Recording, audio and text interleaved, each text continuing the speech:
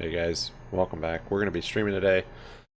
Futures, options, stocks. Sub up, like up, comment down. Happy money sticks around. Let me get stuff set up here a bit. Happy New Year to you. January 5. And I think we're good. I think we're live. Yep.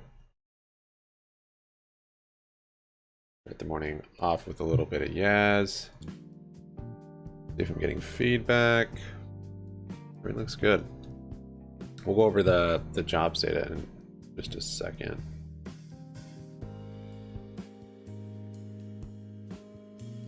All right.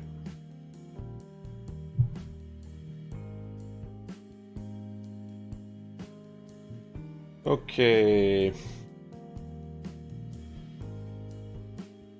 Go. Line this up. 3 minutes to market open. And I'm still not ready.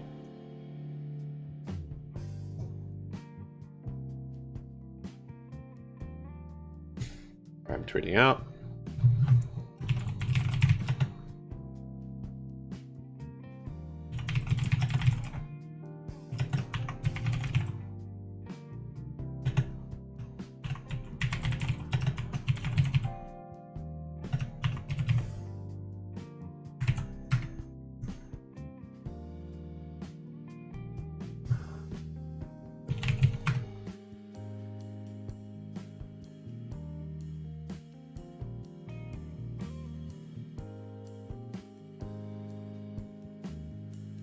Open up the Discord.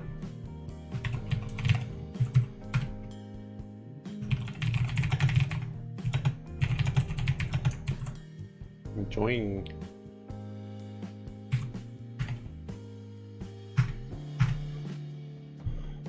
Okay, and then I think I'm gonna jump in the voice channel in Discord.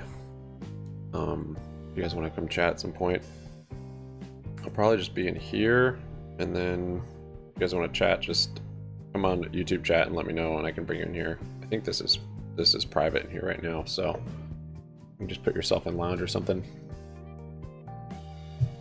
All right. Let the gains begin. What's up, Joey? Thanks, man. Oh man, it's been a while since I've streamed. Gotta get back into it. So 30 seconds, market open. Jobs, I think jobs were strong, which is bearish for the market. It didn't have a crazy reaction though so far. I mean, it sold off a little bit, but not crazy. Let's see. That is. I'm gonna erase my charts here from yesterday and just try and trade it patient today. Try and be slow. Wait for it to happen. Put in some levels, so I'm putting pre-market high. I'll put yesterday's high. Since we're open up so low, I'm not sure if we'll just totally collapse or if we'll just be bouncing right from close. This is kind of at a support yesterday too.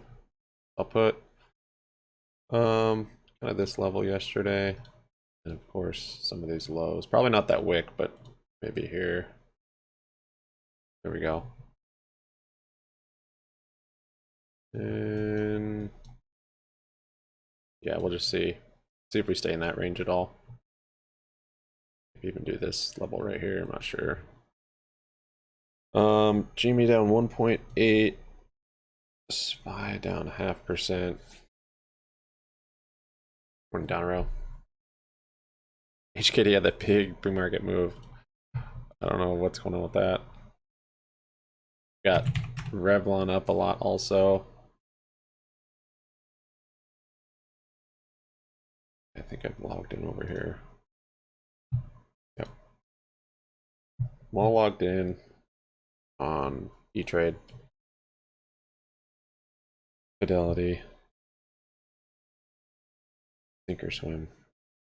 Okay, nailed it. Natural gas had a big move down.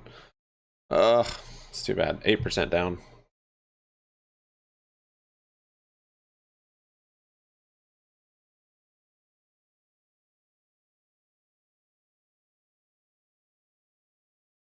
So this isn't actually too big of a move. Maybe it's waiting for. I mean, what is it? Next tomorrow, I think is the bigger move. Tomorrow's non-farm payrolls, unemployment, average hourly earnings, labor force participation. Yeah, I'm surprised actually. Maybe it'll move. Yeah, maybe it's gonna move now that market's open. HKD got halted. BBY took a dump. I think this is just from a price cut. We'll give him a price cut. They're bringing up the non-timely 10Q. Isn't that old? What? Oh, I didn't see all this. I think the media just piled on with it. I think the original news was just a price cut. Never mind, maybe it was more than that. Yeah, it started with this price cut. Says it will miss 10Q filing deadline.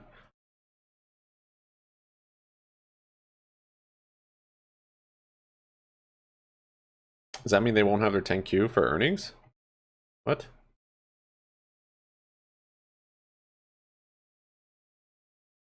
Wait, they're already giving their earnings? What the heck happened?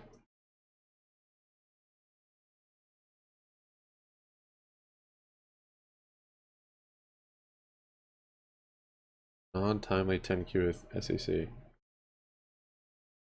Weird. Anyone know what happened with B? I thought it was just the price cut.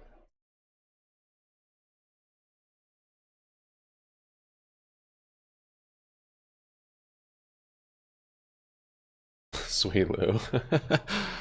Oh, spies flushing through that support. Maybe even take a short here. I don't like to get active too early.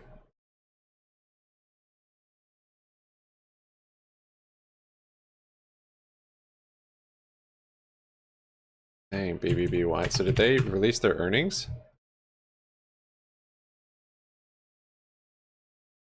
What is that level actually? From yesterday's low? Jeez.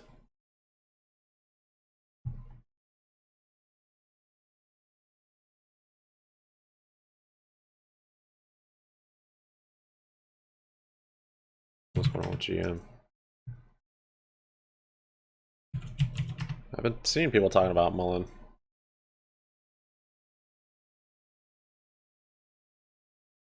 See, I'd like to almost short this here since just broke that support, but it's so early. I'll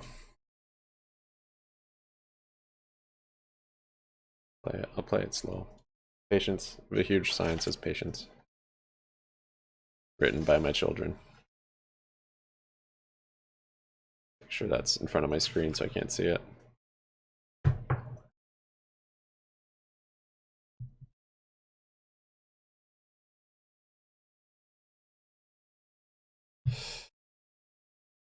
Yeah, I feel like actually today's data was almost more important for the market than what we'll get tomorrow. But I think terminates exchange offers.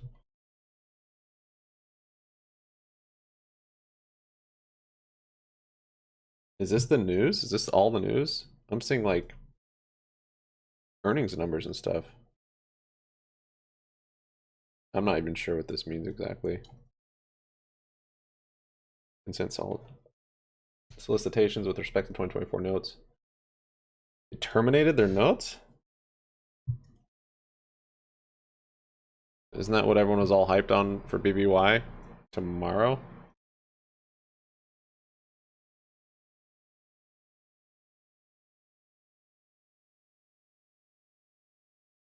Thanks, Chili Chills.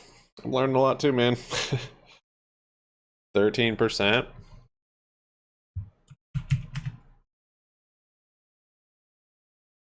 Dang, SPY is just continuing to flush through there. I might just wait on the move. Wait for a floor and then a bounce. Don't like getting in so early.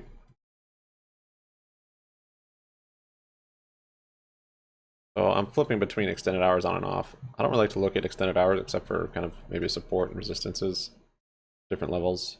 But my momentum TA, I don't use extended hours. My MACD and pretty much all the TA. For intraday, like trading, I flip it on to just see different levels. But the best is really just looking at the futures, and you don't miss any time. You see all the levels. GME's volume is off.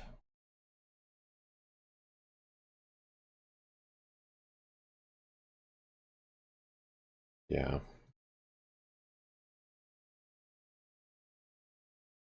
Also anticipating higher losses late finally.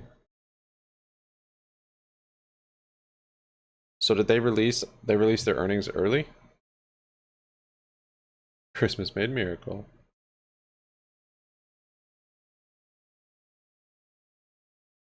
That's weird.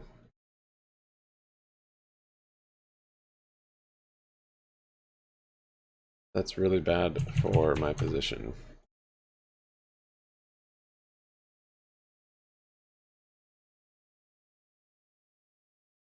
Oh, guess what? BBBY missed one day of not making new multi-decade lows. So there's that. That was yesterday. It was the first time in a while. Well, I guess a day or two. But yesterday it didn't make multi-decade lows, so today it decided to. It's a nasty gap down. UNG looks like it's kind of finding a floor a bit. I think natural gas, even the cold weather and the lack of just all the macroeconomics that are causing natural gas to be so high, I think it's just been getting outweighed by demand destruction from this recession. That's what it kind of seems like, just because they're controlling the price with price caps, and then that new tax code, I think it came out in the states on natural gas manufacturers,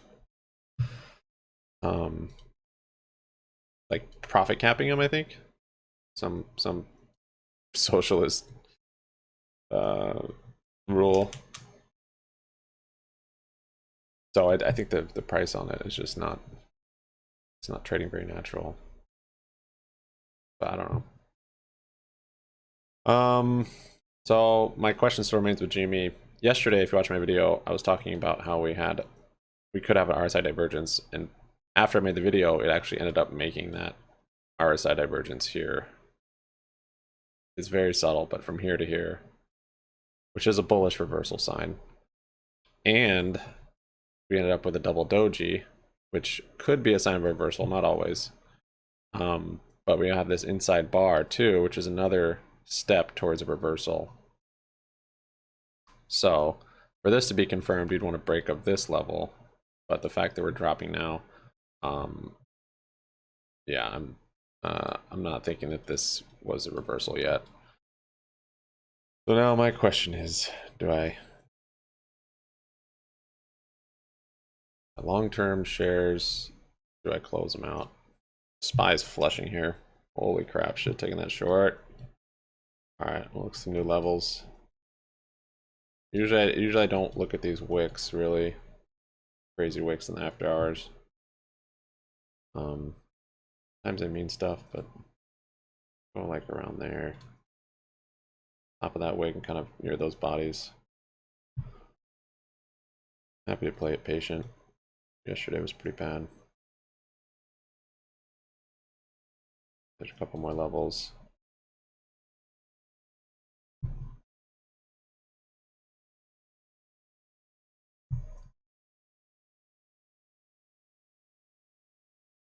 I want the short. Long term, I'm short. I just can't hold through a big rip. I had it up here yesterday. because it was at the top of this range. So come down here, test somewhere, or just flush through. Wait for the bounce on it.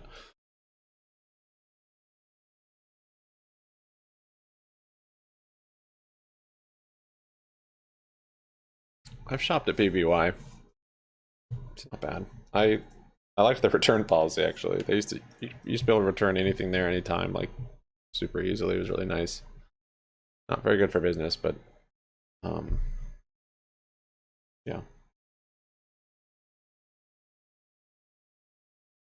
That sucks with BBY.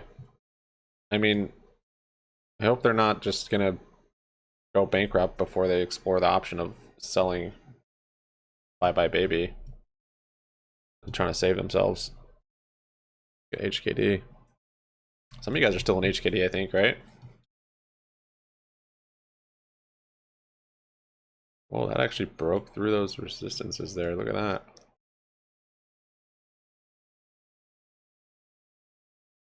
Just with a gap.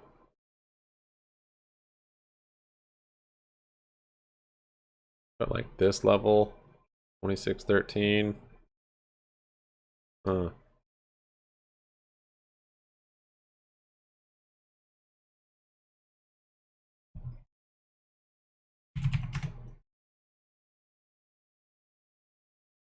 Ah, Jimmy. Okay.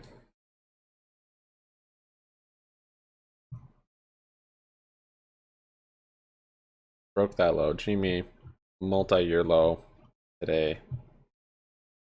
Yeah. My puts are liking it, but my margin isn't. RSI divergence was very small. I wasn't holding too much weight. Really, I think we're gonna see a lot of volume and a crash on it to where that support's gonna find it. And then it'll hopefully bounce out of it like we've seen. Similar to something here, where volume started picking up and the speed going down actually picked up also. Until it reversed this volume down here. Same sort of thing here. It's like it picks up speed, finds the buyers, then has an epic bounce. Same thing here. We just haven't seen that yet. I haven't seen the picked up volume and a big move down, really. Just been a slow, lame one.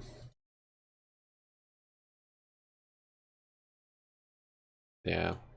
I'm gonna close these long-term shares. And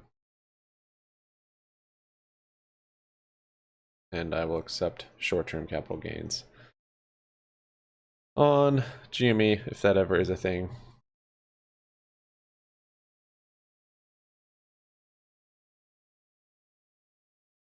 Not even sure how many I can close.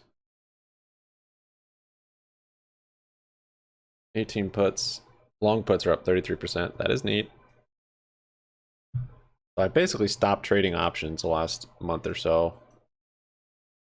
For the most part. Got a couple in here. I just don't make money trading options. Only selling them. So I'm like, I better just stop. I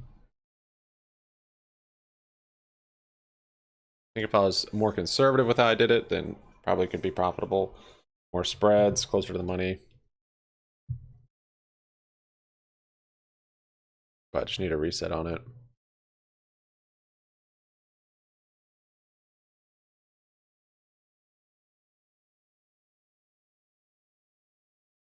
It's actually kind of finding support back here. If I don't like extended hours on too, you can get a bigger picture with it off.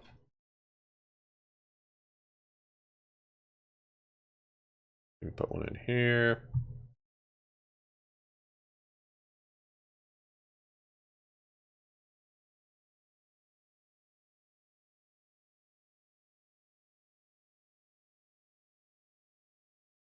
Pretty big. That's what I was saying. From the data, the market didn't move a whole lot. It's kind of interesting. Came out, what, right here, 8:30. It just dropped a little bit from it. It really wasn't until the market opened that sellers came in.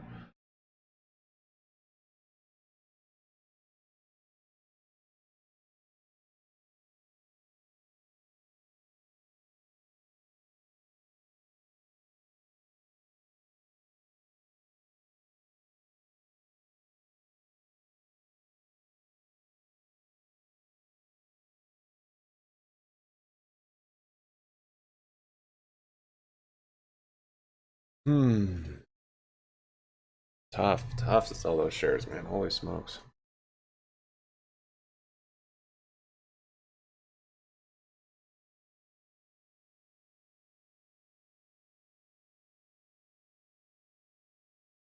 It's true. They hustle those coupons. Gotta be decisive. Not used to trading and streaming. Wonder if I would have taken that trade if I wasn't streaming. See what level I'll find support at.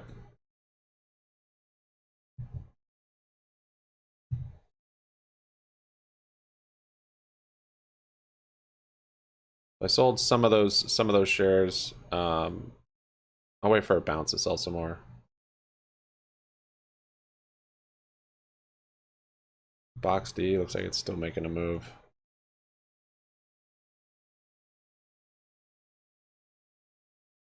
This actually might turn into a bit of a rally. That looks pretty nice, especially with that volume. HKD, Kala.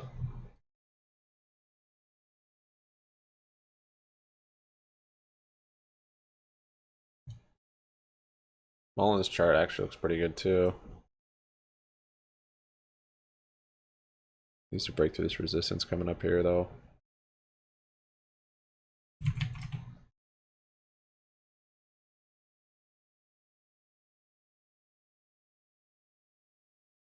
Get me every time.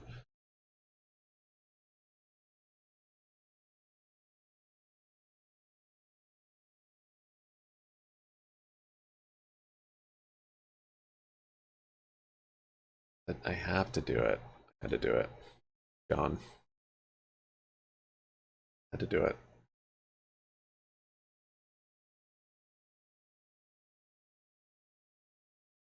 Don't ever compare GME to BBY ever again.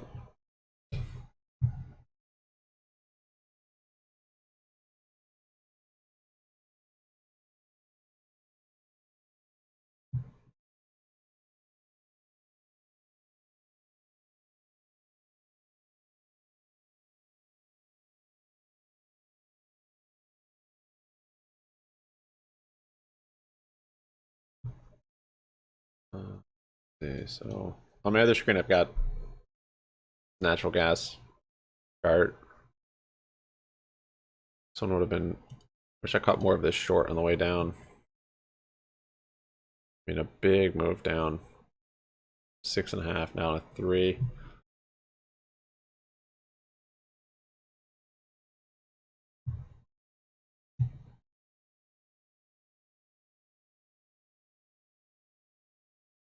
So we'll see if it's kind of a range day or a breakout day. It's kind of what I'm gonna watch for. See if we come back up to retest the high today. Might take a while.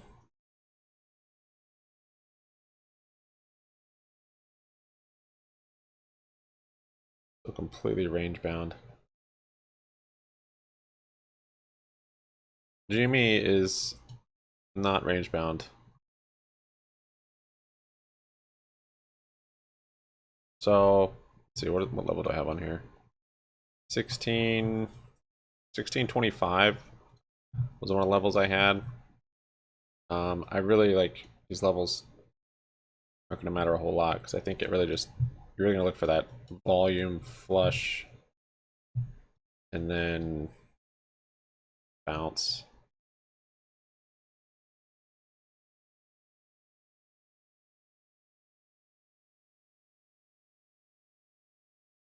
Oh, I closed some of my long-term shares.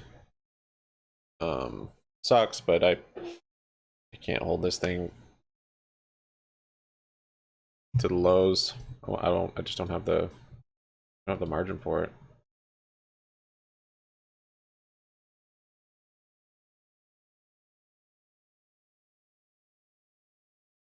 Not a good time to sell, of course, but I was planning on holding him. Breaking this support was To me, it was very, very important that that happened. And it wasn't just like a false break, like a wick. I thought that's what it was initially because it leveled out there. We had the break, but it was a wick, and then it looked like it was flattening out. And then this day was more confirmation. It's a real break.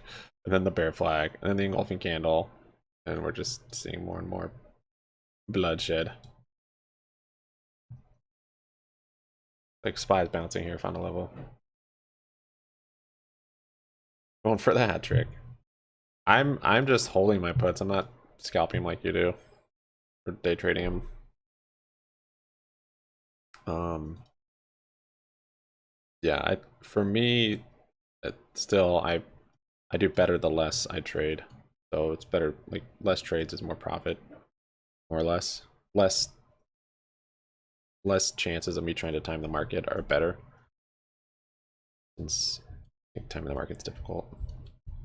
And so yeah.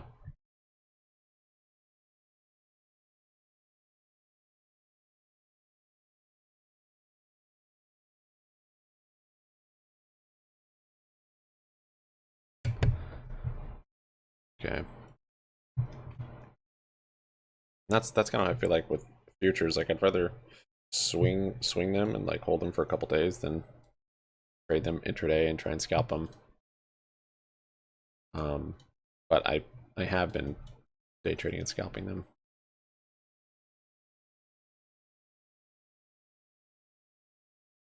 And my little guy just walked in here.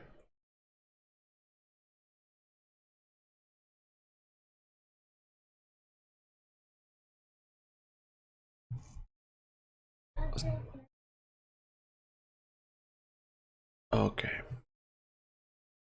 See if HKD holds up from that pre-market.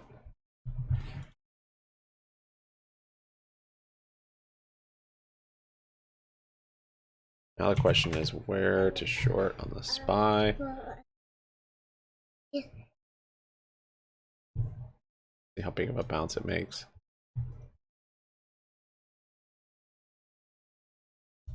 So if I did ABCD or fib, would I do it from pre-market? I usually don't, but I suppose you could. Webull updated it, so now I can't see the levels. Now it's just lines, doesn't tell me the percentages. Really annoying.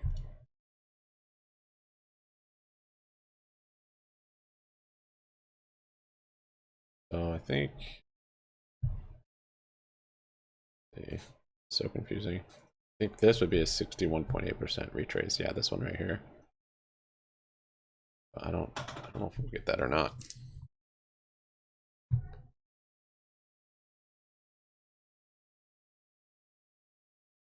Just in paper trade. Well, that's good. You paper trade with it first. I'm surprised your style wouldn't work with it.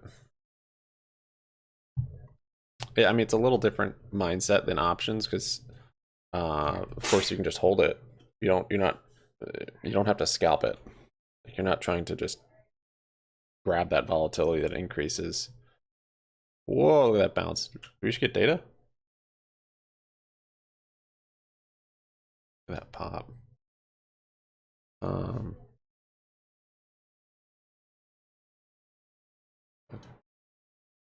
I don't think anything came out right there. 5? 5 minutes, if there was data at 10, someone front ran it. No. Services PMI came out at 9:45. Oh, natural gas at 10:30. That could move it. Yeah, I didn't see anything. That might have been the bounce. The bounce to short.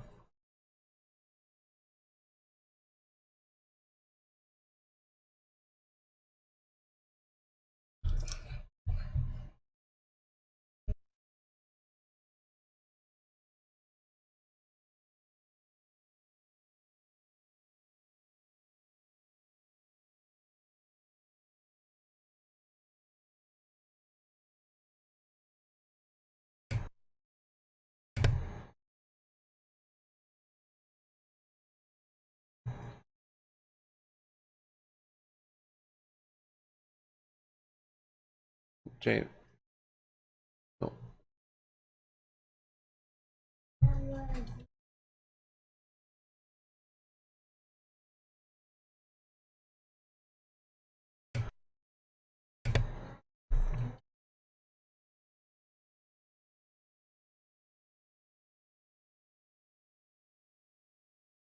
Hmm.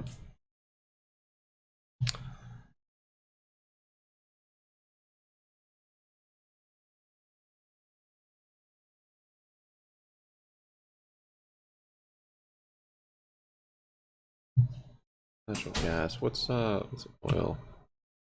Can't remember what oil was. Oh, something? Yeah, OM. Mini.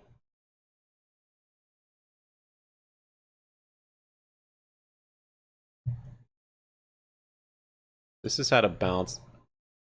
I think on China reopening, I heard. But this might keep coming down. I guess it's kind of right at that support. Getting close to it. Oh, you gotta make sure you're trading the right dates on the futures. That was a lesson I learned last week. Sucked. Getting a bounce here. Jimmy's volume is just dead. And this hourly looks like it's gonna close bearish MACD crossover if it does in 30 minutes.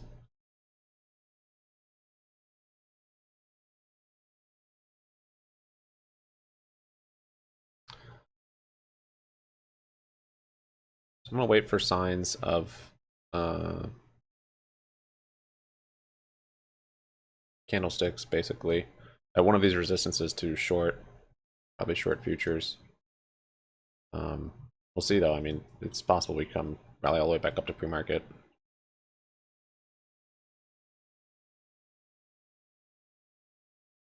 I mean, it helps though having the longer term outlook support the shorter term trade. So I don't see any signs here that necessarily bullish.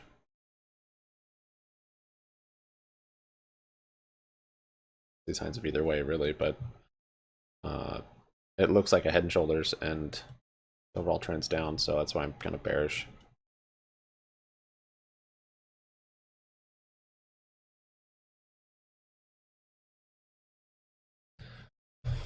So Jimmy's not really bouncing at all.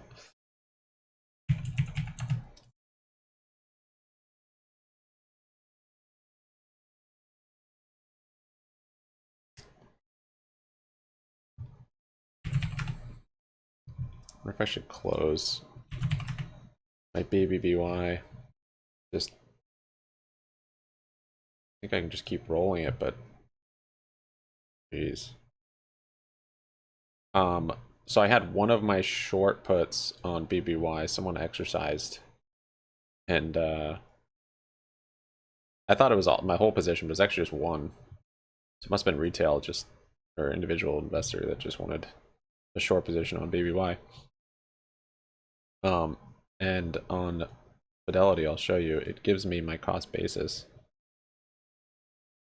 which is lower than I thought. It's nice because I think it factors in the premium that you receive for shorting the puts. I can find it. Oh yeah, here. So we've got these short puts, and then one of them got exercised. This one, so I got the shares, and it gave me a cost basis as $4.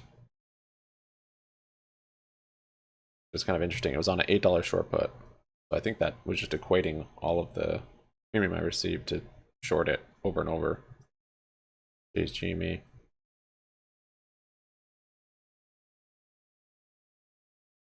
Might be setting up an engulfing bearish candle here. Got 4 minutes on that candle.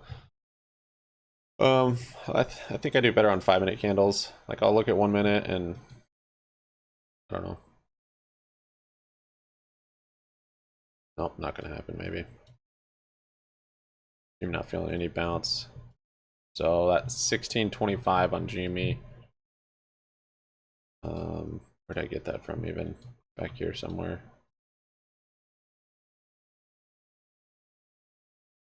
Oh, that's crazy. I've not actually thought about that. That low we had after January was $9. Where am I? Holy crap.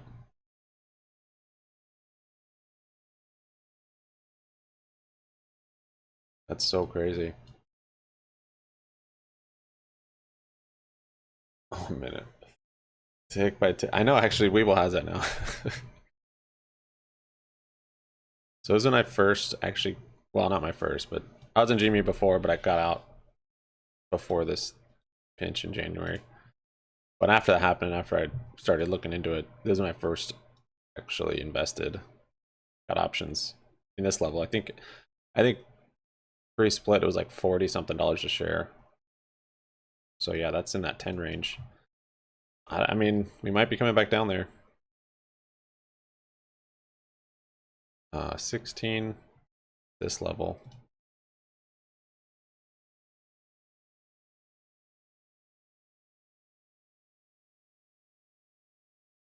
I don't know how to do this. Oh, because it does a split. The hourly chart's all jacked. That's super annoying. Oh, I've extended too. That'll help. Oh, now it's showing pre-split. Hmm.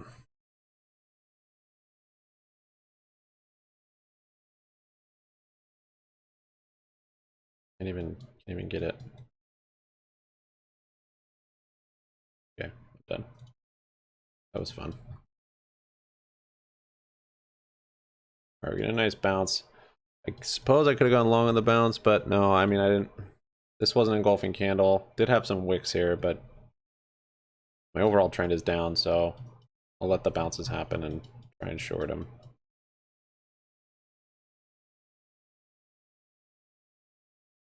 At least I'll try and have patience and discipline to do that.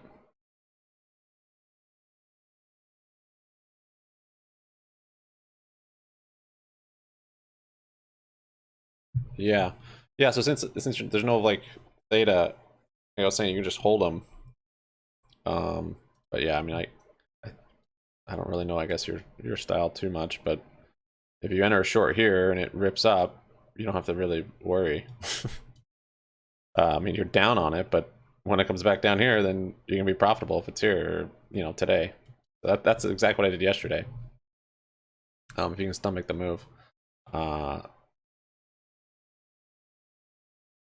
my issues with yesterday were different though, for why I didn't trade it well, but yeah, you just have to think of it as shares. Think of it as shares, then it's no different really.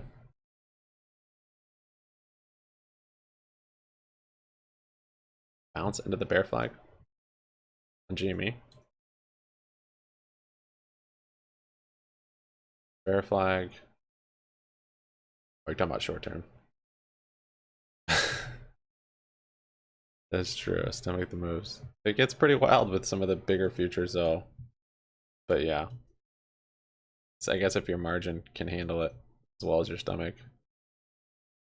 So it looks like I made a move back up to VWAP. This could be a good spot to go short. I might. We'll see. See what it does. I mean, it sucks because the market's already down almost a whole percent.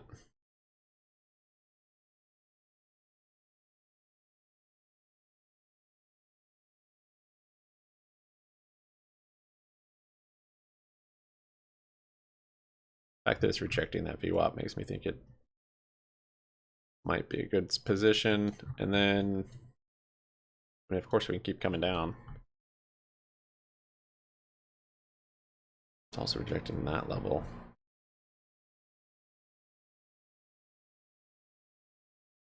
Oh, that low from yesterday, one of the lows.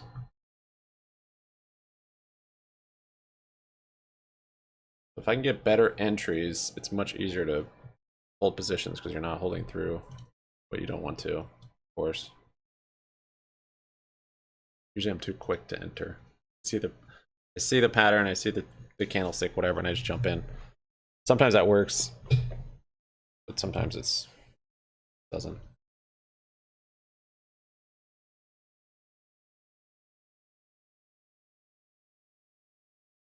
Jimmy's just getting flushed. Holy crap. Almost 5%. Bear flag on SPY. You talking longer term? Oh. Oh, this bear flag? Yeah. That bounce may just be the end of the bear flag.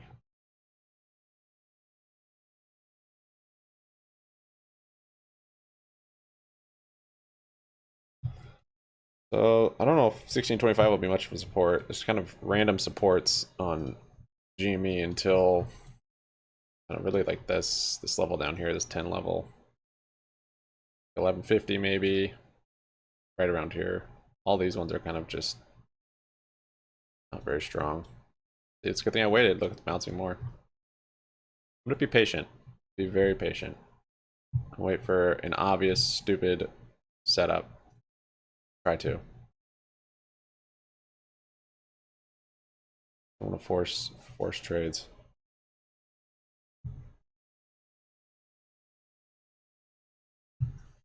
So you're opening up puts, just ready to open basically. Yeah, my 18 puts are 44% up, but you could have done better if you timed it every day like you're doing potentially. 10-20% every day and then do it a few days.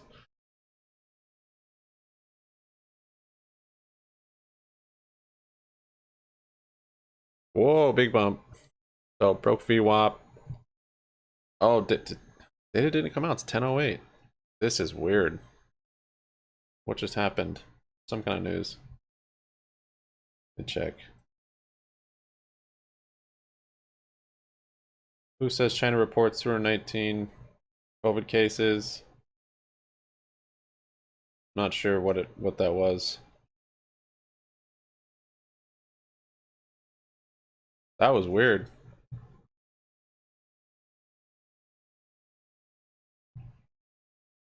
Oh, Putin has a truce. A Christmas truce.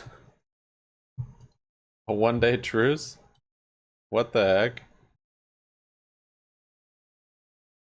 Is that real?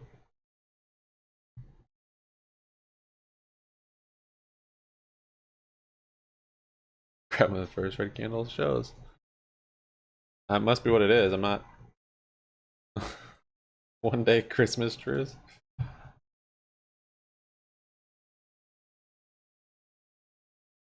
Hmm.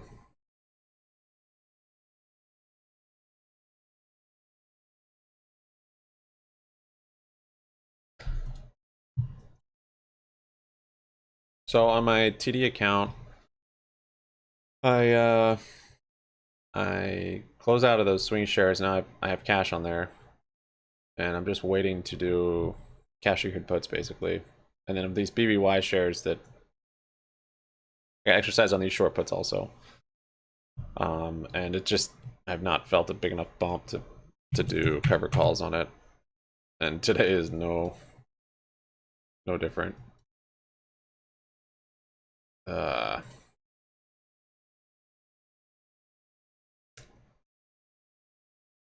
um yeah, and then my Fidelity account, close those also. Really the end of the year for me sucked. Like the last quarter, a lot of it had to do with BBY honestly. And then GME not doing the move that we were all hoping for. You know, I was trading the range, finding support, and then I was expecting a bounce. I was gonna swing those shares. I did short puts on GME for you know, like income. So that's not much, but yeah. And that's what I need to start doing again. Up and through here, and then at one point I think I flipped to shares. I can't remember if it was on this run with this volume, if I flipped to shares. But I didn't sell it because it didn't go that high. I just didn't think that was it, even though it halted. It was an easy tell, but Yeah, so I made that mistake. Didn't sell the shares, the swing shares here.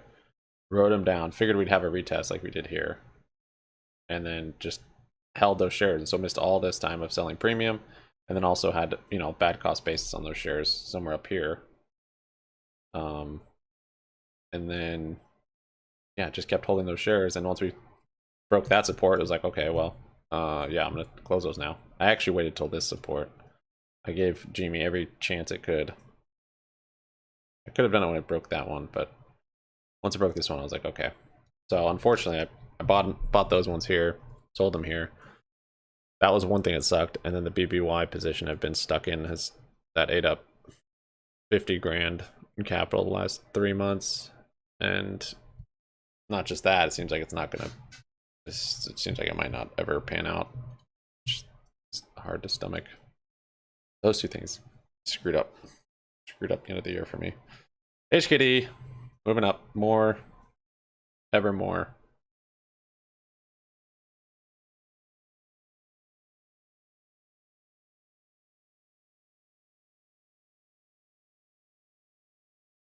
One of you guys on our Discord has a pretty big position in HKD. You still have it? Probably not on the stream. There it is. Walter Bloomberg. Kremlin to announce, or Russia to announce truce in Ukraine for 1 day, January 26th. What the heck? Well, here's a nice bounce for us to short. Apple supplier Foxconn. This is the news I think that bumped the market from January 6th to January 7th. What the heck? What's the point of that? A Christmas miracle. A new year dream come true. HKD. Dink, are you still holding HKD shares? Someone else had a bigger position.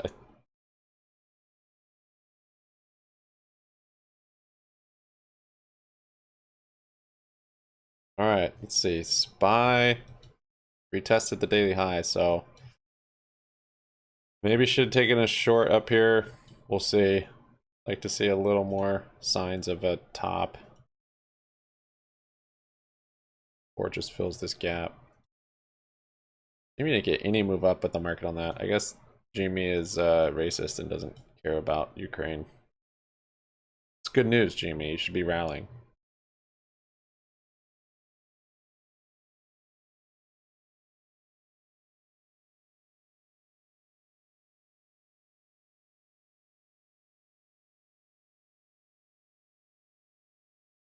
Yeah. Dink. No, you have a good cost basis though, I hope. Or better. Yeah, some people, I can't remember his name in our Discord, but he had it pretty high. And I was like, well, that's fine if you have 20 grand in it. If your net worth if your net worth is at least over $1 million. This is so speculative. It's like, no, it's my life savings. Like, oh no. Yeah, I think it was somewhere, I don't know. Yeah, maybe it's around 100. Thanks.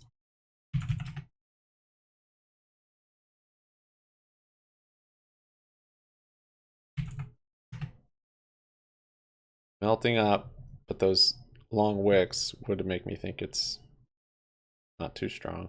We'll see. Might get a bullish MACD crossover here above VWAP. Not sure how long this news can pump it.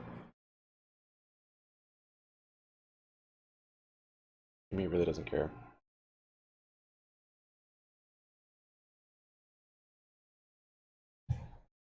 Natural gas looks like it maybe found a floor. Might go long on that. I don't know why I'm such a contrarian to way it wants to go. It wants to go down. I go long on it.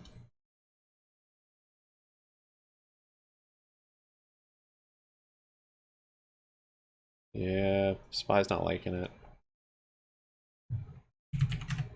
Might just be a day not to trade. We'll see.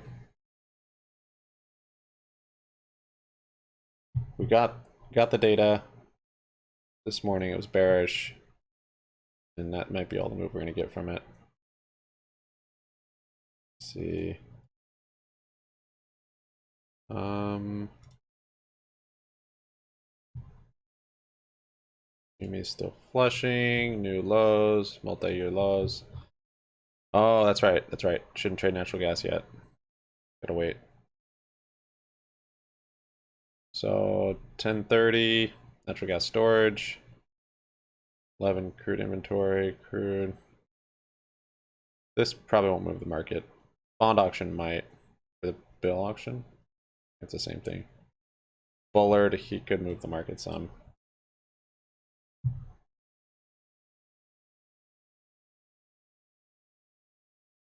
Yikes, Donero, you just nailed it.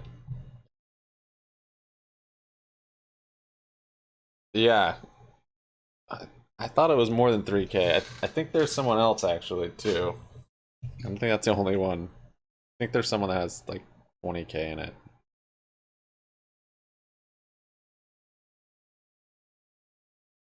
I mean, college loan money, that's basically free. Doesn't have to pay that back, so I'll just be forgiven. No big deal.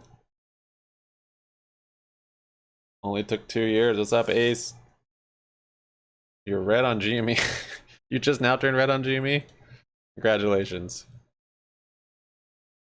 Alright. Oversold on the RSI on the daily if we stay down here. But that doesn't mean much, I don't think, anymore. Just doesn't feel like it's the same as over here. Need volume to pick up and potentially a big flush, like 10-15% days. Which we might be in store for today. 5% already. And the market has not done this.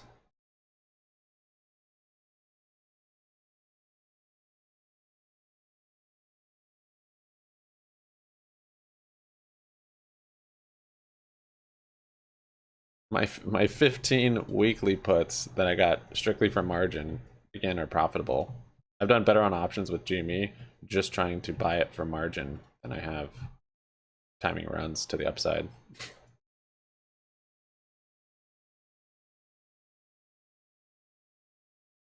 So now, Ace, you can buy more, right? That's what that means, now that you're red.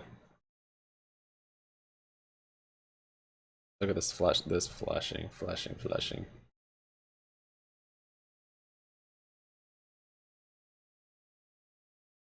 So I close out some. I wonder if I can hold the rest.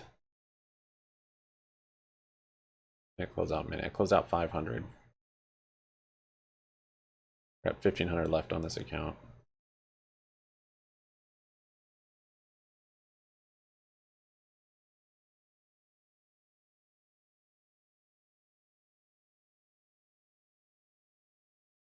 Just look.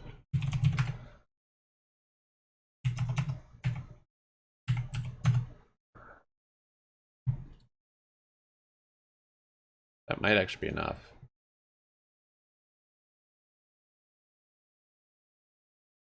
You have trading alerts that say divorce? So that candle's pretty bearish, but not engulfing or anything. Maybe just consolidating, out of VWAP.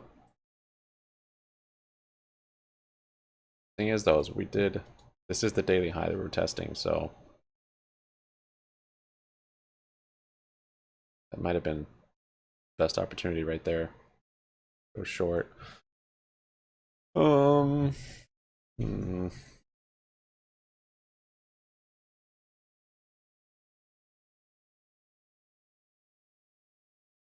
is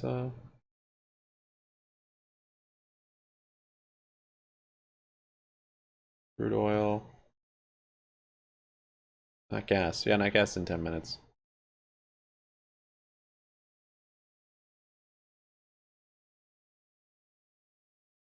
Yeah, that I think would be the short. Look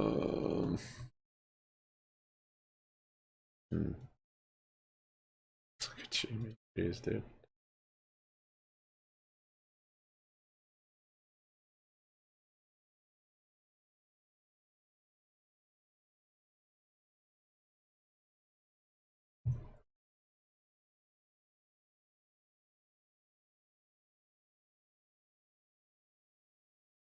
February? I didn't see any news on HKD. Hopefully we pop on GME before February.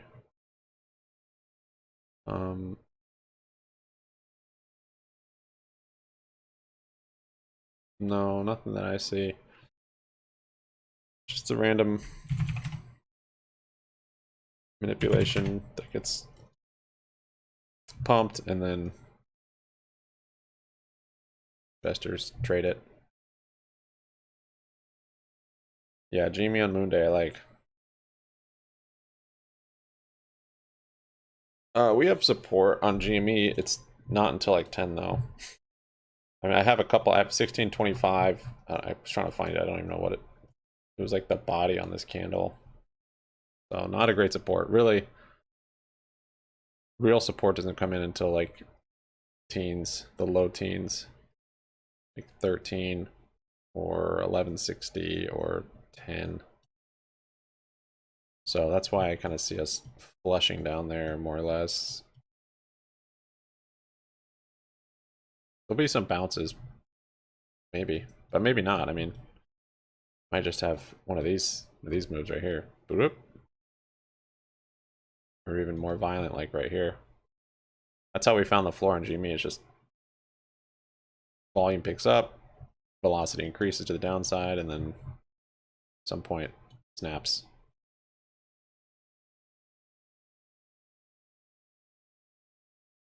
Support at 5. I mean, there's support down there too. Okay, we don't need to talk about that. Yes, if we break 10s, I think 5 is definitely another support level we could look at. 550.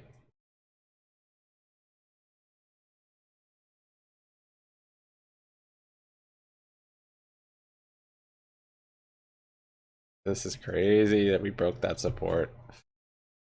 This one, we broke it and it was a tease, like, oh, false breakout. Boom. That is crazy. Yeah, that was a good short on SPY. I'm fine to go slow though. Streaming and trading, like the futures, I'm gonna have to see if I can get used to it. Don't want to rush. I can just paper trade it in my mind. Yeah. I'm bulimic, so I can paper trade in my mind.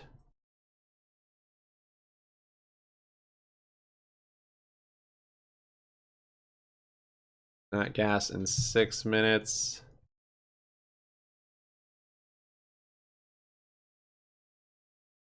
Can read minds.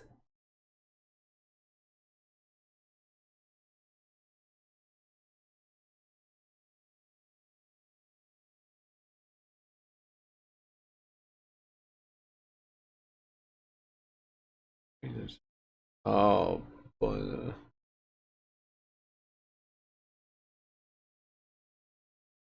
Oh jeez. Bullion shared what you shared, Donrell. The company continues to consider all strategic alternatives, including restructuring or refinancing its debt, seeking additional debt or equity capital, reducing or delaying the company's business activities and strategic initiatives, or selling assets, other strategic transactions, and or other measures, including obtaining relief under the U.S. Bankruptcy Code. Measures may not be successful. I mean, I don't understand why they wouldn't utilize their bye-bye baby. Selling assets or the measured. Other measures looks like quite a possibility. Additionally, this notes game as it did.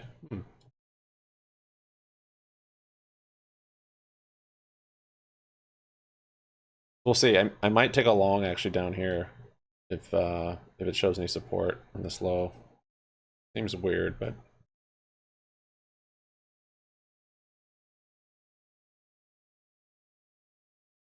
it is down quite a bit, and that's shown support already.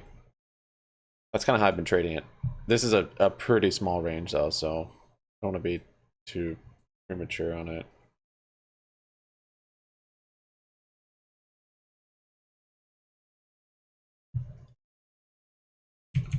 What about Bob? 150? John, you shut up.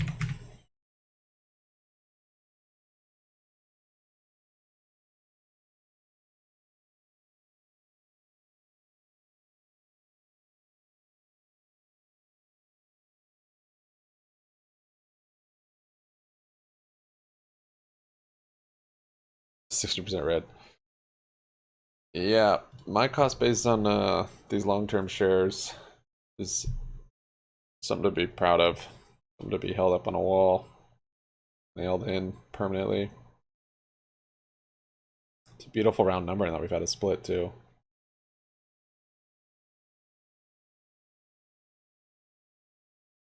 So far, it's good I waited, really.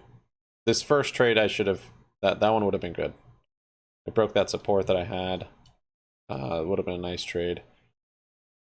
Don't know if I would have gotten out here, but at least I wouldn't have, would have gotten out at some point.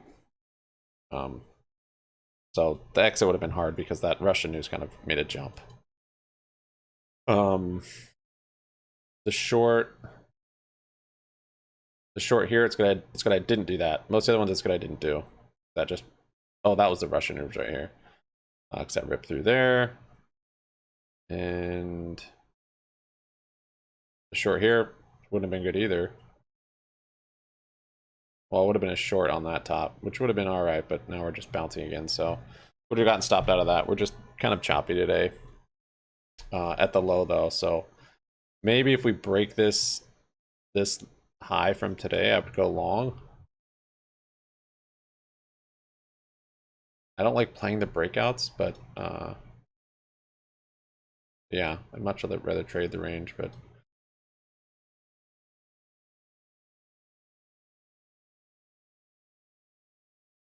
Jimmy is getting a little bit of a bounce here. Tiny bit of bounce, little volume.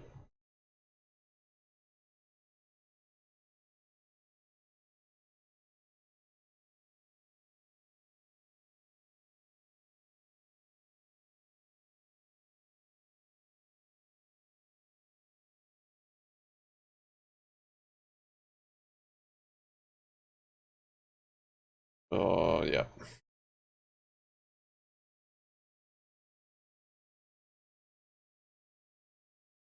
So maybe a couple big days to the downside if the data this week is bearish, and then probably bounce back up to this level, 17, 18 or so.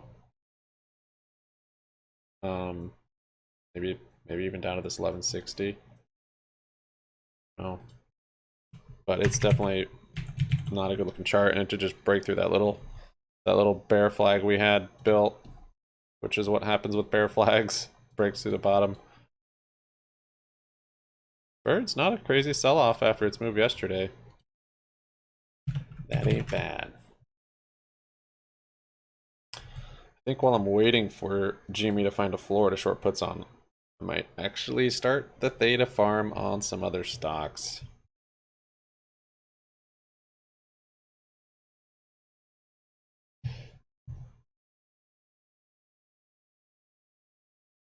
Shorting puts in a bear market, though, is, I'm gonna just try and do it with stuff I would like to hold long term.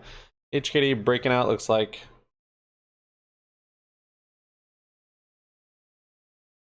Yep.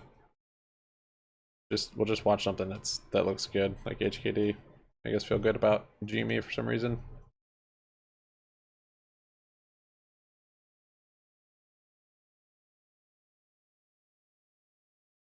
Oh, natural gas dumped. Storage numbers came out. The oh,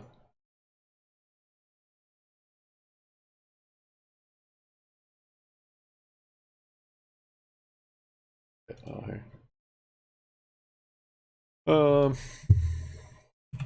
Econ.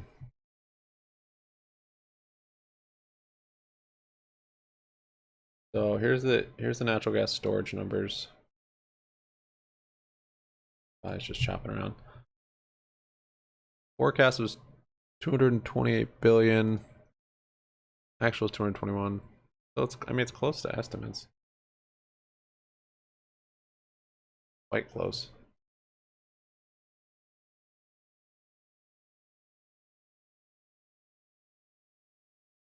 Southwest has no solutions for recent debacle. Faces 1 billion revenue hit. Yeah, what did go on with all that Southwest? Like, people's flights were canceled and they didn't give them a refund. Is that in their terms and conditions though? Is that like a normal thing? That sounds pretty normal, standard procedure for crappy airlines to me.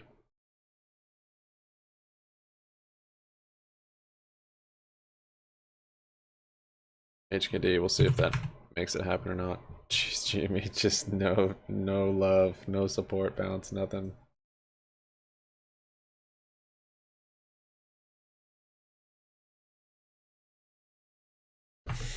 So I almost like this short here. I'll let it go, but I don't know why. I don't know why I do, so I'll leave it.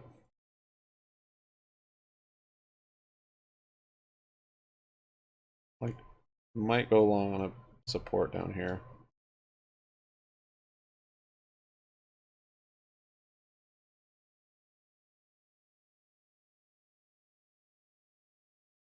This year.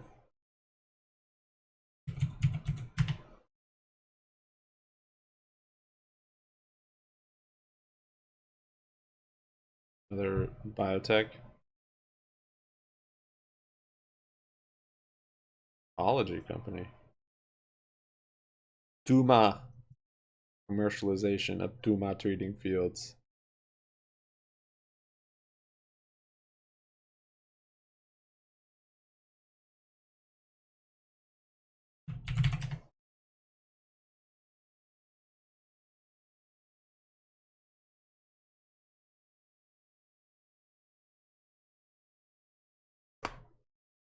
You guys hear my neck pop? Alright. So this, how do I like this? I don't know. Below VWAP? Oh, it doesn't make sense. Just looks like a nice spot for it to come down more. Retesting that high would have been probably the best trade today so far. Just happened so quick. Not much time. Didn't sit around there at all. Just quick.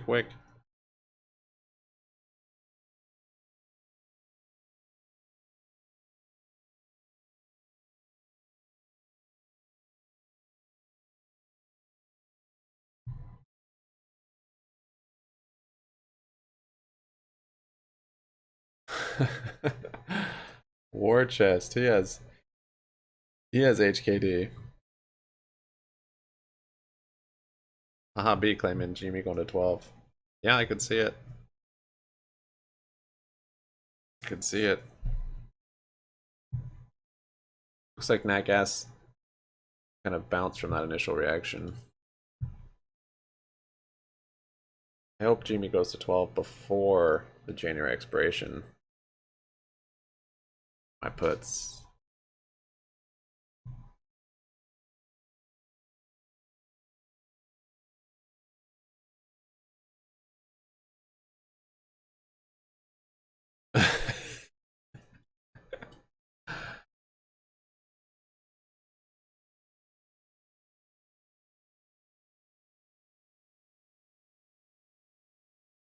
um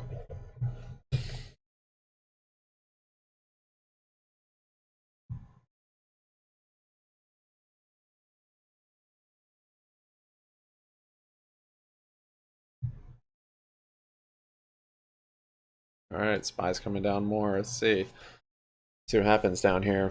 These supports, IRNT. Just start looking like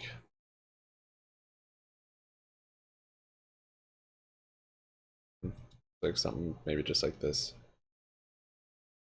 Just look at the top green tickers on here.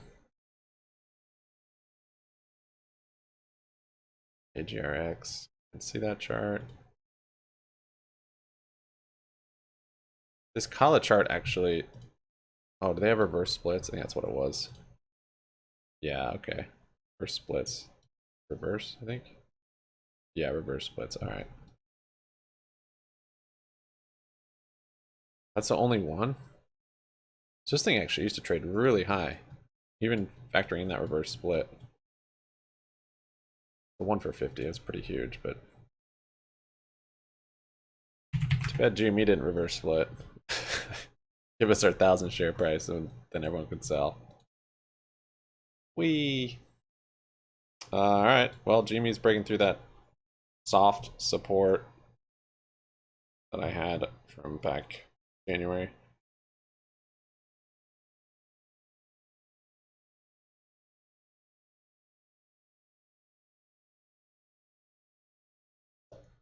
HKD breakout. Thanks, Ace. Appreciate you stopping by, man. Thanks for support. Thanks for your thumbs up.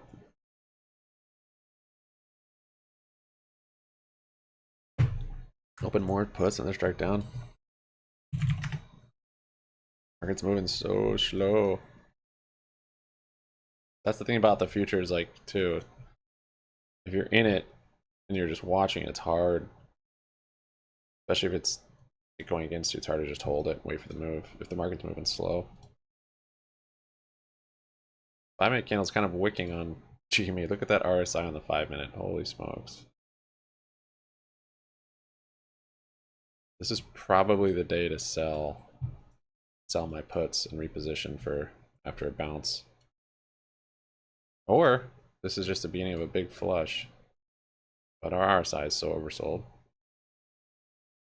No, it's not so oversold. It's just a little bit. 27, yeah.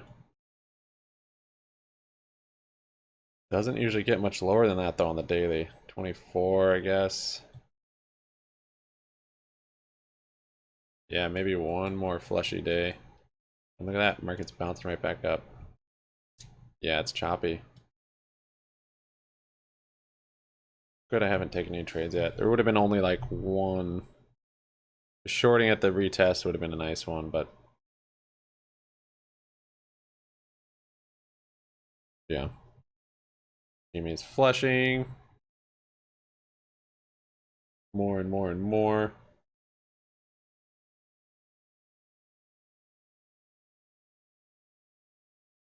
War chest? Is your cost basis 300?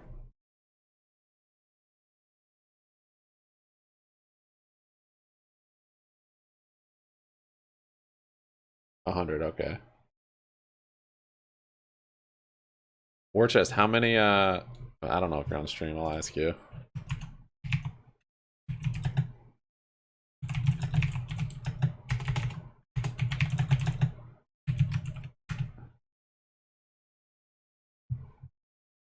I think War chest is the one that has a pretty big position. Alright, broke through that support. 1164 is next. Really, there's just no. So if you're doing the volume, I guess like do that. The weekly indicators, like the volume. This is where the volume is traded.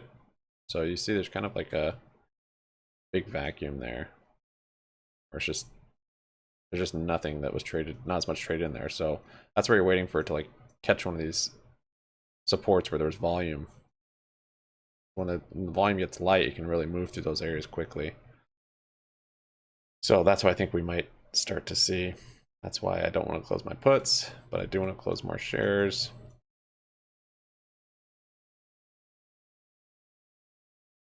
Trying to leg out of puts and avoid that rebound. Hit negative, what night? Negative 9%. Avoid that rebound at negative. Oh, you're gonna start at that point. Yeah, I might close out of mine because we even not even just for the intraday rally, but I think we might get a bit of a bounce before more downs potentially. All right, so that short still would have been good.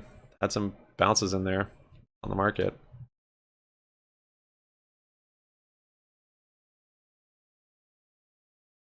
Oh, War Chest has 5 grand.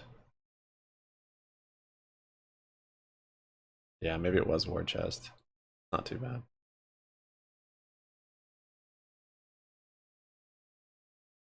We always wrote about more at 9. Barrett, you idiot.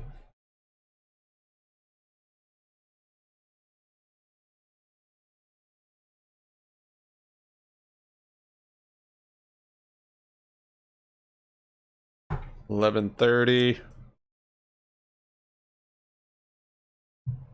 Natural gas doing?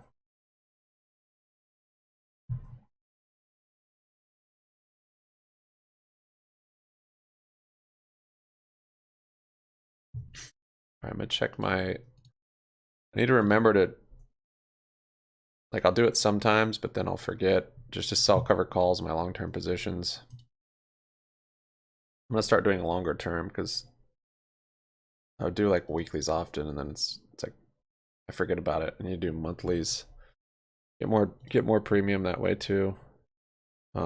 Just wait for a good pop day on them, and then sell some calls. But this is not a pop day on anything. Yeah, Donro, I noticed Root. What the heck happened to Root, man? I haven't looked at it in so long. I'm down 95% on it. When did that happen? I saw it like had a reverse split too. I was like, what the heck? I was like,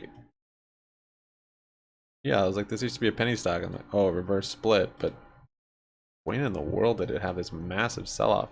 My cost basis on Root is $96.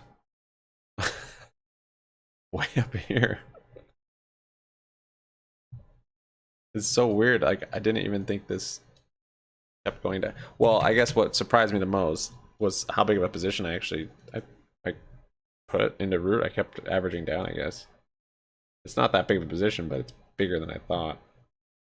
I don't remember it selling off so much. Yeah, there's nothing to sell calls on today. Except for BBBY. Oh.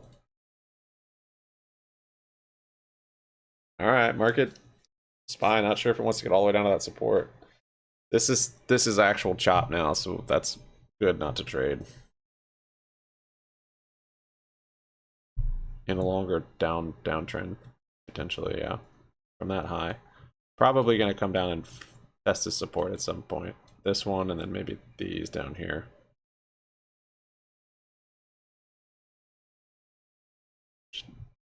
Need to get a nice bounce.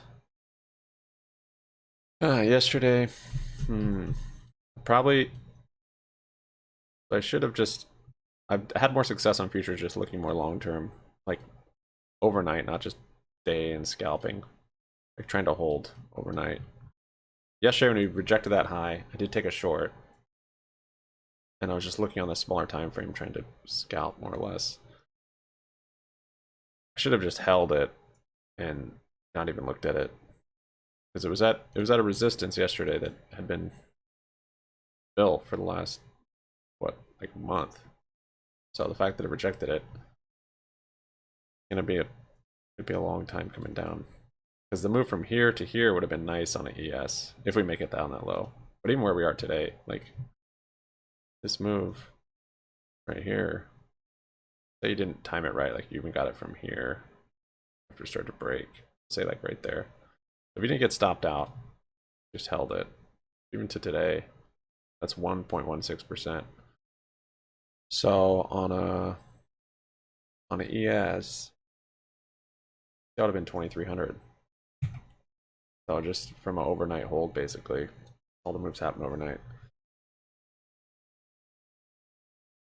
No, that's because they had the reverse split, right? Is that why Root traded that high? And that reverse split.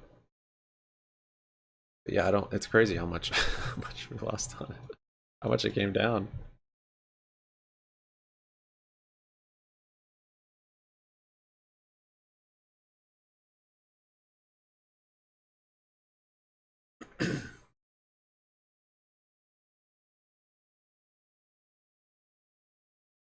Jimmy setting up a nice little 5-minute bear flag before new lows.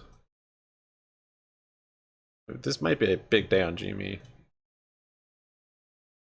I mean, this is just a vacuum down to this support, I would say.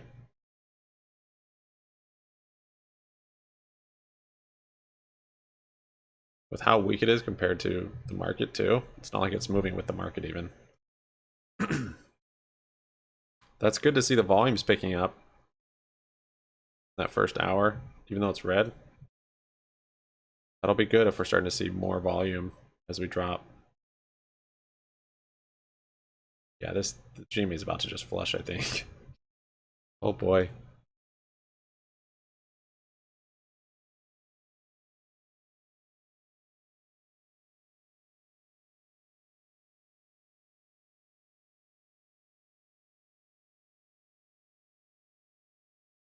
Yeah, look at oil.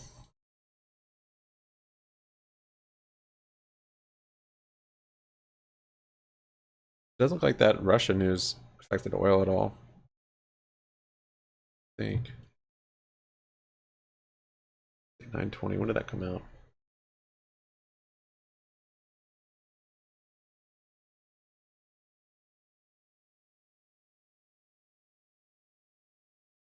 $30-year low on Bed Bath & Beyond.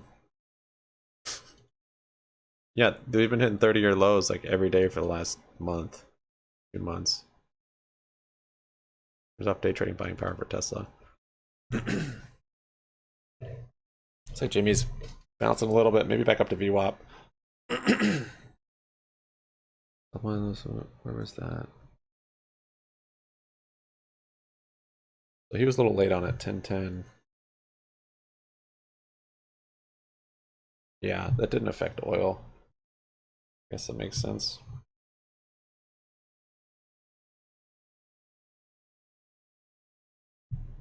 Choppy day so far.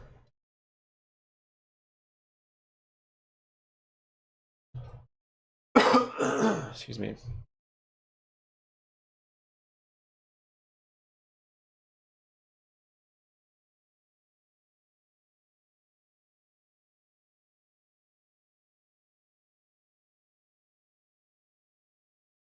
January 20, 5 puts. Those will probably do pretty well. Seems a little late to the game though, if those are long puts. I mean, I guess it still has plenty of room. What's crazy is, yeah, once it gets lower price, just how much, what percentage a move is. Like from where we are now to say $5, 68%. That's massive. Um, so even like to $11, $10, that's 40%. So yeah, it's big moves. It's like, oh, it's at 16, it's gonna go to 12 or 11, but that's a huge amount. So someone else bought January 237 and a half calls. Does Jimmy still have options that high?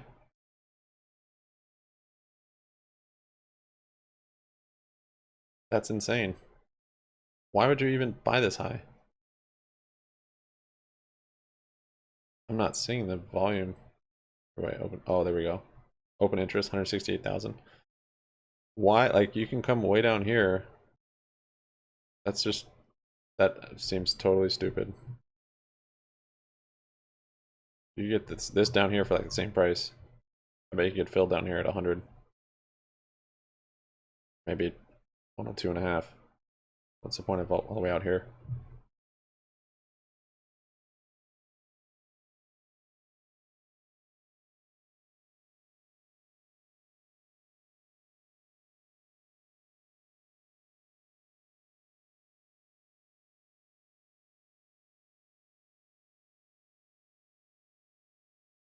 So overall, I think it's good I didn't enter today. This would have been an alright trade, but it's been small range and choppy. You kind of yeah, not a great day so far for trading. I might go long at one of these tests though.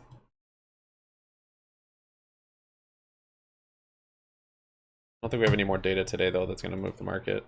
Unless if Putin says, ah, suckers, peace treaty's off.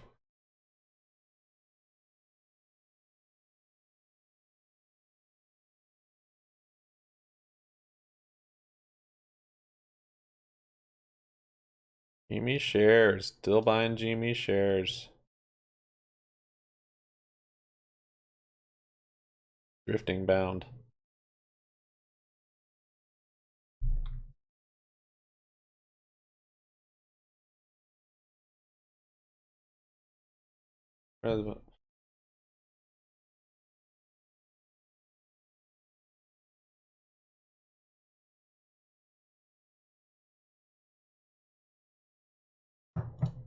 HKD's holding up well.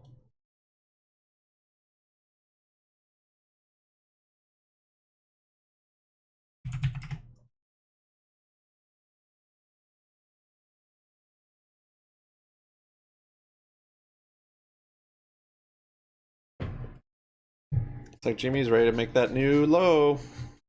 New multi-year low. Market's coming down also.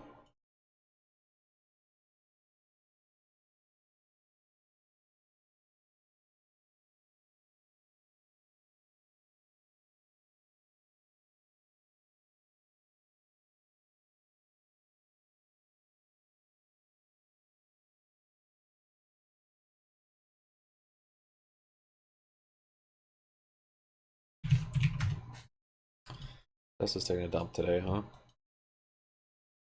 That short position I had on Tesla, I think would have worked out really well. I don't know if I had enough time on it though.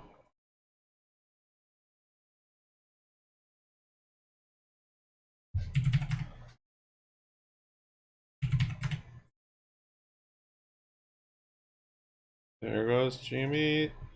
There goes the market. New low on Jimmy. Multi-year low. Here we go.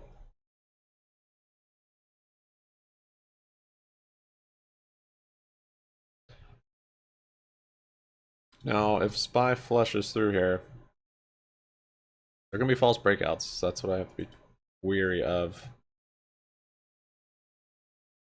But there's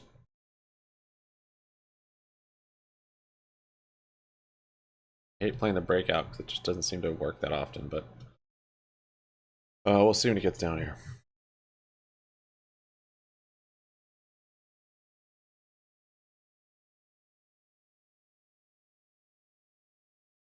Like not much room. I guess it could come down to this.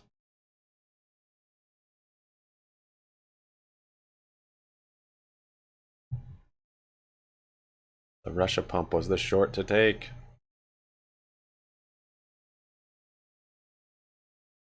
Jimmy, new lows. DVY 23%. 1.8. So last numbers were at like 1997.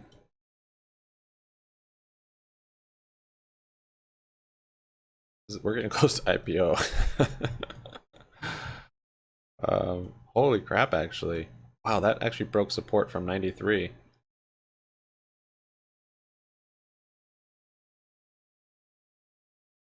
I mean, this is still a long ways down to 80 cents, but yeah, that's nice.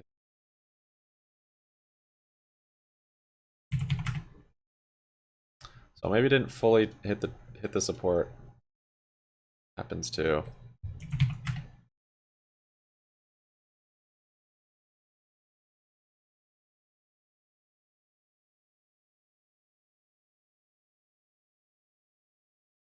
Fake margin requirements.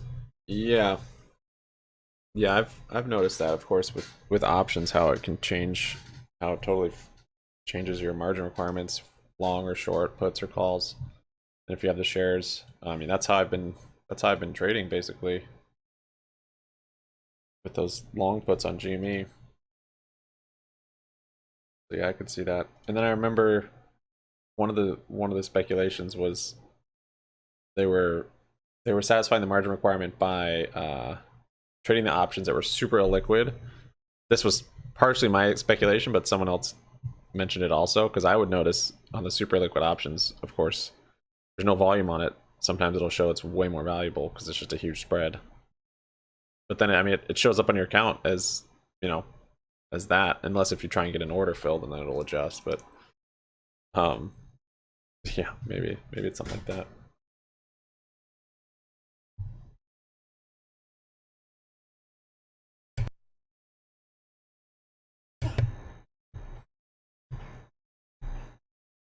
All right, see if we need to go. See if we're gonna go long here. I feel like it's better to just go long and expect the support to hold, and then if it doesn't, just take the loss and go short.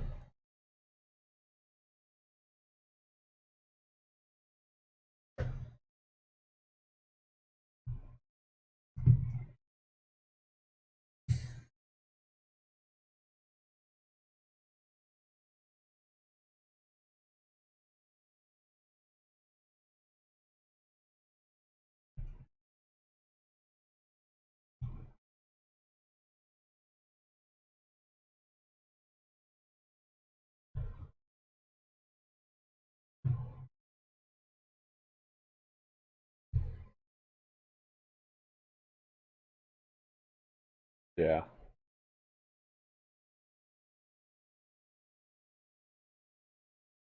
Did those just, I guess, open up today? I didn't even look. Those way out of the money GMEs.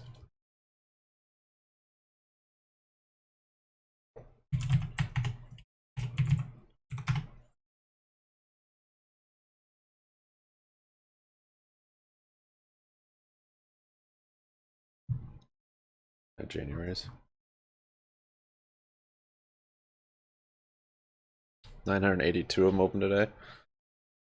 There's already a huge amount, but this is probably from a long time ago. 168,000.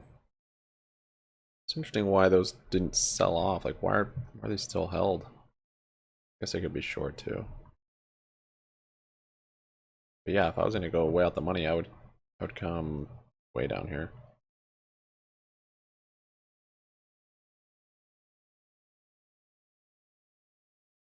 Yeah, I would be somewhere in here probably. Maybe the 2 cent. I mean, we're just trying to get filled everywhere. Yeah, see those last got 1 cent.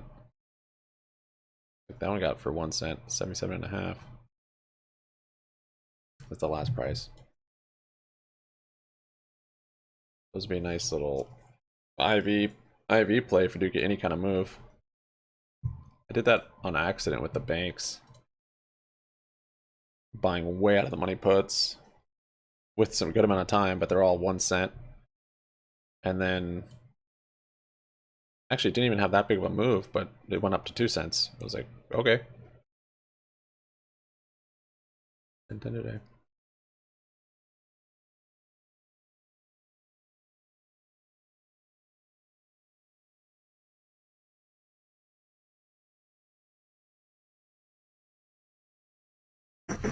All right, come in. Come down. Let's see what happens here.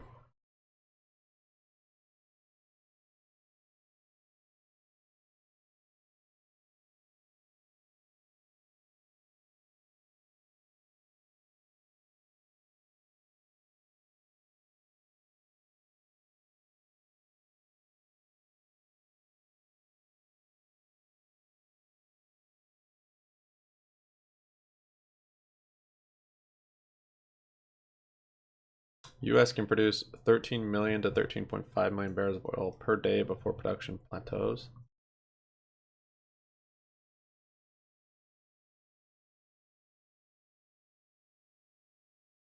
Oh, might be building a little engulfing here. Might go long. Let's see.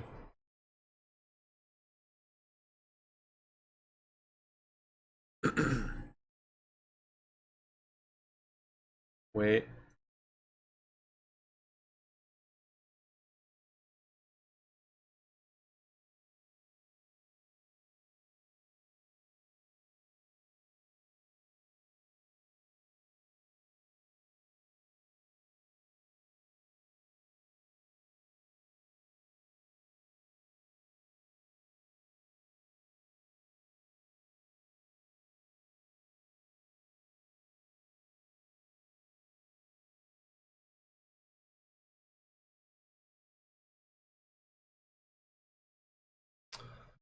Oh, I don't. There's I think we have an alternative to shift search on in trading tools. All right, testing.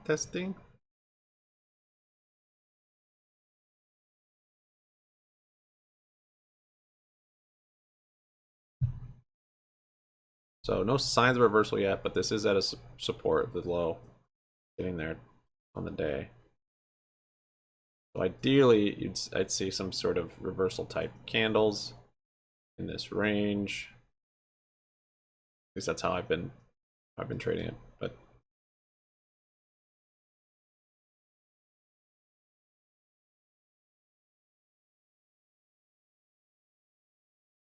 the thing is, today's news was pretty bearish.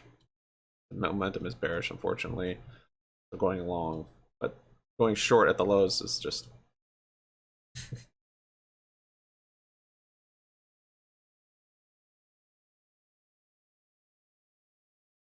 So yeah, the retest on the high, and I know better than that. That's trading the range. Should have done that. So in the same way, I should probably go long here. Same reason I should have gone short there. But we'll see. Unless it just flushes like crazy. Even a breakout to downside, it could be just a false breakout.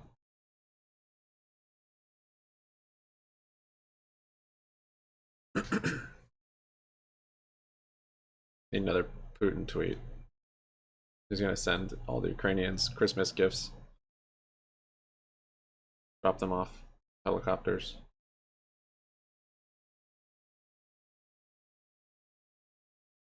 Jimmy new low.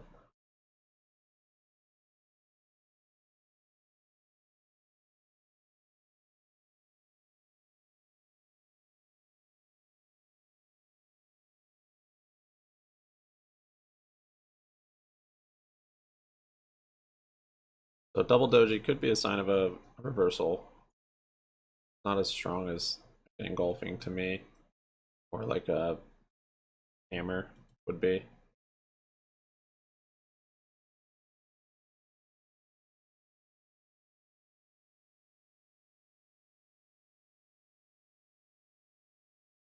All right, all right.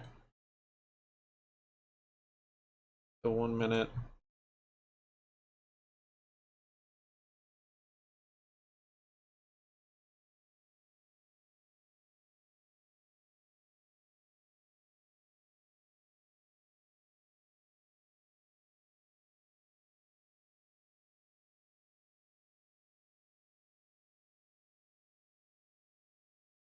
And then I start getting in my head and I see, oh, this is like a bear flag, this pole and this flag.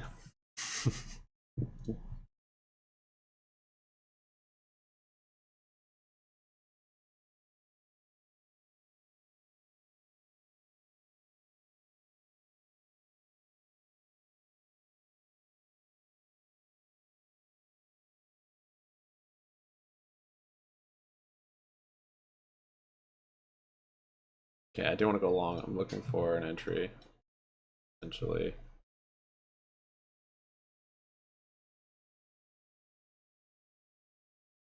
Alright, I'm gonna do it. I waited too long. Probably gonna come back down, but I'll just stomach the volatility because I think it looks like we're holding the support. Now to close, maybe even up here if it slows down. But of course, like a gap fill would be sick. So I opened up at ES to the long right there. I wasn't even thinking this candle's engulfing and it closed. Sometimes this happens and it'll retest it and just keep coming down. But yeah, so that's another good sign right there, that engulfing candle on the support. So I think I'm down on it. I don't like to look at count value or what the position is up or down when I'm trading. Just to keep your emotions out of as much as possible. But I probably will show you guys some just so you can see how these move. I'll wait until it comes down. You guys can see.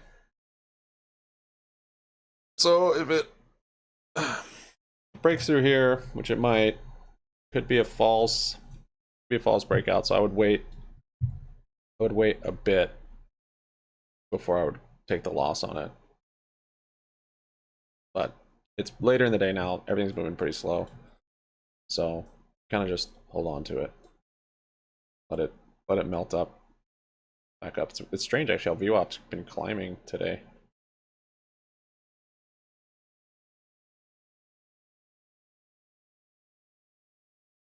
But yeah, since my longer term was bearish, the play was the short on that retest of the high.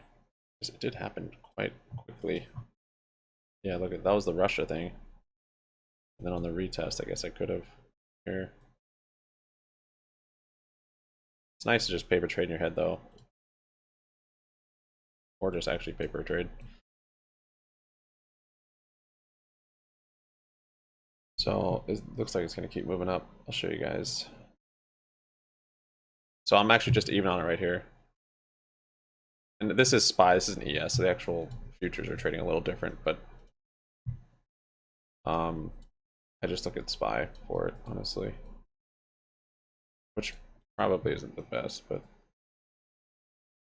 I need to probably migrate off of Webull for everything, for charts and everything.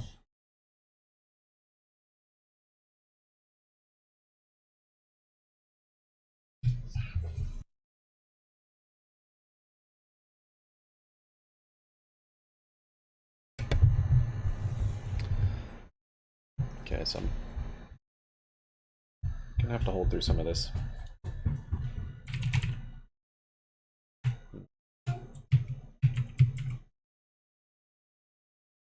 Thicker some.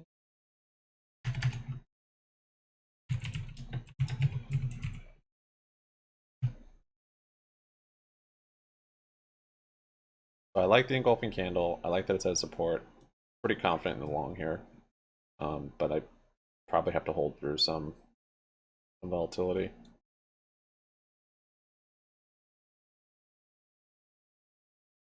How high up it moves, I don't know. I mean, hopefully it's not just to this point right here and it's over. I don't think so though. I've actually got a bullish MACD too, which is nice. That doesn't mean a whole lot when it's this far down or below the moving averages.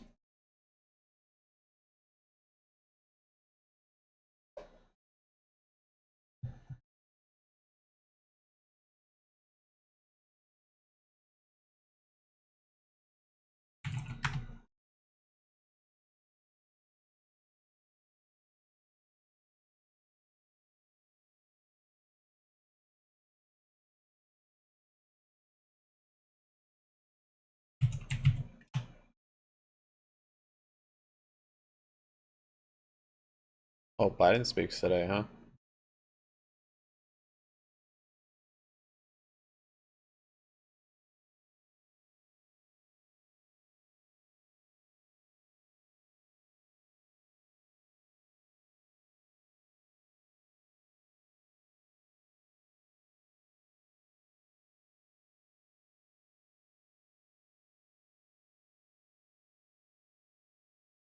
Okay.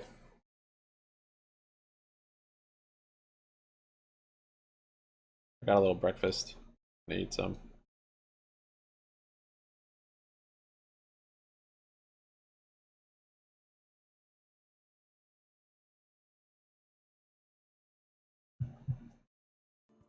It's a nexus for young people to move to. It's a place where technology happens. It's not just about logging on to Zoom, to connect with your colleagues who might be in New York City. It's also your ability as a small business, operating in the town of Nevada City or wherever it may be to, quickly upload your payroll documents or something onto the cloud, or to quickly, swipe a customer's credit card. There's just some really basic business functions and mechanics that I think people in big cities really take for granted, and that are just going to be a much bigger challenge for small business owners in rural areas.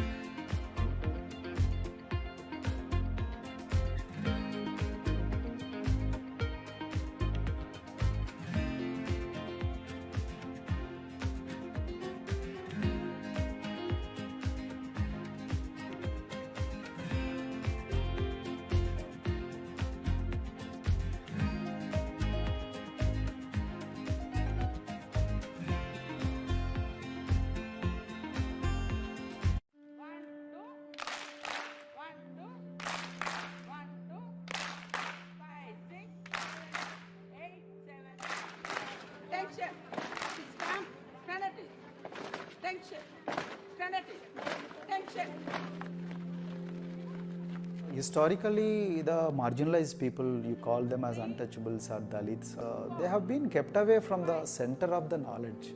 Once you are born into a caste, it is very difficult for you to grow beyond that. You are stuck in that identity.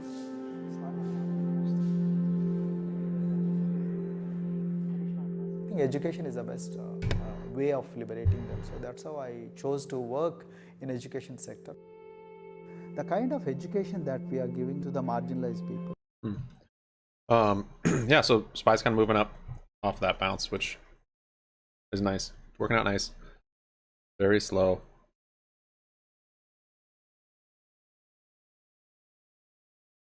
Okay.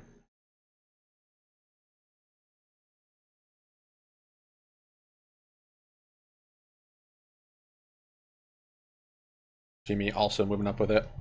I'll show you guys the contract here. I don't know if you guys are interested or not, but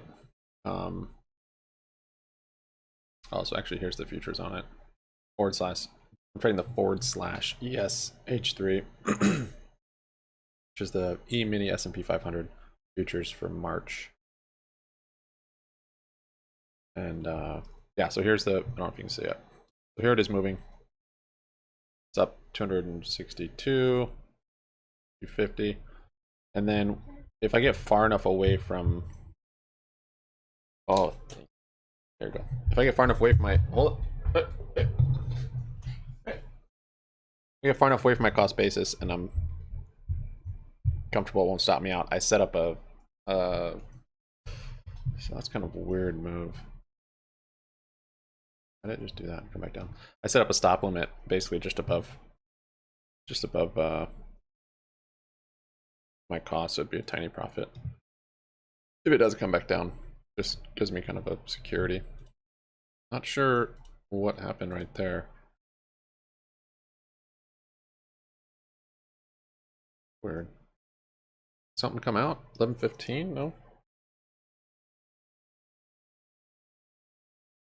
Well, probably a good sell price would just be right here, so I'll probably just stick with that. This resistance up here, but this is not a nice looking candle.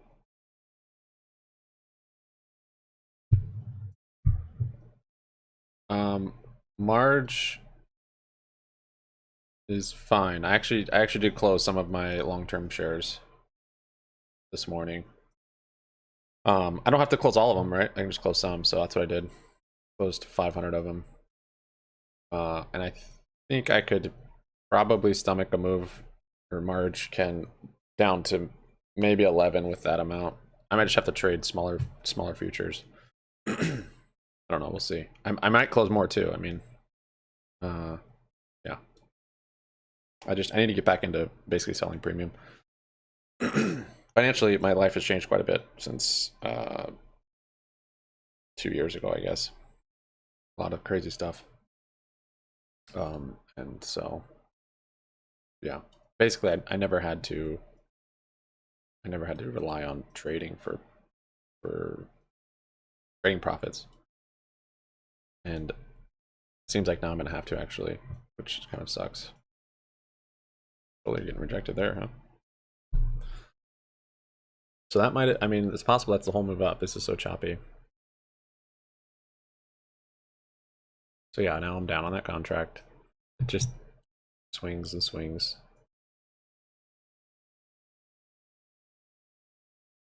So might be wise to take profits at this resistance. But it's always tough, because then if it keeps going to VWAP or it keeps going here, then it fills that gap and you miss out on a lot. So maybe waiting for a complete sign of a reversal is typically what I do.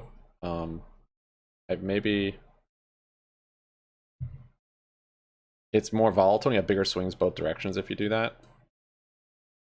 I maybe have more consistently profit if I just trade range, like set close orders for here. But they're of course smaller gains.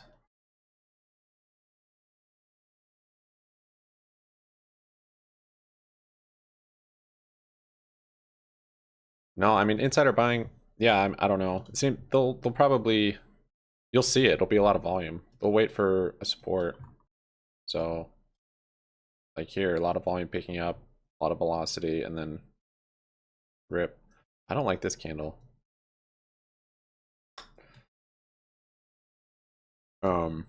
So they might not start buying into like 11 or 12.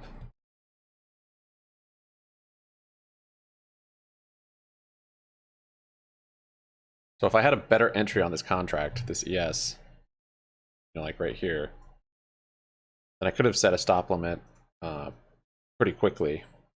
But since my entry is a little high, again, bad entries, it's hard to hold. Entry's a little high, so right now I'm actually negative on it, just a little bit, tiny bit. I don't want to stop limit because I would have stopped out already. And I still see this engulfing candle. It's still at a support. How far it makes the move up, I don't know, but seems like it could. I mean, that is kind of that is a line I have drawn. Possible doesn't break through that resistance. So if we get an engulfing or something like that, I'll probably just cut it, whether it's profitable or not. So when it was up here, the contract was up, I think maybe 300 bucks. I don't really have set goals like to make per contract or per position. Maybe should.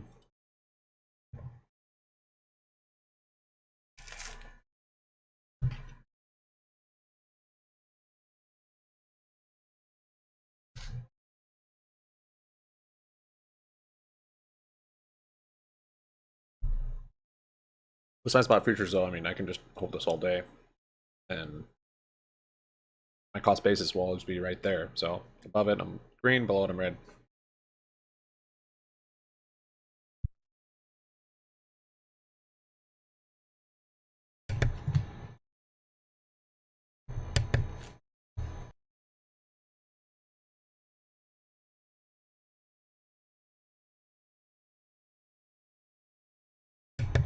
Good point. I know, I forget about exiting also.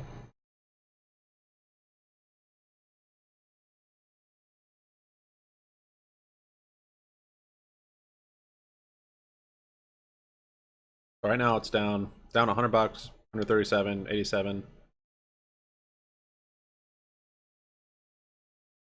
We'll see.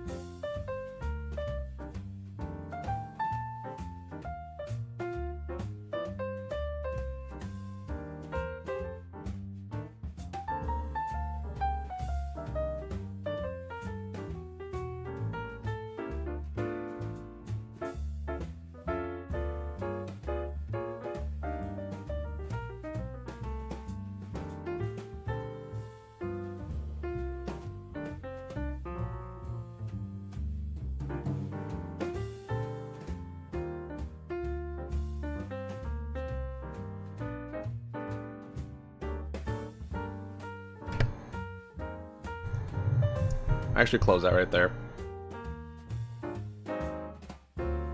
Took the loss. Might have been premature. We'll see though.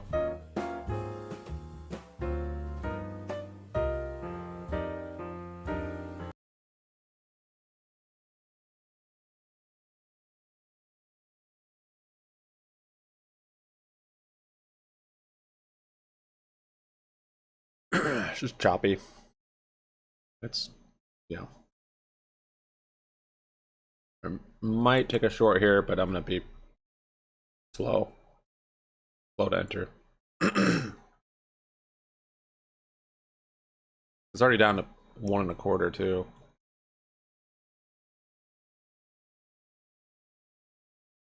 Yeah. So you see, so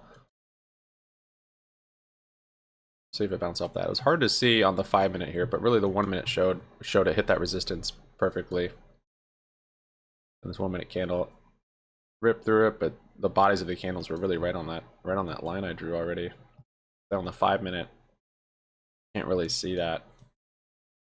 So yeah, new lows on SPY.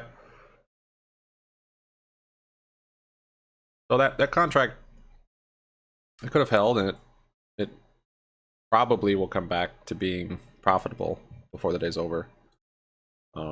Just depends on how you want to trade it.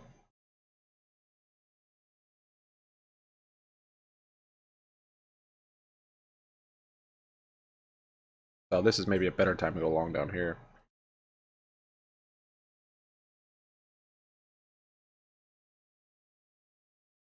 But this is such a tight range still.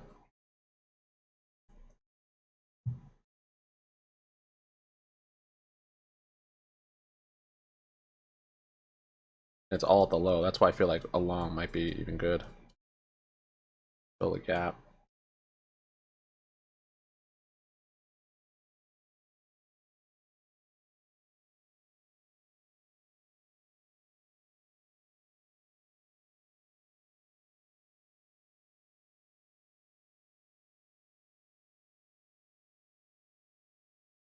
Hmm.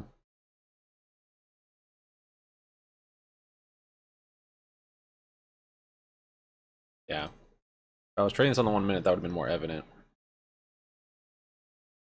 Or flipped over to it, maybe.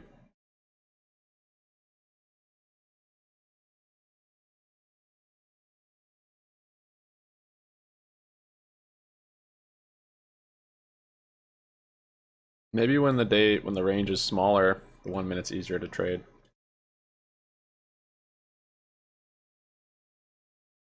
Because this is a much smoother chart than this 5-minute.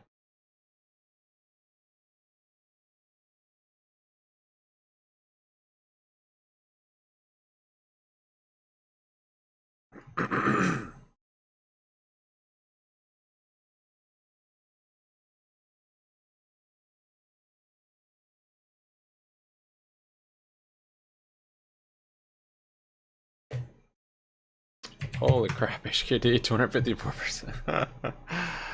Yeah, it made the break and kept going. Wow. This might be the better long here. Dang it.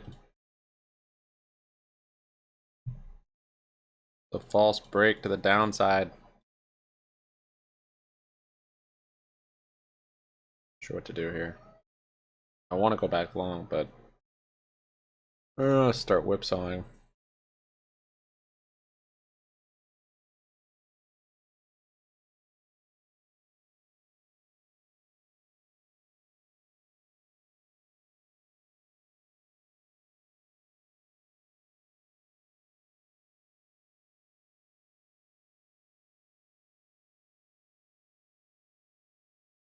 That's crazy.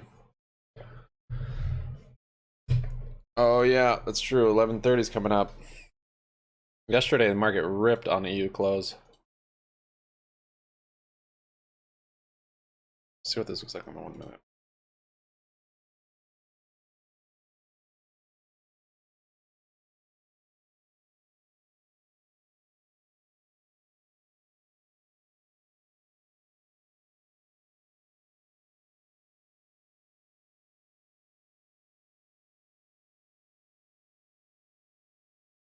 237%.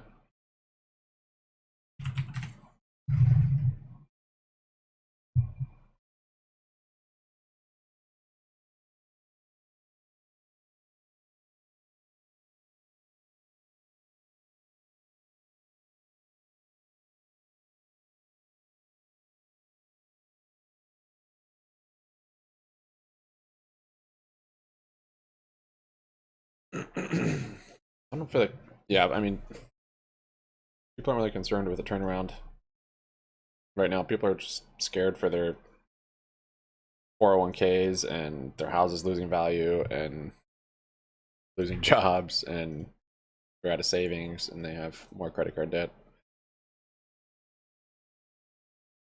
People aren't excited about some old gaming store that has some turnaround planned with some technology that no one understands or has ever heard of.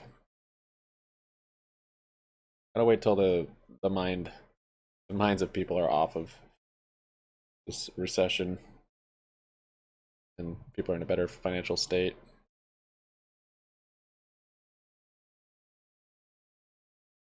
This looks like a good long.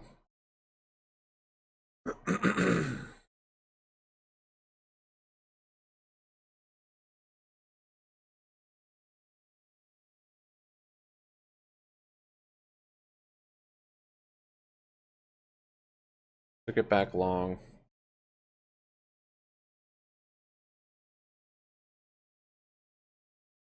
Possible just melts down today, but I'm gonna go with a range. This support holding.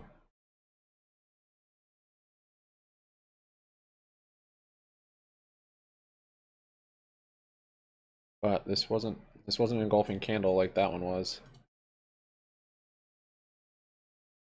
Let's see.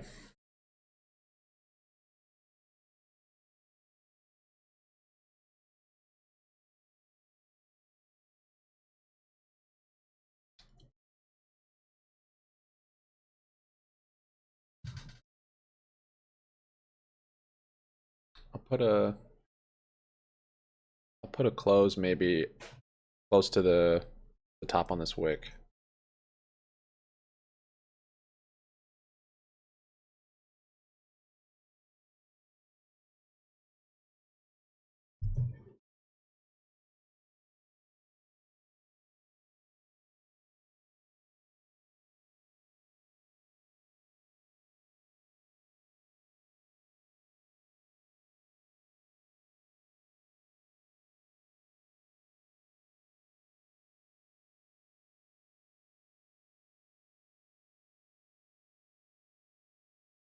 The first contract I took a 350 loss.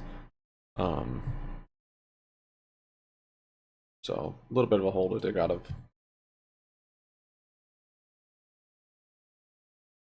Which is fine. I don't want to get gun shy from having a loss and then getting boogie. Fear of getting in.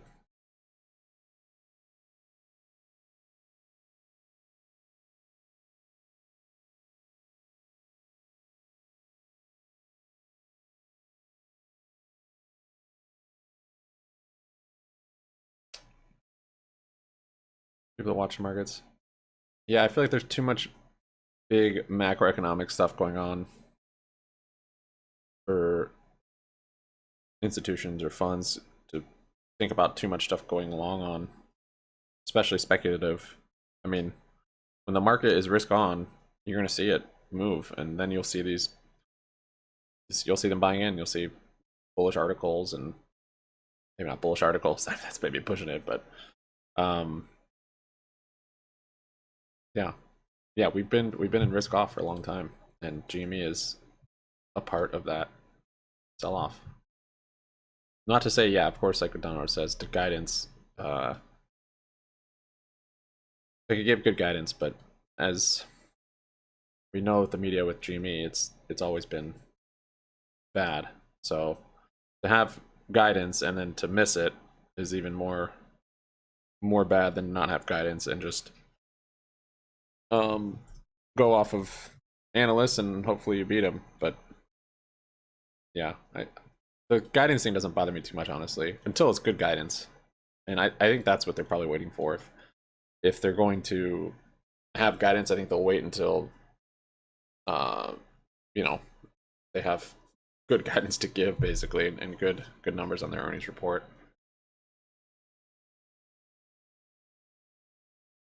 But I don't know. Did Cohen ever give guidance with Chewy, or is that just kind of his thing not to give any guidance?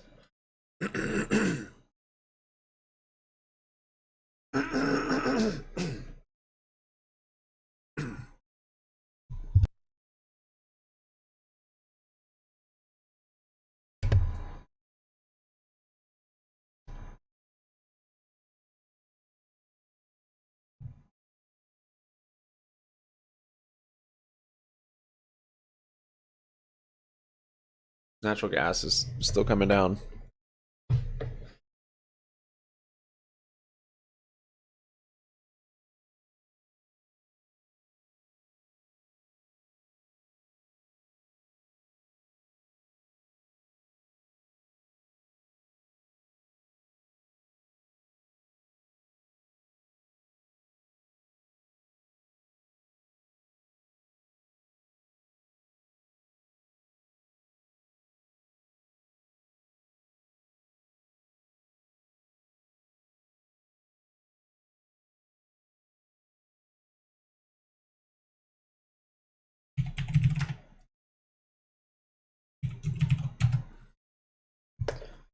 So this could be a good sign. Little inside bar. If it breaks this high right here, which looks like it's going to.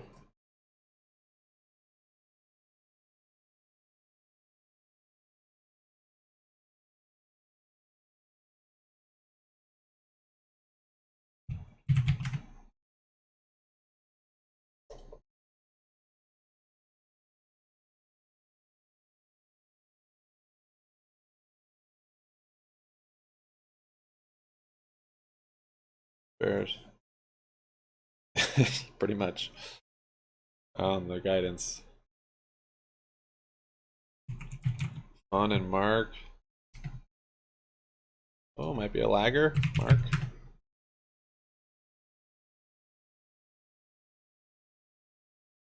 Might be. You grab some shares. There's options on here. Oh my gosh. You can take some options on Mark. There's a move up. So I probably should put a stop limit on here. Because back here, like I was saying, I like to get away from you a little further before I put a stop limit, but it was far enough away from me, I should have put one. It would have stopped me out, and it would have been reassessed. So now I'm up enough on this contract. I could do it. I kind of want to stick with this play, though. That's the thing. And back there, I want to stick with it too. See, if I held this one, this was just a little false breakout. To the downside.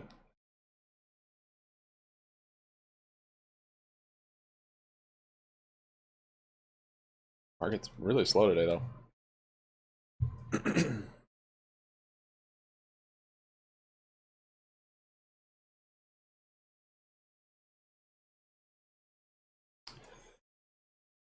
Yeah. I'm still curious why they keep stocking up on inventory. Doesn't seem like they've slowed down at all.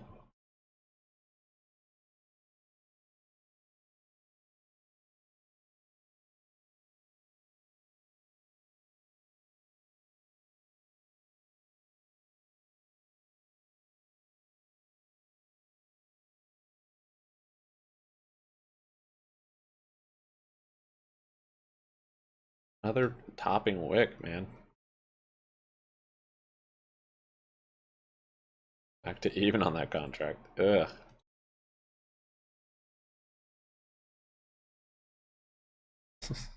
Jeez.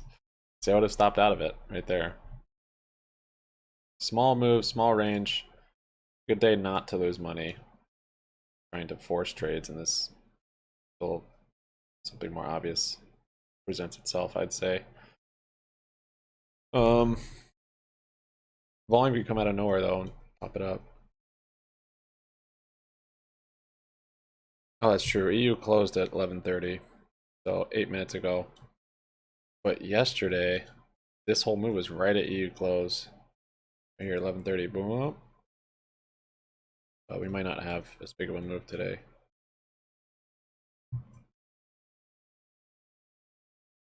Get that reversal candle.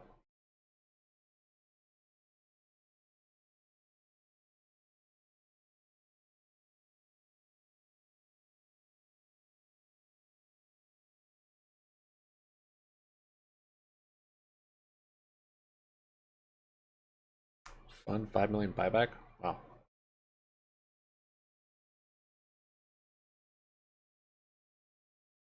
This last earnings dink, it seemed like they shifted very quickly to short-term outlook, and less long-term, which I think is good.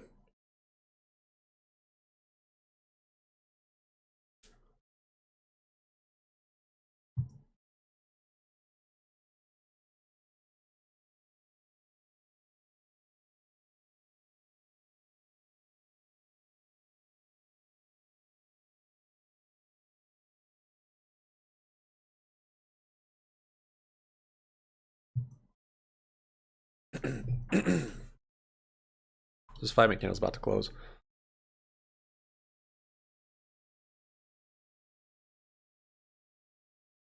Probably a retest here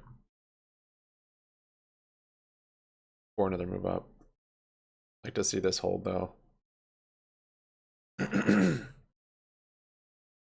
Might not.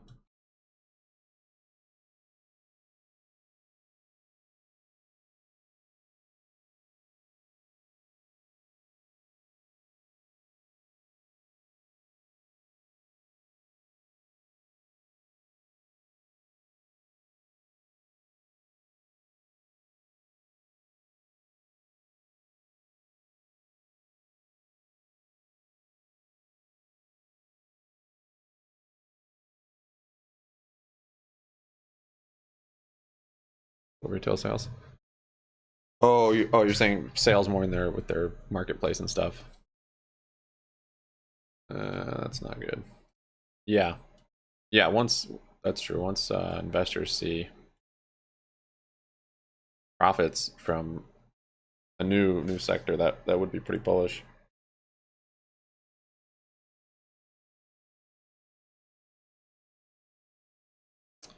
Jeez, man.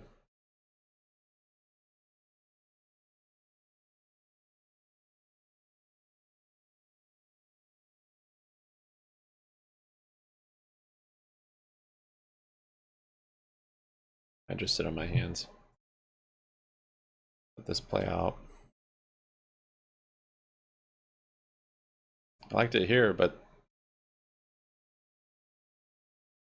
it just made a move to there.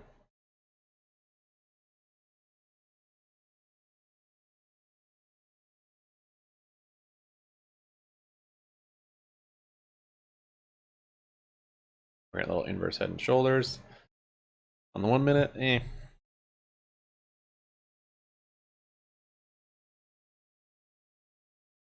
Okay, back to VWAP. Let's go.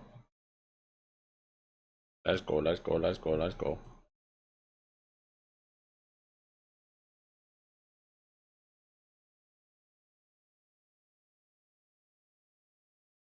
Market is very slow and very choppy and very tight range today.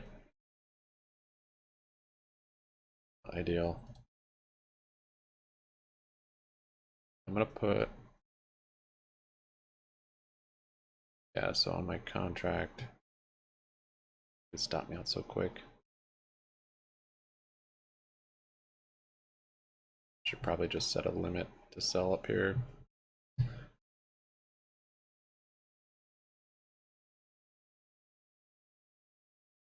The futures, that would be 3834.75.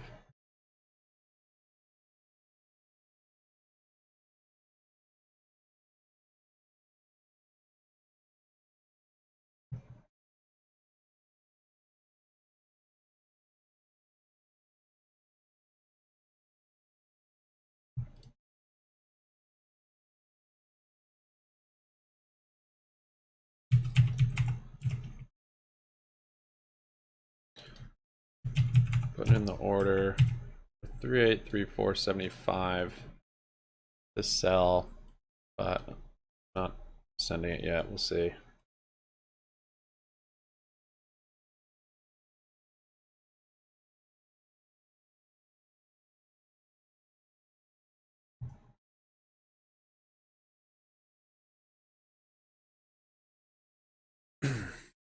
Funny because this candle to me is pretty bearish. Inverted hammer.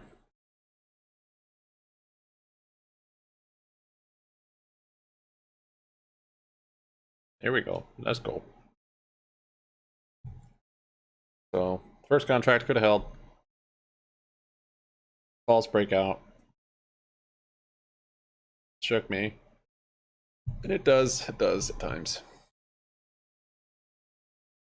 Then it goes short here on the breakout. I don't think today is necessarily a breakout day.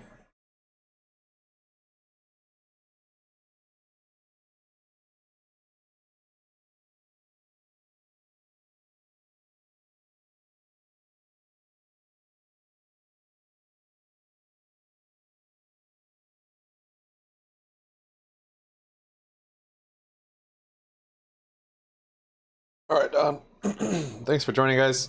Thanks for your thumbs up and subscriptions. Wanted to stream in the new year or this new year as much as I can and see how it goes. See the kind of feedback. See if I'm able to, see if it helps or hinders my trading. See if I can learn from you guys and you guys can learn from me. See if I can grow. So we'll see how it goes. My schedule's doesn't always work with a lot of streaming, so there'll be times when I have to be quiet. But yeah, definitely would like to stream more and yeah, see how it goes. So kind of let's see on the 1 minute. Yes, it's kind of hitting that support again on the 1 minute. It's much more evident. A little consolidation. Just a full-on rejection, that'd be good.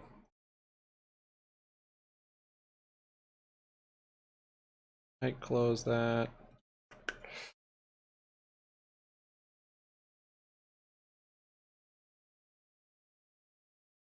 I'll leave it for now until I see more of a sign of reversal on this resistance. If maybe we keep moving up here.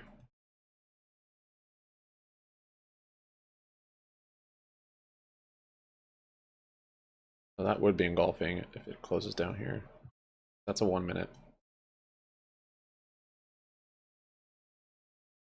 Jimmy's kind of coming up a little bit. VWAP is so low on a GameStop. That's pretty awful.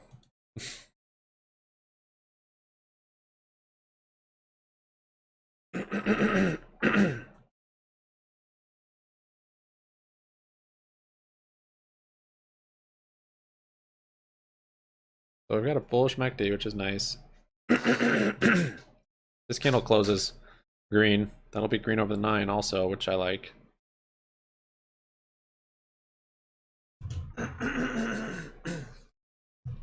That contract, you can see. Here's where it's at. I bought in. Whoops. Bought in somewhere around here. Just one ES contract.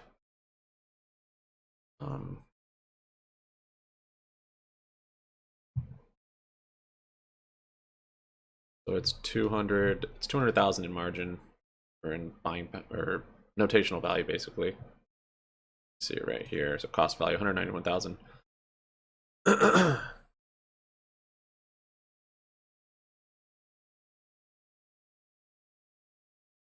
And then I think, excuse me, I think it takes like 11,000 in buying power, or maybe more, maybe 15. I can't remember.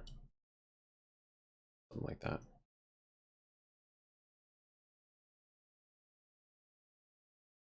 So it's consolidating up here. It's not a rejection so far like it was back here.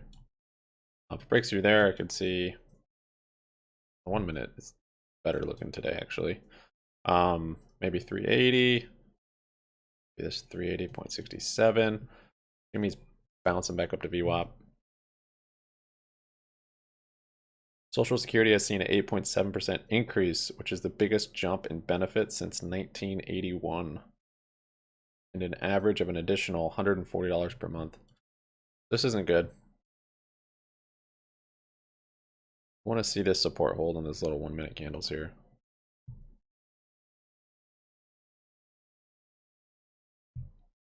Don't want to close the contract too early, but also don't want to give up too many profits waiting for it to keep going when it's at a resistance.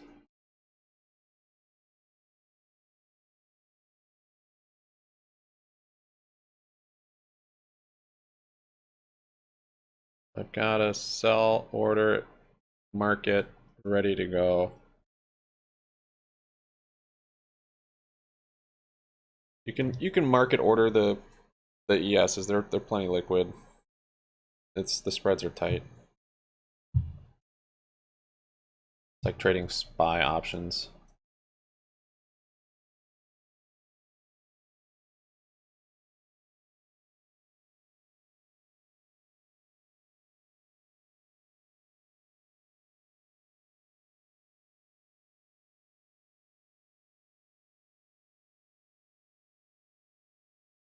So I could just put a. There's no reason for me to put a stop limit, but I could just put a stop limit just as of a mental thing, so I'm more relaxed. I would put it down here at my cost. I guess I could even put it here since that's maybe where I'd close it, but might see. Sometimes you just see little volatility candles, then it'd trigger it, and then you're out. Didn't want to be. Looks like it's holding up pretty nice though. It could break. Ooh, that 5 minute candle's not very nice, so that inverted hammer. Now this might be setting up an engulfing. That closes, that just opened. Okay, I might be out of this one. If I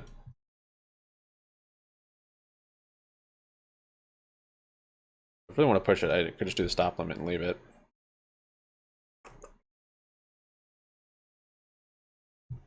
Yeah, I'm gonna jump out. So a little profit on that one. I think 250 or something.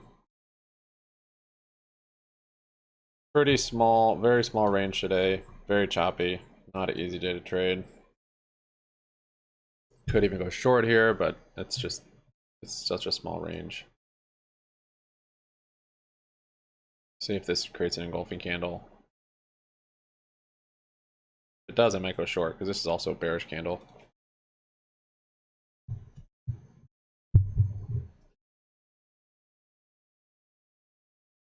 $380, $75.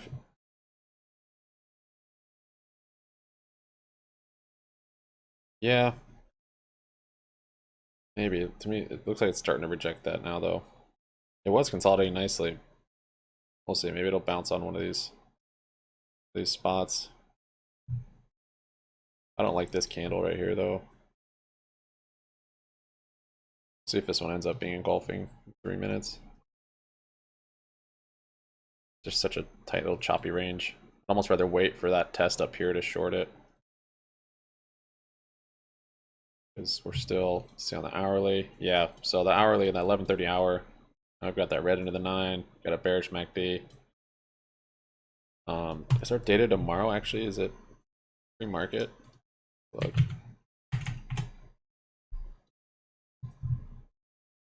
So I like to kind of, if I can, I like to just hold, if I'm up on it a little bit, to hold big contracts overnight. Because a lot of times, you know, you get a big move overnight, and then you're not touching it too much. And then just put a stop limit. And if you're up on it a lot, you know, it's hard. You want to just take profits. But if you're just up a bit on it and you think you have the right direction, just holding it, then that's nice. So I'd like to kind of get positioned today, potentially, with a little bit of headroom on a contract, then put a stop limit and let the overnight gods decide my fate. Let's see, tomorrow's Friday. Heck yeah, it's Friday. Non-farm payrolls, yeah, it's all in the morning. So excuse me. Non-farms unemployment, average hourly earnings 8:30. ISM, factory orders, core equipment. I don't know if these will move it too much at 10. So this morning, the news was bearish, and the market just reacted a little bit pre-market, which is kind of unusual. And then we didn't really see the move until after it opened. Oh, we still have Bullard today at 110. So yeah, basically, if I'm holding an option overnight, I would want to get out of it most likely before this 8:30. And with that data coming in the morning, we might not get much of a move after hours. I don't know, the after hour, like the after hours on futures have just been stop limit hunting.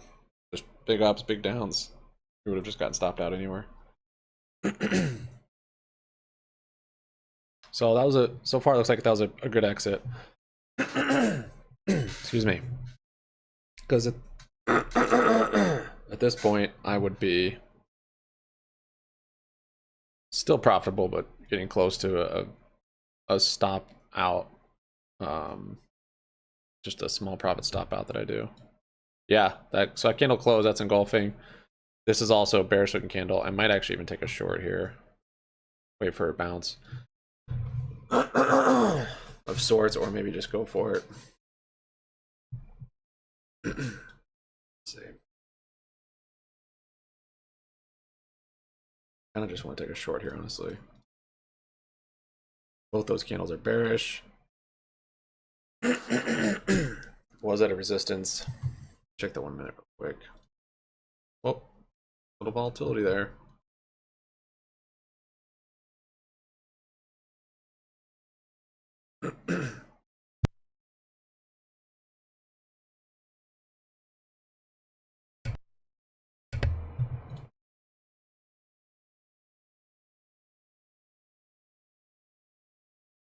The thing is, shorting it here, like, it's just a if it doesn't break this, that's such a tiny range. But yeah, I'm gonna short it. This candle also on the 1 minute. I'm gonna go there, and then I might do a stop limit. Kind of at the lows, but eh.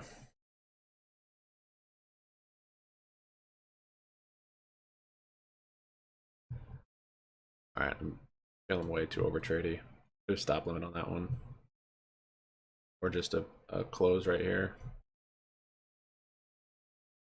When it starts making smaller moves and you start just doing these little micro trades, it's sketchy. I don't like it. I'm gonna wait.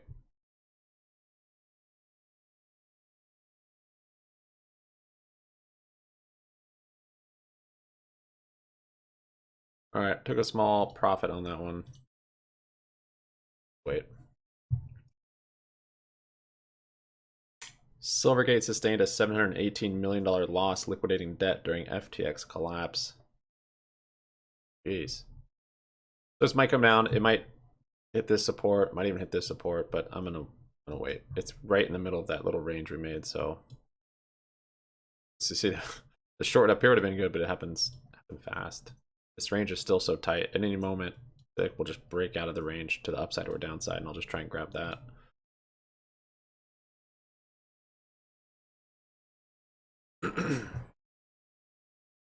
So no more. Glad I'm out though. Mess around. If it breaks, I hate playing breakouts, which is good because I actually like to, but they fail so often.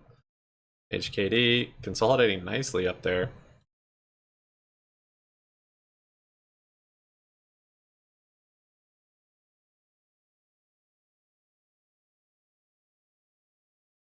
$7 million. What? That's the most volume this has ever had? Is that true? Why is there so much volume? What? is happening?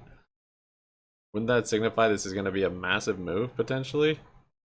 I mean, even more massive? How is there so much more volume on this than anything back here? Alright, so coming down to that test. Of course, could have held it and closed down there, but too much. It's when I start looking at that 1 minute, I'm like, oh, look at these big moves, but they're so small.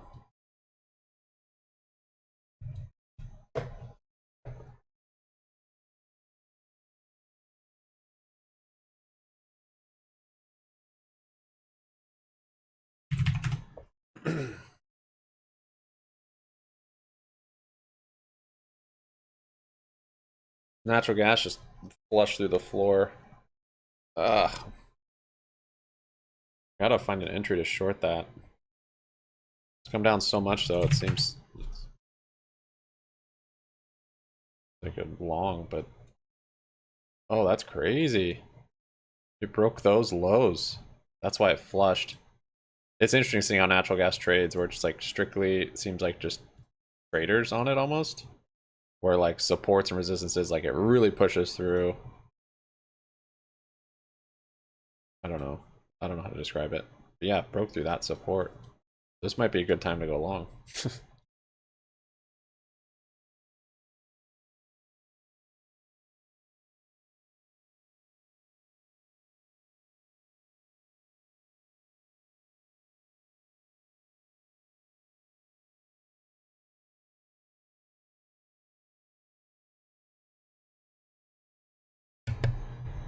Okay.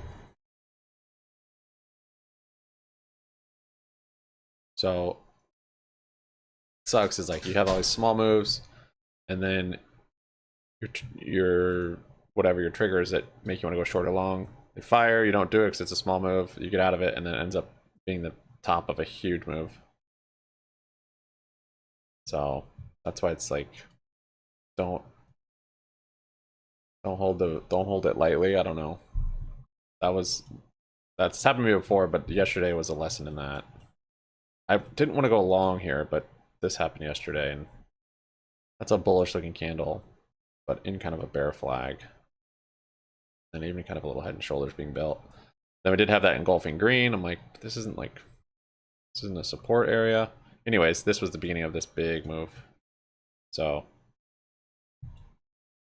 yeah, you never know when that move is going to be, when that entry or exit is going to be when something big happens. We just found a new gigantic gas play. Freaking geologist, man.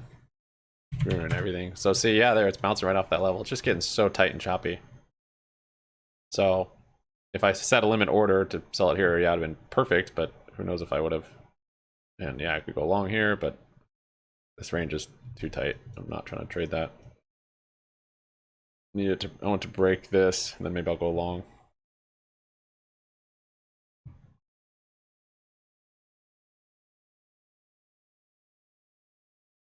Nice engulfing in there on the 5 minute. This ends like that. See me, no volume today. Need a big capitulation looking move. Lots of volume, lots of red. 5% is not enough. But I hope GME isn't broken. That's kind of what lurks in the back of my mind a little bit. And that's kind of the thing that, yeah. Ever since the split, it had some moves. This was a move we've seen before, this double top. In somewhat of a cycle range. But then ever since then, it's been uncharacteristic. Yeah, I mean, this is somewhat characteristic, but just a single move like this, no. And especially not at such a low spot.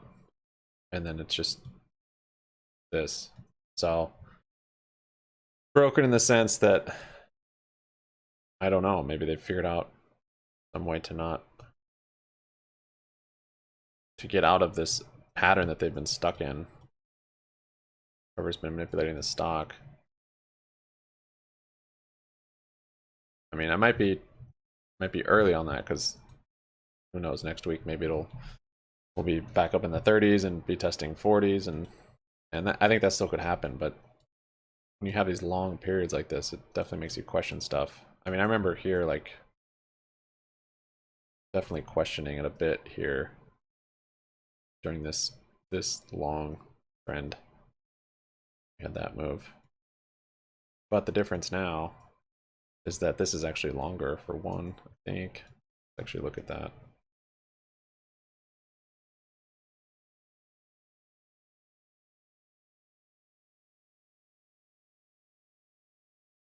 So that peak to peak, 85 bars.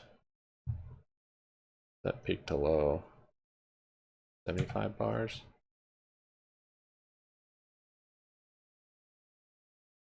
I would do it from here. That's already 98 bars. Yeah, so this is longer. At least compared to that double peak that we had back here. So yeah, I mean, this time it was questioning, and then that happened. That was huge, and we're back in it. And this might be another thing like that. The issue though is like the trend. I mean, their trend is down. They've been doing it from lower and lower spots. Well, they will now, at least. The lowest I got was that 19. That's why that was a huge support for me. Like, they can't get below that 19. All right, it's not. It's in a wedge. It's in a bull flag. But now that they've broken that, it's like, okay, even if we do get a big move up, what's it going to be, to 25? That used to be a good buy. I used to say, yeah, under 25 is, you know, because historically, yeah, that's below the average. So unless if this is the final dip before the rip, the final Volkswagen dip, but it's definitely not the same situation as Volkswagen. So not to say that it can't play out where there's a big dip before shorts start covering voluntarily. Honestly, like there's got to be some shorts that are, you know, making good money and have a good profit and are ready to exit.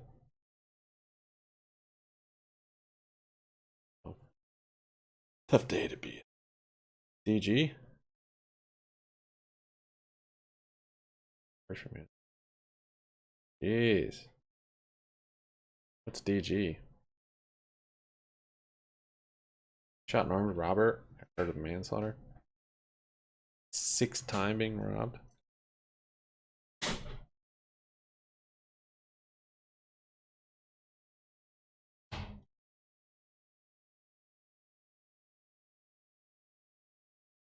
I don't know if that will hold up though.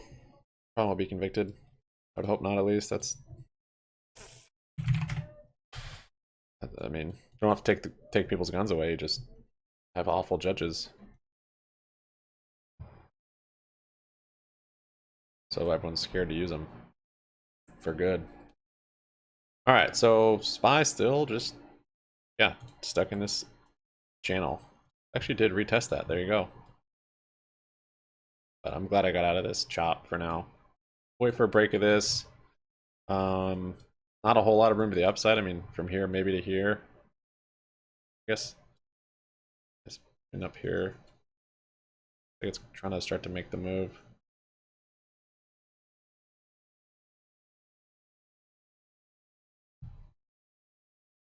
Okay. Starting to move up. I'll open up an order. Have it ready. Hopping through it. Is it false?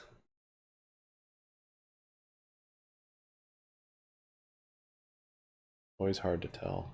If it's false, it's a good short. It's this high. That's not a bad move.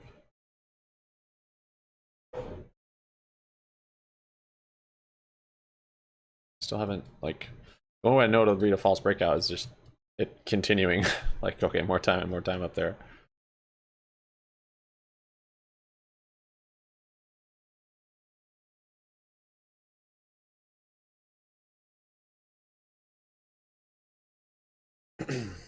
Like a couple candles to close above it, I'd say. So far, it kind of looks like it's rejecting.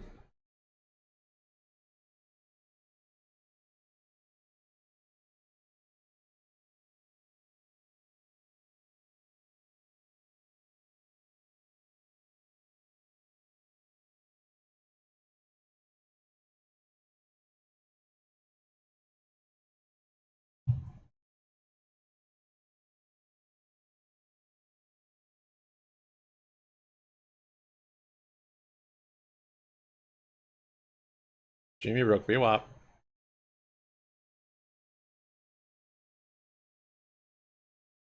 Not saying much though, VWAP is so low. Oh, GDP, US Atlanta Fed, GDP, Q4. Oh, it's looking bullish. We'll see. I have to go long here. Q4 3.76, previous 3.99. Thanks. All right, I might go long here. Gotta stop looking at the 1 minute though.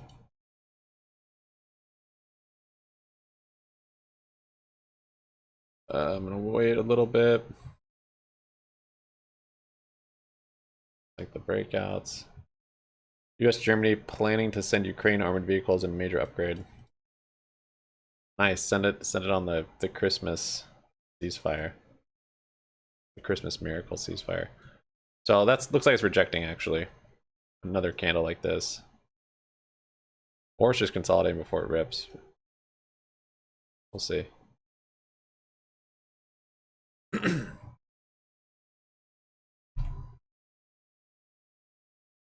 So this is bearish candle. That inverted hammer.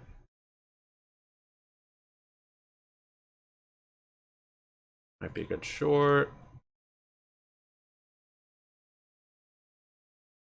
Back because it's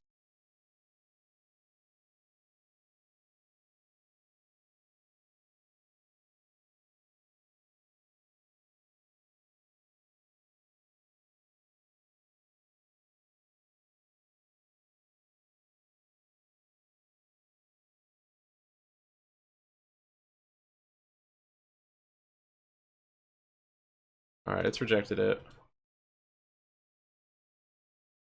Took the short. I'm a little late. It'll probably bounce, but yeah, I don't think it's. I don't think it's gonna break it. Let's go. So now I'll look for an exit. This is the thing. The exits are such a short little window. Guess I could just exit down here. And then it does this to shake you out.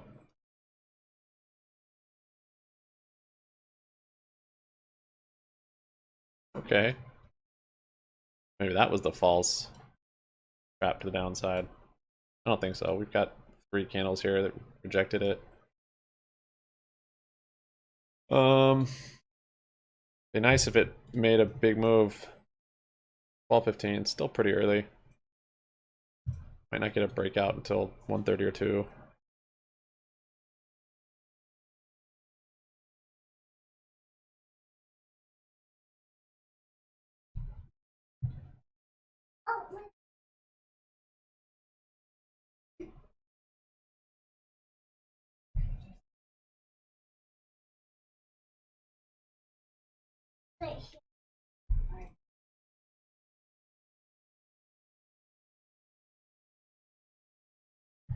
Up a little bit on that contract. Just see what happens when it gets down here. If it wants to reverse or not.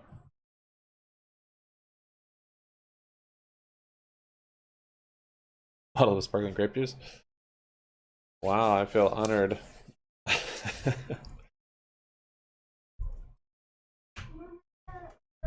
Popping bottles.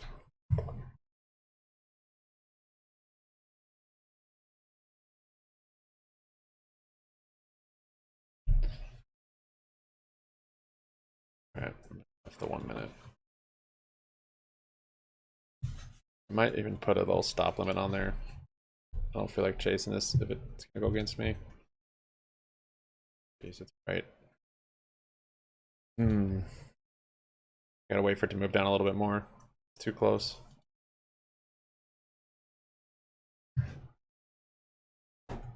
Happy trading. What's up, Jordan?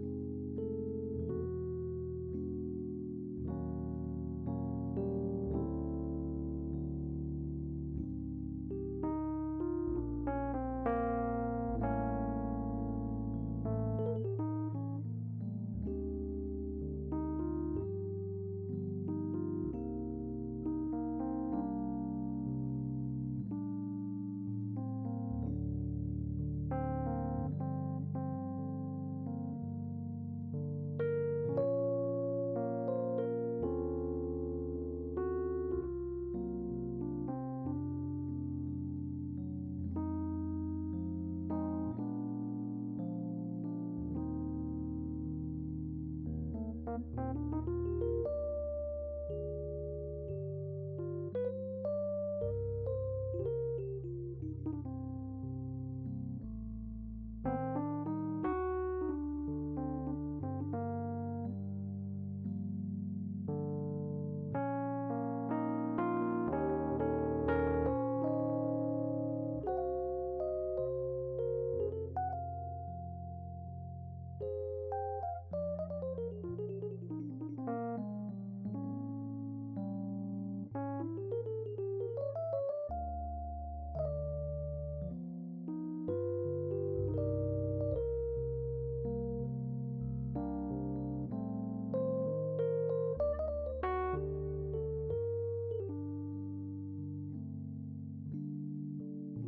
need to do, we're being instructed to do, is certain compliance professionals need to go into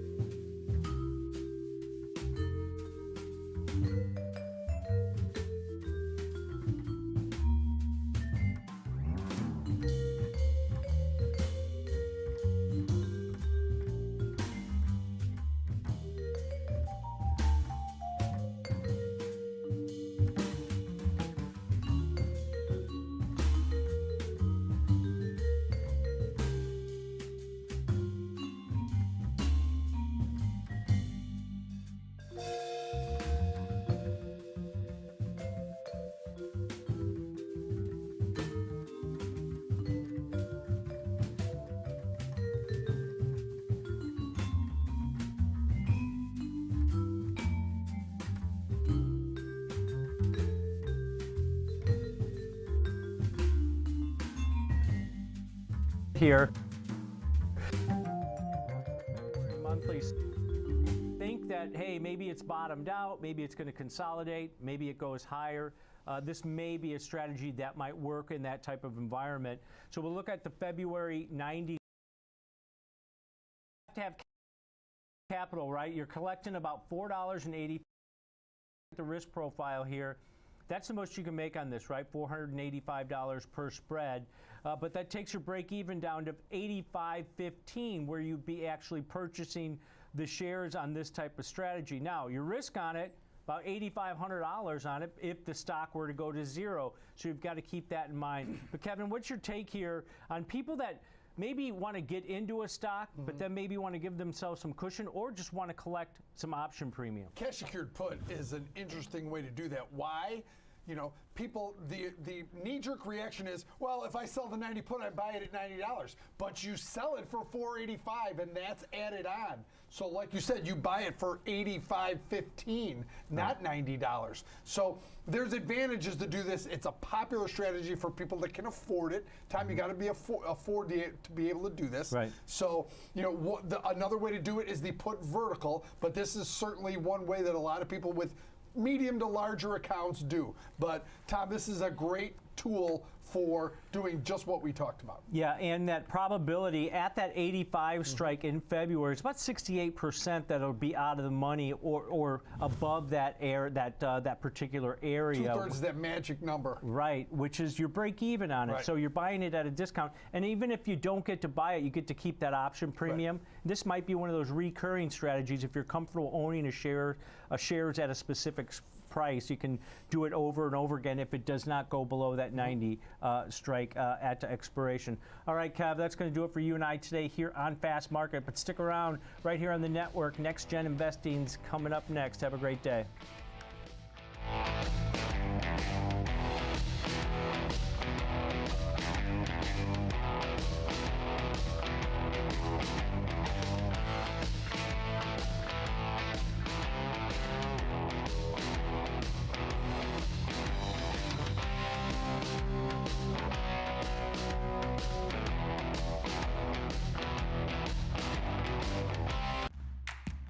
Many traders may be willing to take on additional risk in pursuit of aggressive growth in their portfolio. More power to them. But if you're looking for a less risky alternative, you might want to consider checking out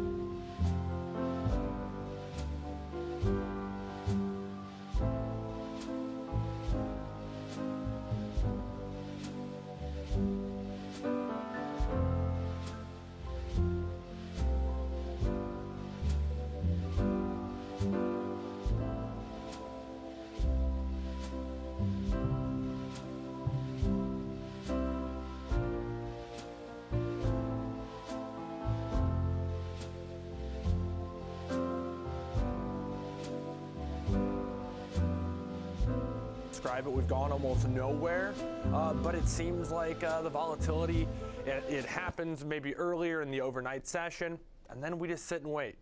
It does. It feels like right now we are doing a lot of sitting and waiting to at least see some stronger conviction. Perhaps tomorrow after the jobs number, we'll see some more volatile activity. But as always on the show, we will focus on the individual stock movers.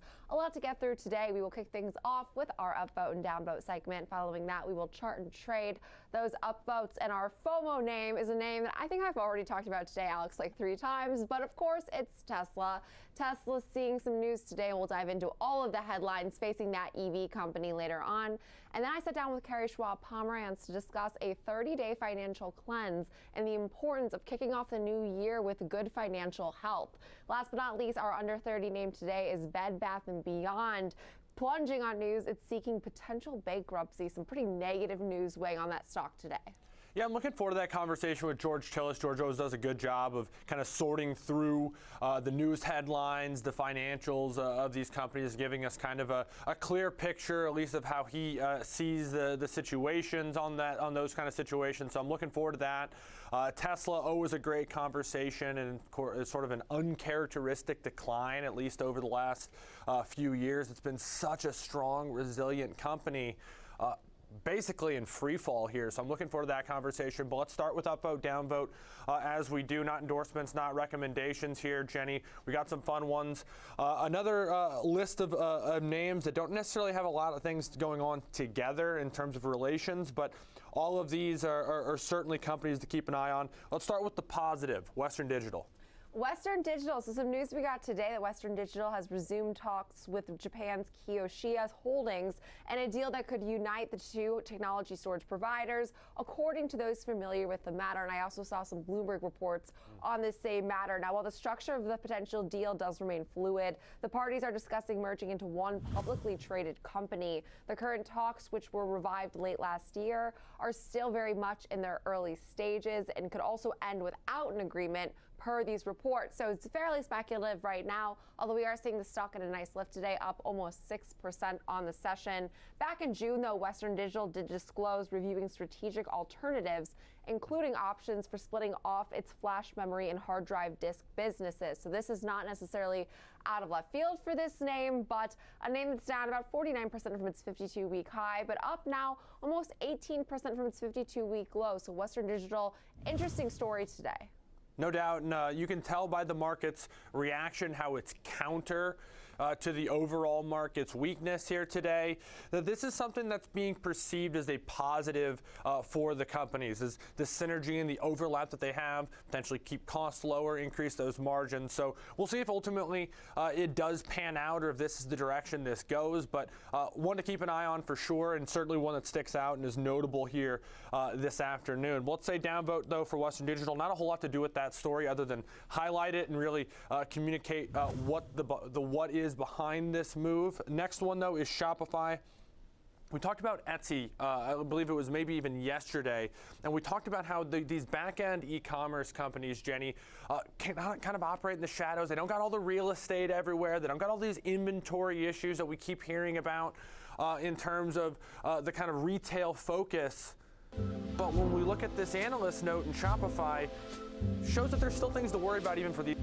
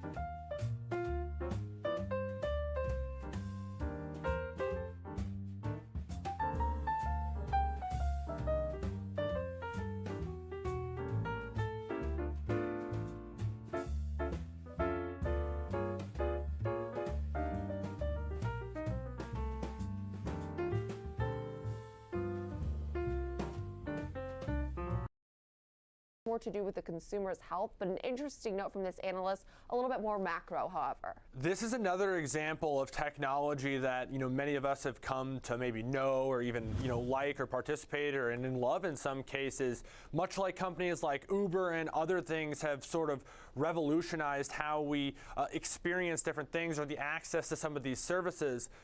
But there's still the question mark of, how is this ultimately going to be a viable long-term business model, and how is this ultimately going to play out, and what kind of regulations and stuff may change? And all of those are in different varying degrees, but where do you put this? Obviously, it's easy to say the same things that impact a company like Marriott are going to impact the demand at a place like Airbnb, but how they actually operate, Jenny, is probably more comparable to a company like Uber than it is Marriott. And so I've always found it a difficult one to place, but it's certainly been interesting to watch over the last few years. It's just within a stone's throw of its all-time low. So it's another one that the market itself has struggled to price and really has never had the excitement behind it, as I'd argue Uber really hasn't either since its debut with all the hype behind it. You're right, and I would say a lot like Uber or Lyft even, both of these names had massive IPOs, and they have since not been able to live up to the hype. But I think that the thought was back when they IPO that they were IPOing later than what would have been normal because their IPO was massive, and it's since just been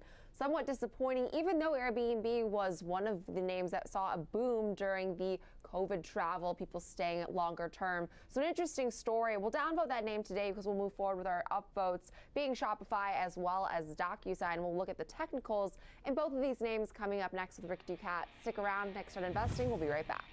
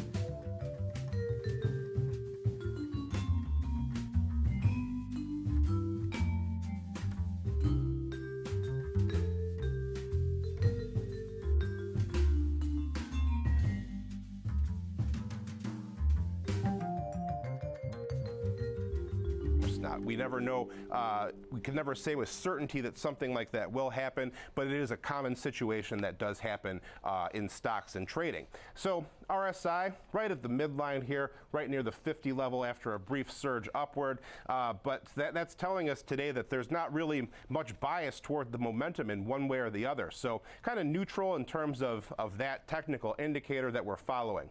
So the obvious points to watch still, once again, 40 to the upside, and I believe that was the site of our price target change as well, the 40 level, 30 to the downside.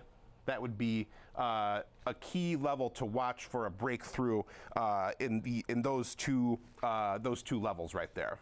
Okay, $30 to $40 range, and Rick, you're correct. Jefferies did have that $40 price tag on this name, despite the fact that they did downgrade the stock overall, which still does imply some upside. So a mixed bag there, and like you said, momentum not necessarily leading one way or another. So for example, trade today then leaning more, bearish in nature. I wouldn't say bullish, not correct, but more neutral to bearish.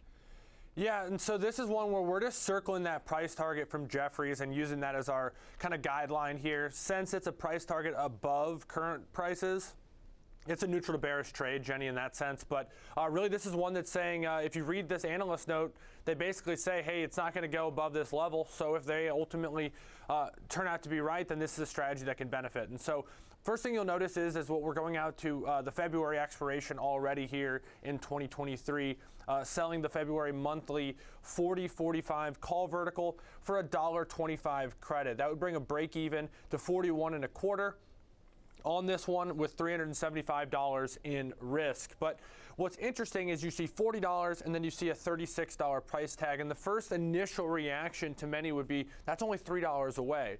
On a $36 stock, $3 is a quite substantial percentage move.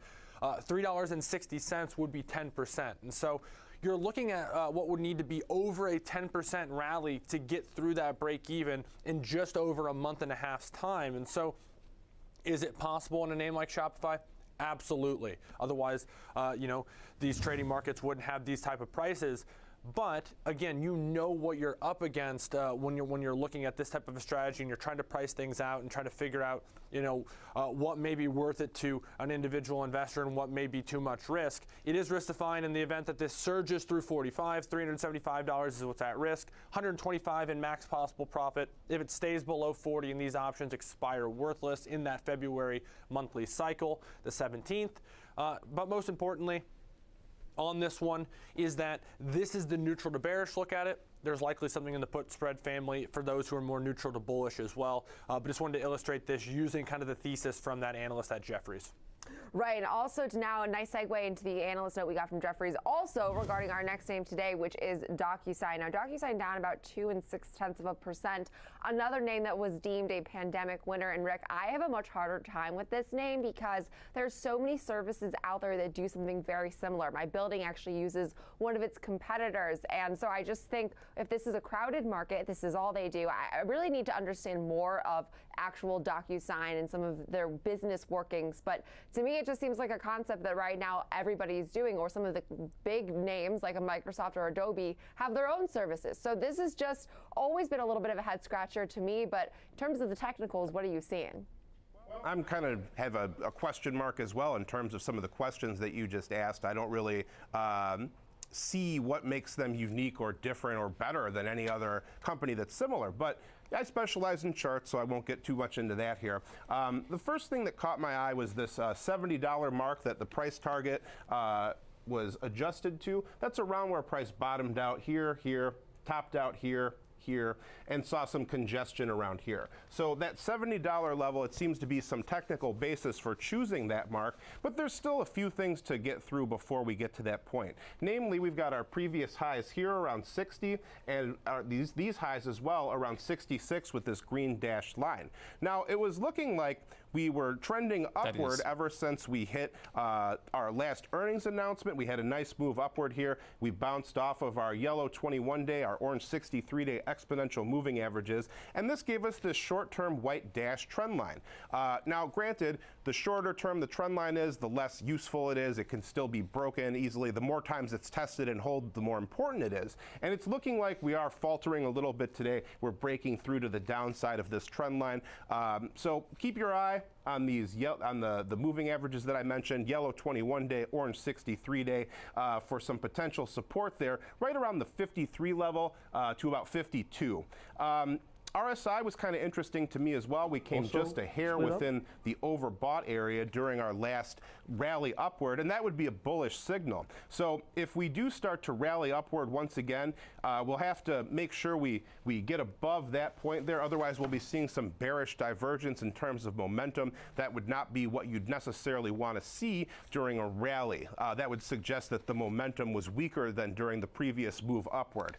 So support and resistance, I already mentioned this here. The 66 to 70 level looks like it could be important to the upside. Our two moving averages to the downside, and then the yearly lows near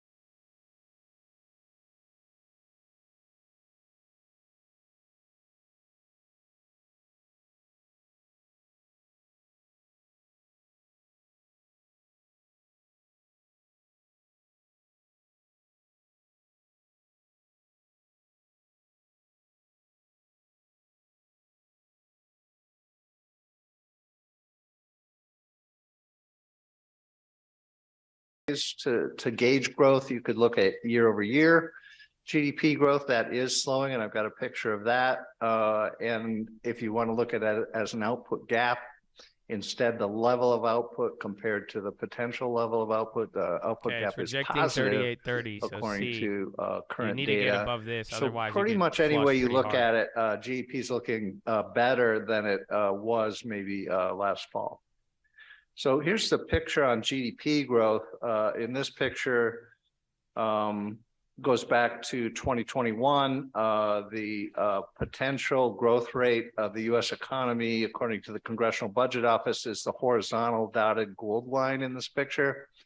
The blue bars are the quarterly annualized growth rates. And this goes back to 2021. So those blue bars on the right or on the left side of this picture are all very tall.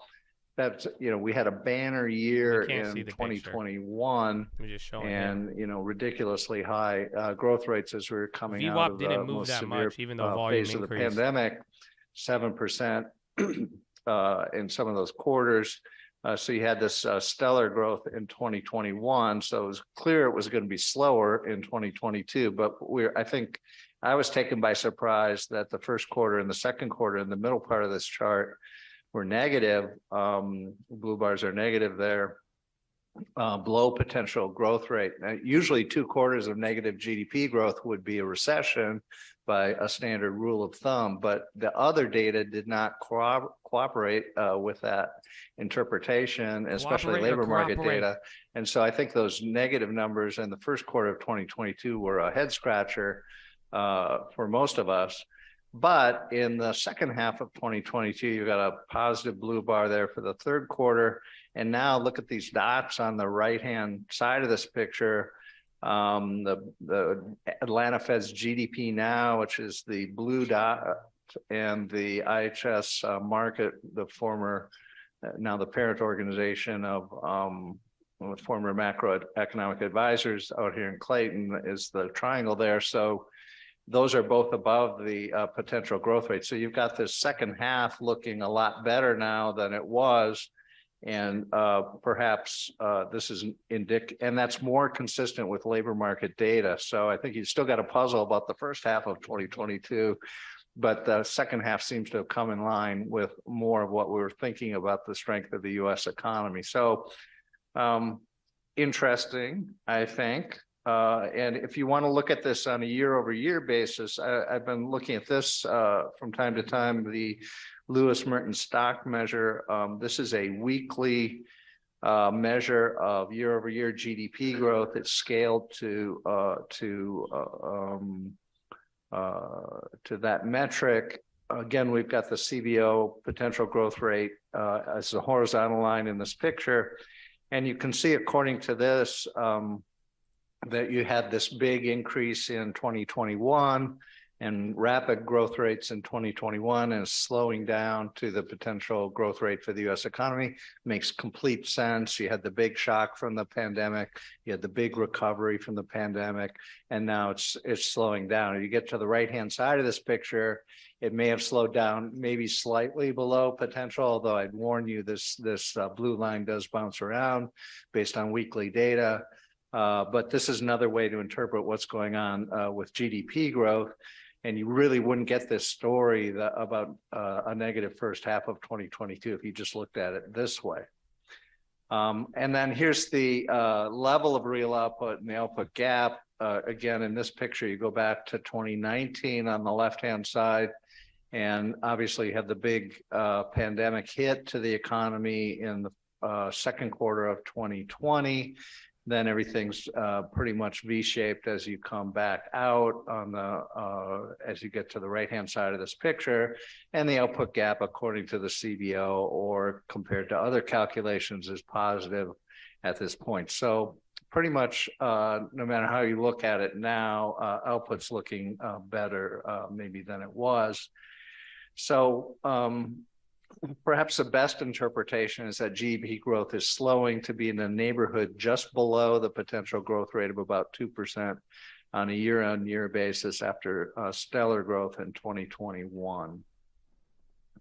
So that's the story on GDP growth. And like I say, I think the second half of 2022 numbers are now corroborating better with the labor force and labor market data more generally. And labor market performance does remain very strong. In particular, the number of job openings per unemployed worker remains at a high level. I've also got a chart here in just a minute that says that if you look at this in a historical perspective, the current labor market is unprecedented for the U.S. economy since at least since the 1980s, which is as far back as my chart goes. Measures of labor demand are significantly exceeding measures of labor supply, and this is not something that's been common in the post-war macroeconomic data for the U.S. If you want to switch to some other metric, you could look at unemployment insurance claims. We got another good number today, this morning, but claims are just, I've got a chart here, they're just at very low levels, no matter how you cut it. So claims are often considered one of the best business cycle indicators, and they're not doing anything right now anyway. So here's the vacancies per unemployed person. Off the JOLTS data, the JOLTS report was again good. And remember, they were bad today. Yesterday, so good, which is bad. you know, you've got 1.7 job openings per unemployed person. So it certainly seems like a person that got knocked out of their job today would have good prospects to go back in, search, and get back into a good match, hopefully fairly quickly for that person. But you can see that this has not been the history of the JOLTS series to be at 1.7 jobs per unemployed worker. Even in December of 2018 or 2019, you know, we're just slightly above one job opening per unemployed worker. And that was a pretty good labor market with unemployment rate that hit 3.5%. And, you know, you never got to this level in the early 2000s, always below one during that era. So this is just unprecedentedly high. And the next picture really says this. So in this picture, the blue line, this goes all the way back to 1980. The shaded regions are the recessions. And the blue line is the available workers, so the measure of labor supply. So that's everyone that says that they have a job or says that they're searching for a job. That's the blue line in this picture. And then the labor demand is the number of job openings plus a measure of workers here. So you've got this gold line here going way above the blue line on the right-hand side of this chart. But you can see the gold line is normally in the post-war era has been below the blue line. So normally you have a situation where, you know, people get knocked out of work, they spend a fair amount of time in the and 3830, the high from the Russian news situation, they have a hard time getting back into work, and that's not the situation that we're in today. We've got quits still at a very high level. It's not in this chart, but just a very different labor market than what we've seen historically. Now, if you look at Chair Powell's Brookings remarks, he talked about this in more detail than I'm talking about it here, but I would echo those remarks. It looks like we're structurally short of workers on that blue line. He gave reasons for that, but you can think of your own. You certainly got older workers more reticent to come back into the labor market than they would have been jobs pre-pandemic. Lower. I mean, so that's a factor. You've got less immigration than you've had historically. That's a factor. You've got a healthcare industry, or a childcare industry that was disrupted by the pandemic and has had a hard time getting back on track. So this is also disrupting the number of people that are wanting to and able to come back into the labor force. So, you know, and also the scale on this, if you just look, this is you're looking at 160, 170 million workers there. That gap is a couple of million.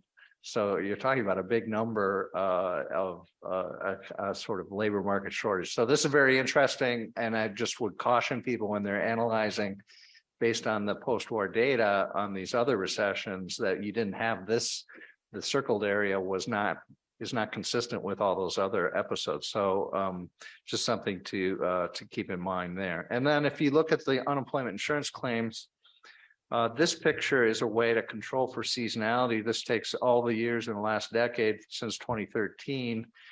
The horizontal axis goes by the week of the year, and the raw number of unemployment insurance claims for that week, going all the way across from week 1 to week 52 on the right-hand part of this chart. And I guess the main message is that the pale blue line there, the initial claims all during 2022 were basically at the very lowest end of any of these other years that you might have seen. And even including, let's say, the November and December data on the right-hand part of this chart here. So claims, again, are super low, super strong labor market. And you can also see the pandemic here, the 2020 line goes off the scale and then comes back on later. So the bottom line, labor markets remain very strong. Now, inflation is too high and remains too high, as it was last year when I spoke from this podium, but it is perhaps declining. And let's take a look at that. Now, the committee has a 2% inflation target. We've had that officially since 2012, unofficially since 1995. That's in terms of headline personal consumption expenditures inflation. So it is the headline number that we're trying to get ultimately. Headline inflation has declined, but we know, and you know, that that can be influenced heavily by energy prices and commodity prices and food. And the commodity prices have come down precipitously during the second half of 2022. And so we may want to look at other measures of inflation that strip out the volatile movements. One way to do that is look at the core PCE inflation. Another way to do that is to look at the Dallas Fed trim mean inflation rate. The Dallas Fed looks at the entire distribution of price changes, throws out those on the low side, throws out those on the high side, and just looks at the center of the price change distribution. So you throw out the ones that are moving excessively in any particular period. So the picture looks like this. This is all inflation rates measured from 1 year earlier. The headline inflation is the dark blue line here. The core inflation rate is the gold line, and the Dallas Fed trim mean based on PCE is the gray line in this picture. So a couple of things about this picture. This goes back to 2019. And you could see in 2019, obviously, inflation was very low. In fact, was below the inflation target of 2%, the horizontal dotted line in this picture. The Dallas Fed trim mean was right on 2%. So there's a lot to like about that particular measure. When the pandemic came along in the first half of 2020, these measures did drop, but they didn't drop maybe as much as you might think in response to the pandemic. And then you really didn't have anything going on until about the second quarter of 2021. That's when the blue line, the gold line jump up, and the gray line starts to drift higher. And basically since then you've had much higher inflation. You're talking about, scale 4, 5, 6%, 7% at the peak here.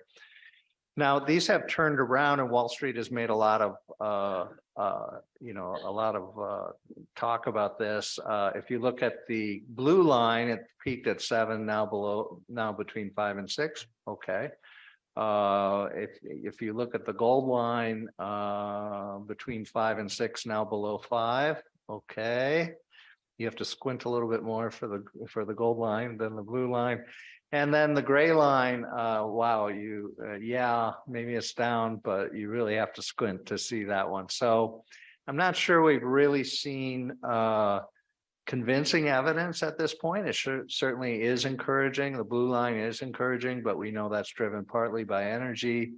We know the gold line even the gold line strips out food and energy is still influenced by energy prices. The Dallas Fed trim mean barely coming off its high So we're going to need some more evidence before we can say inflation is definitely moving down, but it's encouraging us going in the right direction on all three measures. Now, a big factor in macroeconomics and inflation is inflation expectations.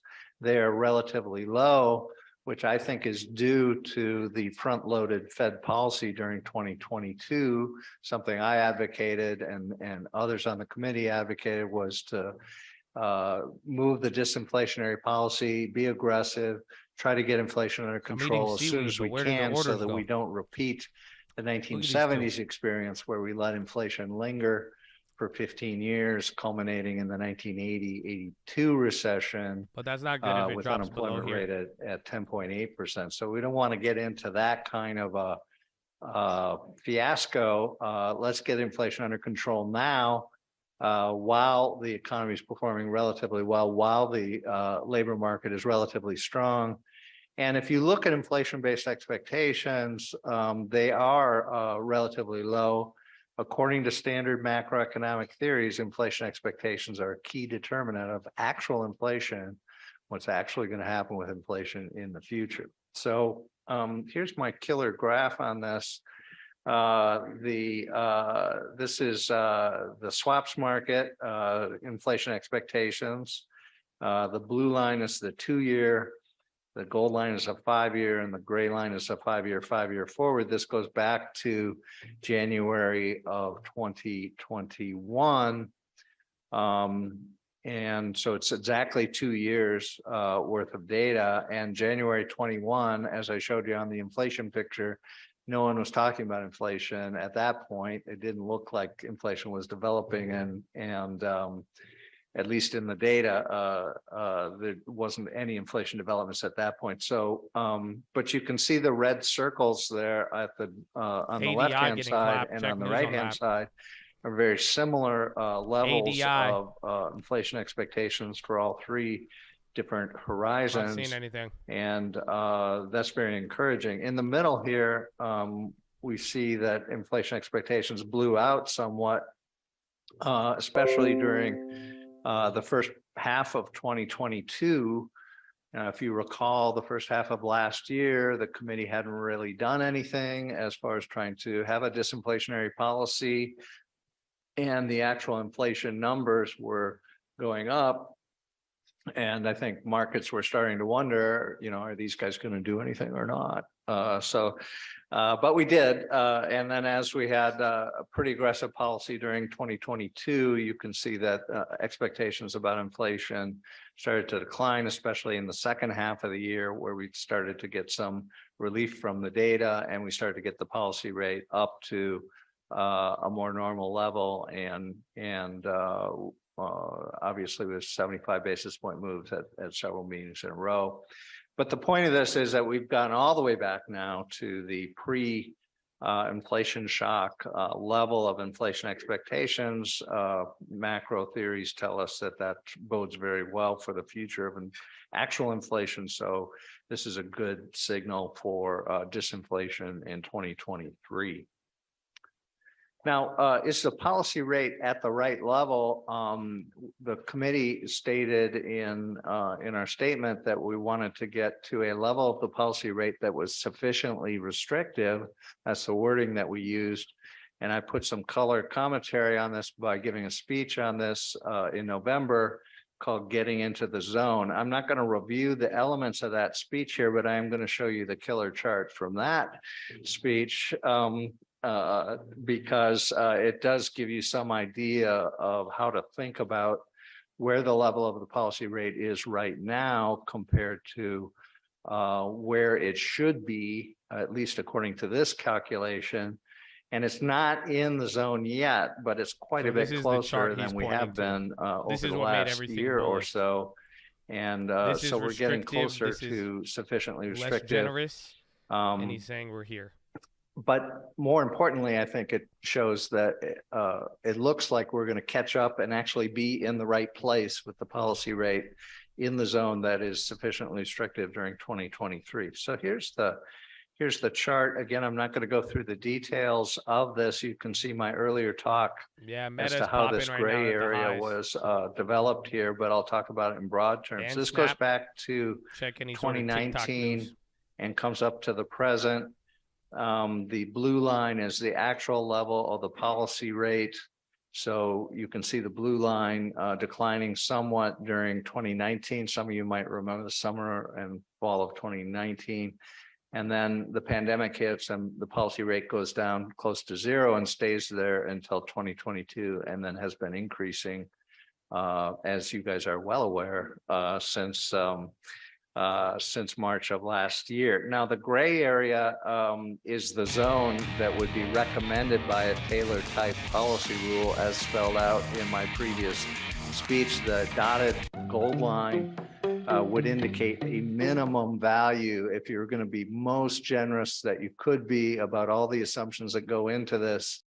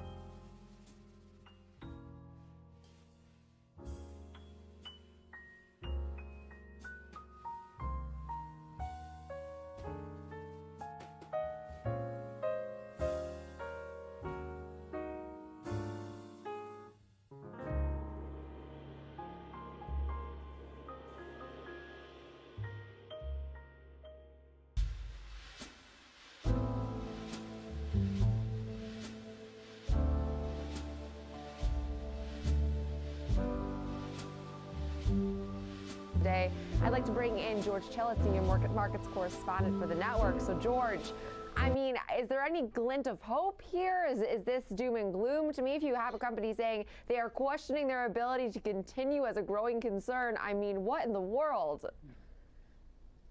I mean, if the company's even saying they're questionable in terms of their ability to continue as a going concern, means they're probably right now looking for a reorganization or full liquidation of the company, unfortunately, for Bed Bath & Beyond. I mean, they postponed the earnings date based upon them stating they're not ready to report their earnings. It was supposed to be on the 10th of this month.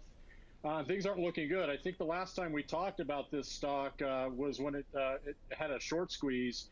But so we talked about some of the challenges the company is facing. I mean, you have to consider some of the business strategy risks, if you will, things like merchandise mix, consumer preferences and tastes have shifted, and of course, competition. This company has not been profitable on a net income basis since 2018, so you can't necessarily just blame COVID for Bed Bath & Beyond's problems. I think there's really just been a shift in their business model, and of course, lots of competition has eroded their market share. But you have to also consider the current risks right now. One, consumer discretionary spending, particularly in the household or housewares areas, are down. And then debt. Just looking at this company, and I'll explain what the other challenge I see really big is right now is share dilution. The company 2 quarters ago had 80 million shares outstanding. Now there's 117 million. So the $280 million market cap you actually see is basically share dilution.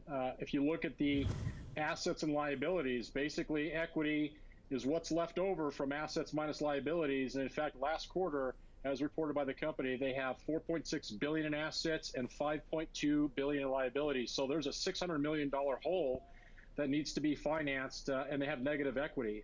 Ideally speaking, I'm optimistic in general, but I can't be on the stock. It looks like to me, without saying they're going to do it, they're going to declare bankruptcy. If you just consider also, and this is just a benchmark, when you're looking at a stock that's going down in price and you look at the forward earnings, which are going down even further, in other words, the earnings estimates in this case for Bed Bath & Beyond are negative $8.80 for the next 4 quarters, and the stock is at $1.82. So they're expecting to lose 4 times more, approximately here, than their share price. That's not good. That's a sign of trouble. George, we've been working towards what's possibly what you're describing for years now. And we've had this conversation countless times, be it in Bed Bath & Beyond or others, but notably in this one, particularly around those times of feverish demand around these stocks and giant jumps and volatility, that you've come back to what you've just described there at the end. And I'll preface this by saying, hey, there's no certainties in any of this. It's just kind of assessment of information and probabilities and assigning things based off the realities of what you're seeing. But you've talked about this negative earnings yield. And in the end, when we make it simple, when you own a share of stock, you have basically rights to those earnings. And if there is no earnings, and there's no prospects for future earnings growth down the line, you're essentially holding this decaying asset. People are willing to forego that short-term earnings pressure when there's optimism down the road. There's not optimism down the road right now in Bed Bath & Beyond. There isn't. I mean, you've seen this, and even this last year, there's been a couple stocks. I'll just use Netflix as an example. There were challenges in the earnings. The stock reflected that. You saw two huge quarters declines, and now the stock seems to be stabilizing a little bit. So just to give you an example, just because a company shows an earnings deceleration doesn't mean it's all over for the stock. It means they have to reorganize the business or find ways to cut costs. When it comes to Bed Bath & Beyond, their revenue is going down. Their expenses are going higher. Their debt, which is $1.8 billion relative to $280 million in equity, which was just recently raised in the last 2 quarters, means their debt essentially is about 6 times their equity. It's enormous when you look at the ratio. So unfortunately, this is what happens in stocks, in businesses. They go bankrupt just slowly over time as the stock continues to drift lower. And there were signs just, even years ago of some challenges for the business because, again, earnings started to decelerate back in 2018 and actually go negative before even the pandemic. So unfortunately, they probably got this insolvency that they're in right now, or potentially bankruptcy, is because of the pandemic. I think that really threw the company over the edge when it comes down to their business prospects going forward. So I will say this, though. Look, there's a big difference between an investable asset. This is clearly not one of those, but there's certainly no reason why somebody couldn't trade this, because you will see probably, I'm not saying it will, but most likely, a big surge in price if they do file bankruptcy at some point in time, because maybe the shorts will cover, and then there might be one final short squeeze going forward. Yeah, George, a really good point to end on. I was going to mention Revlon, which is exactly what we saw. So perhaps a short-term opportunity in this name, long-term, more questionable. We'll leave it there. George Chillis, appreciate all of your insight as always. Senior markets correspondent for the network. And that does it for Alex and myself for Next Gen Investing for this Thursday. Now coming up next, we have the watch list with Caroline Woods hosting today.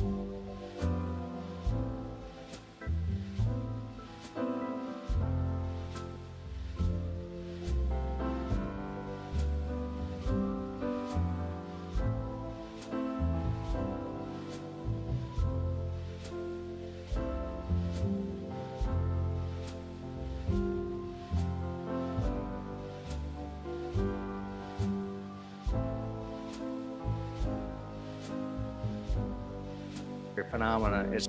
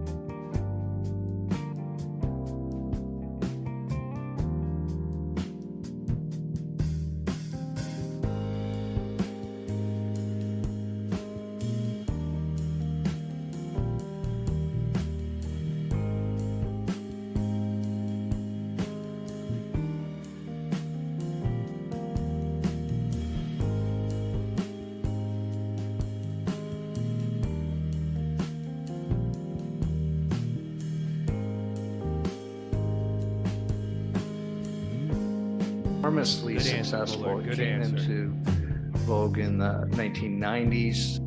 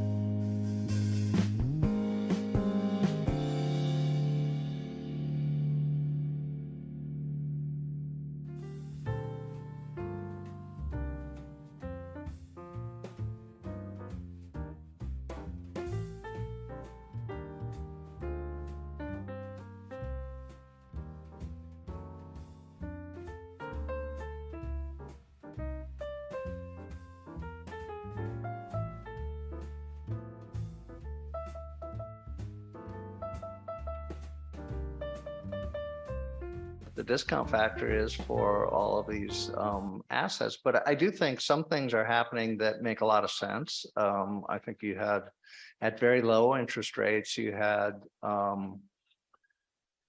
companies would get together, maybe some of yours, and they would say, okay, well, we have a technology that we're going to experiment with, but we don't really have the business application, and we're not really sure the payoff might be 10 years in the future. That's not going to be as good of an investment in an environment where interest rates are higher as compared to when interest rates are lower. So what do you see? You see that kind of money drying up, and the valuations of those kinds of companies coming down from where they otherwise would have been. And but I'm pleased, I think, that on the whole, that's happened in a relatively orderly fashion. And so I think we can continue to see the markets adjust to the policy. Another thing I would say is that, when you're evaluating the stock market of those companies that are listed, there are two things that you have to keep in mind. How much of those profits are being earned overseas? And it's a substantial fraction. I think the outlook for the global economy is probably not as good as it is for the US economy. You've got a lot of people predicting recession in Europe. China, we haven't talked about yet, but it's kind of a question mark around China. So you've got the overseas factor, but you've also got the corporate margins. And so I think the disinflation is going to really reward companies that put a lot of effort into innovation, put a lot of effort into productivity improvement, and really get serious about running their business in a tight way. There'll be other businesses that say, oh, there's a lot of inflation, I can just raise my prices all the time. They're going to get hit hard, I think. And I think that's going to be a big factor going forward. So a lot of the investor assessment has to be, well, who's going to be the winners here, and who's going to be too lazy and just try to raise prices even in a disinflationary environment. I think that's going to be a big factor going forward. So it didn't really answer your question, but those are some things I wanted to talk about. Okay. Thank you.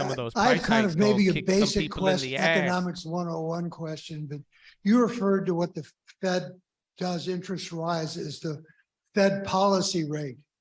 And since we follow a lot of banks, I asked them what difference it makes, and they say, as far as they know, it doesn't make any difference to them. But obviously it does make a big difference. So maybe you could explain what exactly the Fed policy rate affects, and is that different than the discount rate or the Fed funds rate? And exactly what is the Fed policy rate as far as how it affects everything? Yeah, the Fed and other central banks do have a lot of influence on the very short end of the yield curve. And I think, as many of you know in this room, those rates will move, 90-day T-bills, let's say, will move very, very closely with the policy rate. This effect, translates into the rest of the yield curve, but in various ways, because the rest of the yield curve depends partly on what investors think is going to happen in the future with respect to inflation and with respect to real growth in the economy. So, but generally speaking, the policy rate is highly correlated with interest rate movements across the whole curve, and therefore to all other interest rates associated with other types of instruments. And so it does have a lot of influence, even if you think, gosh, I don't actually trade at this rate here, this blue line. I don't know, that doesn't have anything to do with me, but the general level of rates is highly correlated with the blue line here. So I think it does have a lot of connection, and there's been a lot of academic work on exactly that issue. Please. Hi there. Thanks for coming in and presenting Sure. to us today. The vacancies per unemployment chart that you showed before, that inversion there, how do you see that working itself out? Yeah, it's gosh, so many charts. There you guys must have been bored silly with all these charts. I think this seems too high to be sustainable. Honestly, it's like 30% chance he's high when right I now. talk to people I don't know. After this whole bullish thing, I don't know. This is seems weird. very consistent. They're He's pretty sounding a much little still blasted right scrambling now. for workers. I think a couple things are happening here. You've got this structural shortage, maybe, of workers that I've suspected as I was this out of Bullard talking about once earlier. before. that's so why I'm saying firms are that, 'cause going it's to not my substitute first time I've capital had for this thought. labor because they can't get the workers, or they're just not going to open some of the stores and things that they would have otherwise opened. You're seeing that, we have been seeing that over the last year or more, where maybe they have the restaurant only open 3 days a week instead of 7 days a week or something like that. So you're seeing a lot of that. In a way, I think it's great management. Managers are not sitting around. They're thinking about how they can have profit maximizing strategies even with a shortage of workers. But you will see more substitution of capital for labor. They're probably one of the things that happens in businesses is that they have plans sitting on the shelf that they never got around to, but now they take the plans off the shelf, dust that up, and maybe it's time to buy the machines that they've been delaying buying or whatever. So I think we'll see some of that. Thank you. Hey, Jim, how do you see housing working out as rates have kind of killed the demand for the market, but it hasn't helped the prices, and rent equivalents and home prices make up, roughly 40% of CPI. How do you see that working out? Yeah, so I think on the CPI and the rents, we're certainly well aware of the lags in the data there, and we've got new techniques to think about that. So you've got this owner implied rent also part of the calculation, so we know how that works, and we can look at that. I think the housing market itself is very interest sensitive, hit very hard during 2022, not surprising. However, housing market also had banner years in 2020 and 2021. It surprised me anyway, that the pandemic, instead of causing a recession that fed into the housing market, instead you got this very strong demand for housing because of the pandemic. People wanted more space. They wanted more solitude. They could move farther from work because of the work from home policy. These factors drove prices up. I think that demand effect is still there. I would say on the interest rates, I think there were a lot of people that were in the market, let's say in the first few months of 2022, and they were thinking that they could get a certain amount of square footage and they'd be able to buy this house or that house. And the prices went up on them and the interest rates went up very quickly, and then they couldn't afford that anymore. So that's kind of a mental adjustment on the buyer side that has to be made. They're not going to be able to afford as much square footage at these prices and at these interest rates. That's an adjustment for those that couples, probably mostly, that are in the market for housing. But on the other hand, these are not historically high interest rates for housing, and so once that mental adjustment gets made, I think you'll see the housing market sort of return to normal at the higher level of interest rates. So we'll see if that's how this plays out. But we're of course watching housing very closely because, as you say, it's a big factor. Ask a hypothetical question. Come summer or fall, if you think for 2023 inflation will end around 3.5% for the year, what would you do if you were the sole decision maker as far as Fed policy? What will we do if you were the sole decision maker as far as Fed policy is concerned? If it ends up at 3.5% for the year, yeah. For the year.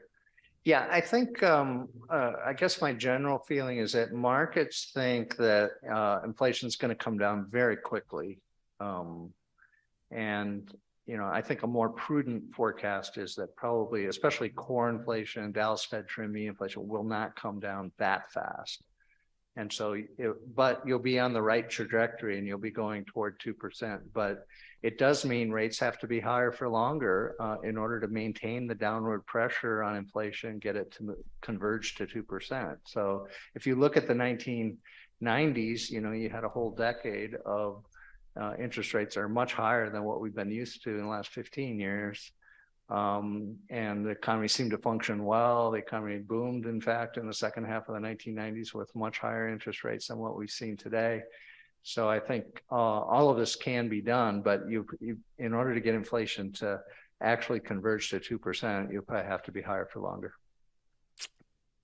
Yeah, I just want to ask about, we haven't touched really on quantitative easing. Obviously, you guys really expanded the balance sheet, Fed's balance sheet over the years, and how I know you've started the quantitative tightening. I want to just ask, how's that going? Could you comment on that? Do you guys feel like it's on the right track? And just comment on quantitative tightening in the Fed's balance sheet.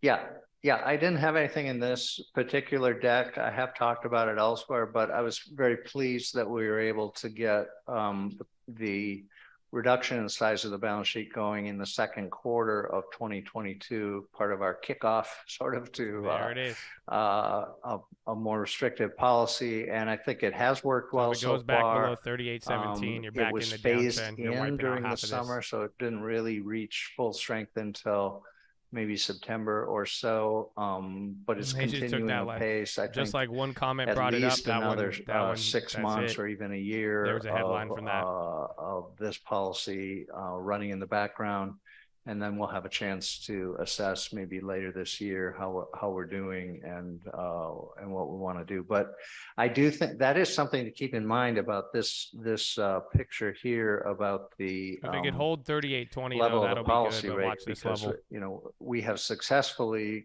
got all of you to think in terms of mostly of the policy rate as the Fed's policy, but this is being supplemented by the balance sheet policy that is also going on. And it's not just the Fed, it's other central banks around the world. So that's a factor as well. So how much weight you want to put on that as a tighter monetary policy is a good question. But so far so good on our balance sheet reduction. And the balance sheet expanded dramatically during the pandemic. So I think we still got some ways to go to get it back to a sort of more normal level. We know where the forecasts Is he done? I need to go pee and I don't want to leave and then you keep talking. What happened? And your colleague in Minneapolis said that even if you gave the model the shocks that happened, it still wouldn't have come up with 7%. So what tools are changing or evolving or newly being incorporated that weren't being used this time last year as this year has progressed? Yeah, let me talk about this issue that models wouldn't predict the amount of inflation that we got. So the inflation picture is this one here. So this pushed headline inflation up to 7% on a 12-month basis. It's just a shocking amount of inflation for the U.S. economy. So, so what happened? You could just say, oh, gigantic shocks. And certainly the pandemic was a big shock. It's like a big, earthquake. But I want you to think about it maybe a little bit differently, which is like a war. So if you think of World War I and World War II, and then think of the pandemic as being a war, it's not literally a war like that, but it's a social crisis on a global scale. And what happens during a social crisis on a global scale is that the fiscal authorities start spending a lot of money without asking too many questions about where the taxes are going to come from in the future. And the monetary authority is expected to keep interest rates low to support the war effort. And if you look at wars across history, all kinds of places, different places and times, totally different situations, they're often associated with inflation. Certainly for the losers in the war, but also for the winners in the war. And there was inflation after World War I and after World War II in the US. So the pandemic was like that. You had the pandemic come along. We said we're going to do a lot to try to protect the economy while we're trying to wrestle with the health situation. And we said also the spirit of the times was to say, we're going to overdo it. We're not going to underdo it. We're going to overdo it.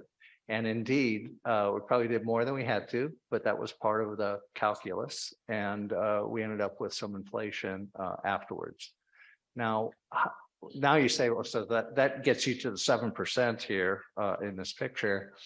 But so how do you get inflation under control? Well, when the war comes to a close, fiscal authority quits spending and goes back to its pre-war spending patterns. I think that's going to happen with divided government in Washington. And The monetary authority is no longer required to keep interest rates low to support the war effort, but instead can go back to ordinary monetary policy. That's certainly happening with our aggressive rate increases in 2022. So because of this, I think the prospects are actually good. The inflation will come down in this picture, down to the 2% target. That whole war story isn't part of most models of inflation. If you just have a model of inflation over the last 20 years, the model is like, what? This can never happen. Okay, but if you tell the war story, then you have a coherent explanation about what happened and why and how it's going to be corrected post as the pandemic continues to fade here, and how we're going to get back to 2%. So I think that's a way to think about what's gonna. So probably more than you wanted on that. Quick question on labor rates. So you have open jobs, you have jobs filled. Are you considering, are you tracking the swap from full-time to contract?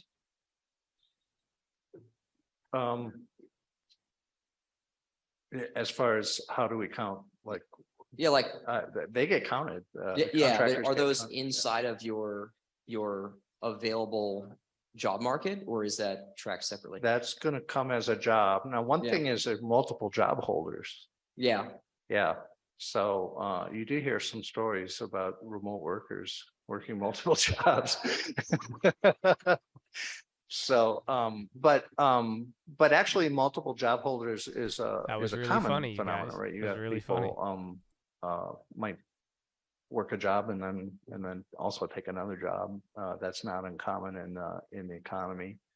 And exactly how that's accounted for in that figure, I actually can't say off the top of my head. I'm not that sure, but that would be a factor. Yeah, I'd be particularly interested to know what the rate of swap from full-time employed to contract would be. Yeah. No, I think it's an interesting question for sure. Thanks. Could you talk about wage inflation and then just the productivity? I know you touched on it a bit, but you mentioned supply and demand for labor, but how productive has it been? And isn't that a big headwind as well? Yeah. So one of the mysteries about this picture, which is way back at the beginning here, this picture, GDP growth in the first half of 2022. According to the data, this is the worst productivity that we ever had in the US for forever. I mean, it's just terrible productivity numbers. And I thought maybe the GDP would get revised up, or that you could tell a story about gross domestic income versus gross domestic product, but that seems not to be happening so much. So whether it's really true that productivity declined dramatically in the first half of 2020, I think is a great question, and one that'll probably be wrestled with for some time to come. But overall, it still appears that we're in our low productivity regime, which means that productivity growth looks like it's still, even with all the volatility in the data, looks like it's still only growing about 1.3% or even less per year. We did in the recent past, in 1995 to 2005, have a high productivity growth regime in which productivity grew at a 3% rate. And that would help us dramatically if we could get the productivity to increase to that level. So maybe the new machines that people are buying and combining those with workers will make everybody a lot more productive. I hope that happens going forward, but productivity is a bit of a puzzle at this point. I think I'm going to have to bring this to a close. Thanks for everyone. Great to be here. Always fun to be here.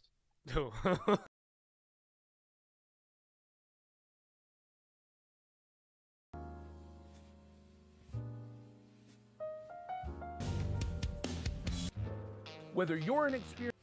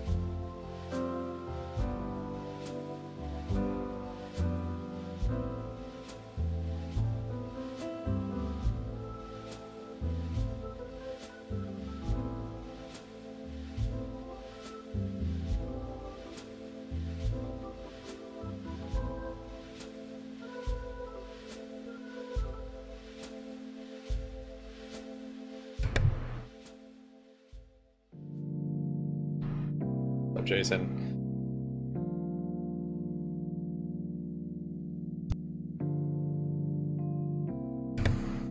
Right, quiet time is over.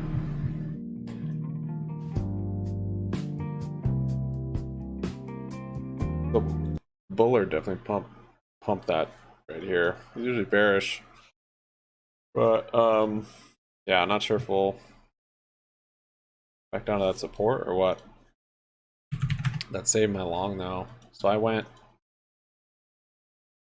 false breakout again. So I was short here, the top of that range, shorted like here, started to do this. I'm like, and I came up here, and then it was, I thought it was breaking out, so I actually flipped my short to a long, and then did all this, and then just held it. Figured it'd bounce off the bottom, held it, did a little bounce. I just kept holding it, and then Bullard, so I was able to get out with a little profit.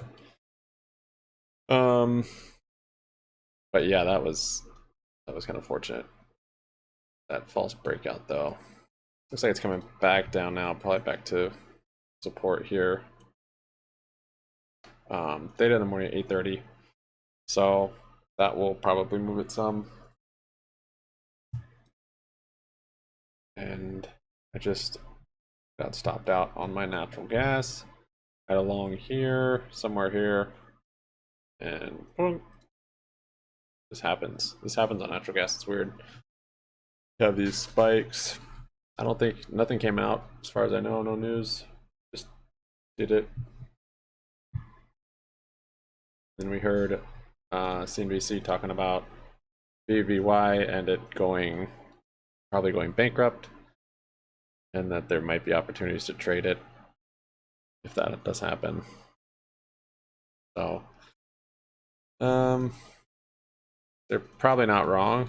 I mean, I don't know if it's going bankrupt, but if it is, there might be some squeezy times around that, just like Revlon and Hertz and others that go bankrupt or file for bankruptcy, and then there's potential for acquisitions in that time, and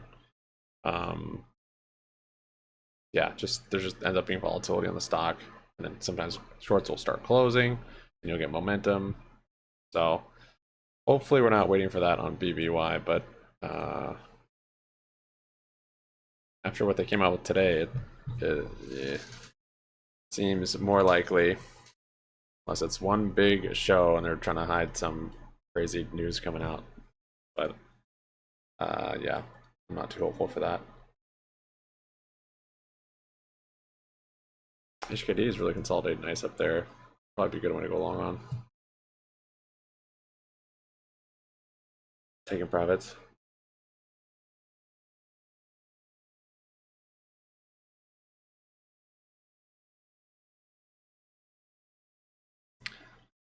Amazon, yeah, I mean, I don't think they're in a place to be wanting to acquire, especially retail. They're doing all these layoffs and stuff. Everyone's working on their own numbers. I think this is still pretty early on in the recession. I think towards the end of it, we'll start to see acquisitions and mergers and that sort of thing. But this is now, I think we're still just kind of in the tightening phase. Companies tightening down their books, reducing expenses. So, but yeah, I mean, it is true. They do have those retail stores. I think they've closed some though. I don't think they've just kept going with them.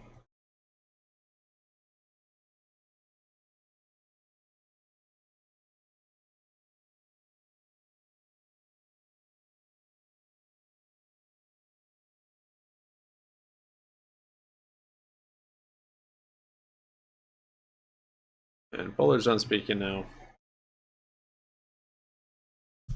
Hold on.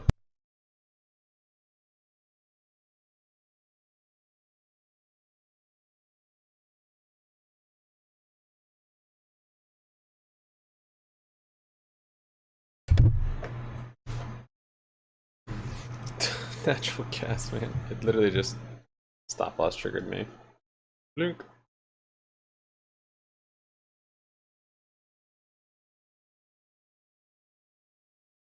So after those awful trades on the futures, I was able to get out. I'm down $62. Still could be another trade opportunity before the day closes though. Got an hour and a half. Not sure if I'll take anything. It's just been so choppy. Better to sit on hands potentially. Only losing 62 could be a big win. Yesterday it was like 2,300 down. So sometimes 0 is the best.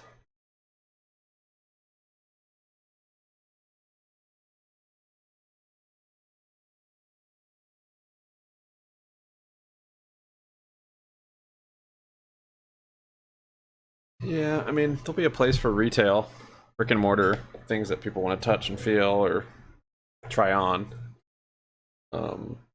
That'll always have a place. I mean, even though they have, Amazon has like wear it before you buy and that sort of thing, it's just not as convenient.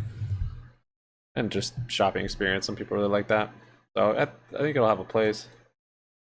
What do you mean you were at Cabela's and they didn't have online deal on the stocks? They just told me to get online. Yeah.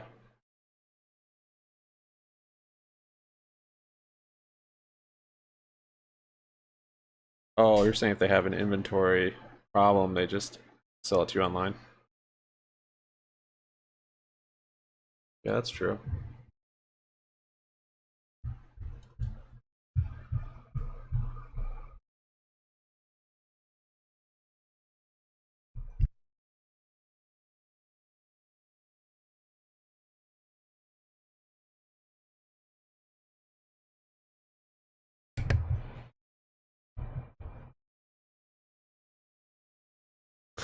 Now natural gas is going up even more.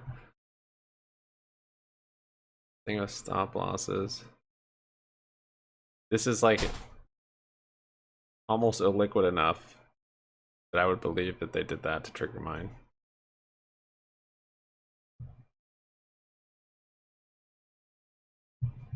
It's kind of at a long time support right now, natural gas. From way back here, end of 2021. So it might find a floor here.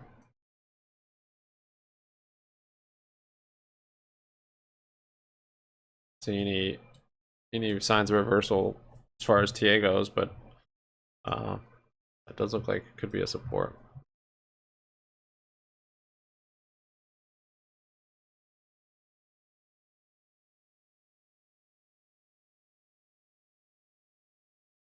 Mullins going again?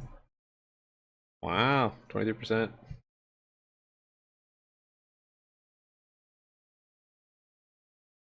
Cabela credit cards, holy smokes.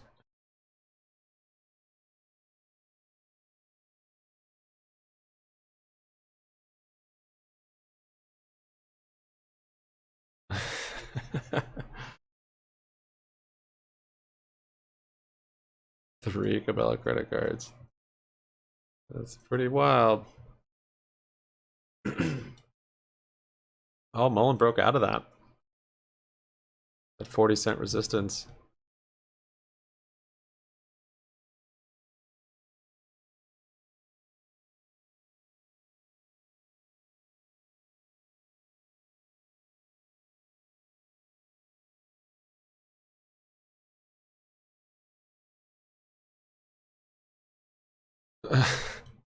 They sent you a letter asking why you're not using their credit card? I only need one.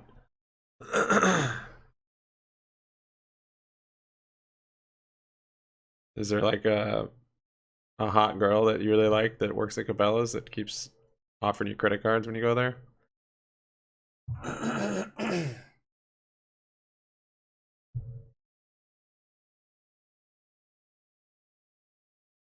Yeah, that was a pretty big break right here on Mullen. Market's moving up.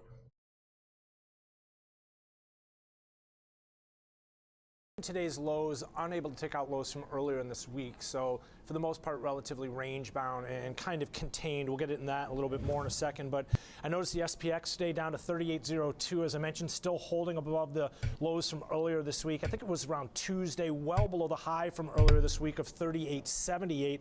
I looked at the NASDAQ down to 10,786. Just to give you an idea, that's off the mid-D's high we saw up around 12,166. So about 1,400 points here in just a couple weeks to the downside. Now, some of this tied to the numbers that we saw earlier this morning, the jobs reports and really strong labor conditions that remain here in the U.S. But some of this also tied to Fed speaker comments. We heard from James Bullard, who said the Fed policy is the rate is not yet in a zone that can be considered sufficiently restrictive. He said it's getting closer, and while inflation's moderating, it's still too high. We heard from Fed's Bostic, who said basically that they remain determined to beat inflation. That's the biggest headwind to the U.S. economy. Fed's George, Esther George, said that high inflation requires Fed action and favors rate hikes above 5% and staying there for some time. So that's going to weigh on the indices. It's like an algo move here. I'm not sure what's any news. Along the lines of what we heard from the minutes yesterday, and here you can see again a reaction to that. Now, I also noticed that we're seeing again some activity in terms of rates. They're right around 3.7%, and I mentioned the indices kind of contained in terms of just like the most volume this thing's ever seen. The highs and lows from this week, but this is what's crazy to me is all this volume. Levels again, we're kind of range bound, holding Where'd that come from? For the most part contained, and we're seeing a similar situation with rates as mentioned here, around 3.7%. Again, holding well below the 4.3 high that we saw earlier last year, and around a 2.5, 2.6 low that I've got my eye on. So again, around 3.7, not exactly in the middle of that range, but very much contained as well. So all that hawkish Fed talk, is that what's making the dollar tick higher today? Well, I think there's a couple things. I mean, we've been watching foreign currencies, which have been weakening. Yeah, I'm going to get a little position again, on HKD. That's helping the dollar kind of come off some of Just the a wee little one. And again, those foreign currencies had strengthened earlier, and that was what was weighing on the dollar off that 114 handle. The other central bankers that have turned hawkish along with the Fed, and just the idea that the Fed's heavy lifting has been done at this point. And, you know, even just this week, we saw PPI coming in out of Germany. I think it was up around 25%. So producer price index down from above 30%. It's easing, but still well above where they want to see it. So, yeah, some of these other foreign currencies coming off a bit here, I think, is helping the U.S. dollar. The indices selling off that oftentimes will buoy the U.S. dollar as well. And then definitely kind of a safe haven trade we're seeing come back into play. I did notice, though, speaking of contained, though, I've been watching the dollar on the bigger picture. You've got it right around 104, Caroline. The low from last year, 94. The high from last year, 114. So, again, well, we're at 105 today. We've come off that 104 low from this week, but hanging out right around the middle of the range we saw last year, even in the U.S. dollar. So it seems like a lot of markets are kind of just in a waiting, holding pattern for a little bit more news. The bit we've had recently, again, Fed minutes and some of the other data just hasn't provided that catalyst for a breakout yet. Yeah, and actually Bitcoin's higher today, so maybe a safety trade there too. Just kidding. Ben Lichtenstein, always a pleasure. Thanks so much. It's time to discuss, well, let's shift from public markets to private markets, talking some PE now with our next guest. For that, we'll welcome in Christopher Kersey, founding managing partner at Haven Crest Capital Management. Christopher, great to have you here with us.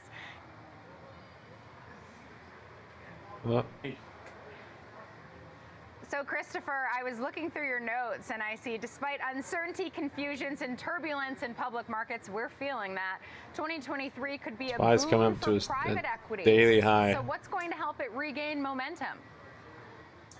Well, I tell you, I see a lot of red on all your public market indices before this segment. And, you know, Charles Dickens started his novel in The Tale of Two Cities with that statement, it was the best of times, it was the worst of times. And nothing's a perfect analogy, but it's interesting. I mean, lots of uncertainty, inflation, interest rates in the public markets. It's kind of the worst of times there. But in a lot of ways, in private equity, in the private markets, it could be a very good year, as you intimated in your initial commentary there. I think deal velocity is going to increase in private equity through a number of different routes that I can get into. But this is going to be a year where the prescient and the prudent and the wise general partners in private equity get aggressive. Because historically, we've learned that the best performing vintage funds are those funds that deploy capital in really rough economic waters. So it's time to get aggressive. but I do think there'll be more deal velocity. I jumped on this thing this morning. It's such a big gap. I didn't think it'd keep going like that. I want to talk to you about where we're going to see some of those deals and what sort of Holds deals we're VWAP going on to the buy. see. But I guess my question is, this is an area where we saw a pretty stark slowdown last year. And so what's changed this year that's going to be a boon for it? Well, 3 ways to answer that question. First is on the private company valuation side, those valuations on the private market stayed surprisingly and stubbornly high throughout a lot of 2022. Maybe 5-10% correction is what we see here in the lower middle market in healthcare for U.S. private equity investing, but it wasn't the same kind of correction that you saw in the public markets. Now, it's a well-known fact, it's well understood that the private markets will lag the public markets, but these valuations on the private company side will start to moderate. They will go down, and that's a direct spurring of private equity deal velocity. But what's also interesting is the other type of deal that will, I think, increase are these take-private transactions. This is when Bullard balance sheet runoff likely for another 6 to 12 months. Looking for said that earlier. companies that are market leaders in very interesting market spaces that are oftentimes profitable, but their share prices have been plummeting over the last 12-ish or so months. There's a well-established track record in private equity for firms doing that and doing it well. I mean, you can buy public companies for material discounts. It was 7% last year. The average 52, the average discount to the 52-week high for the average target company. So there's kind of your baked-in return right there if you can show that you can add value during your hold cycle as a private equity fund. But this is an important. Tempted to close my puts today on GME. There were 1,000 companies that went public during the bull market of 2019 to 2022. 1,000 companies. 2.6 trillion in inception a nice value bear or flag. initial market capitalization. Only thing that makes me want to close it is that that RSI being so low. Index. 27.5. There's 25 it hit, so maybe one more down day. 24. Might have one more day left in it before it bounce. I don't know if that'll be the support, the final low, or just a bounce before new lows. Like right here. Boink. And new lows. Or maybe even something like this. Hopefully it's not that long of a time frame, but that's just breaking through all supports. Looking for the candles to get bigger, the volume to increase. Then I'll have a more bullish bottom is in mentality. All right, HKD. You're getting close. SPY's moving up now.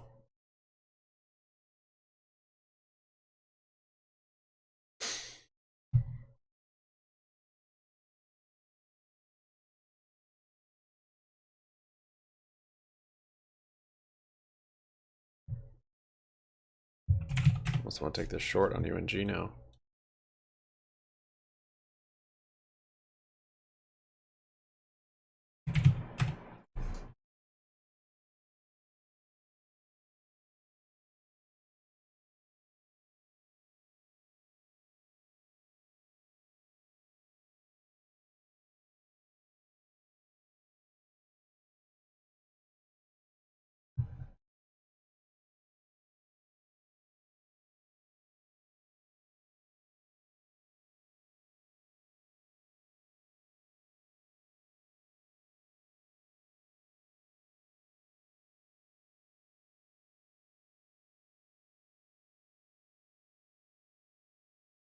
See if HKD finds another bounce on there.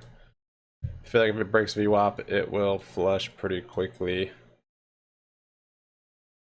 Maybe down to here. That is looking very nice though.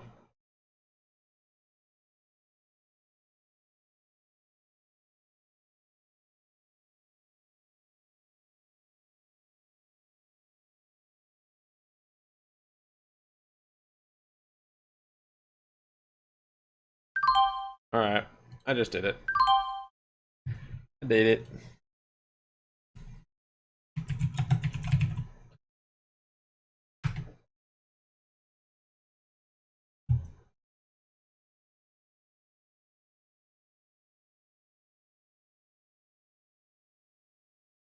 I got let's see, 69 shares. 69.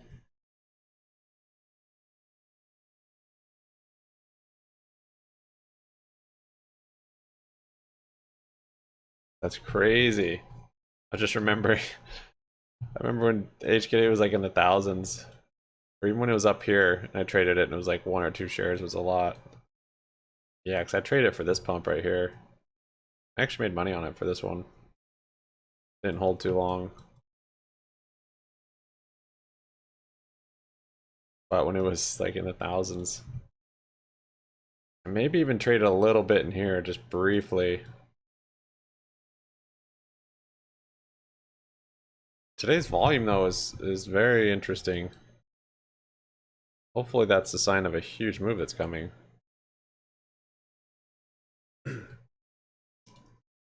But yeah, 35 million.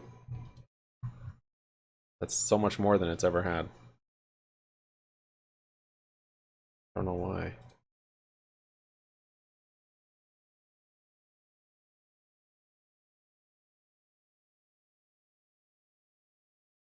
Whoa, market just pumped. Broke through that resistance. Last one today is this one up here. Now to go short or long.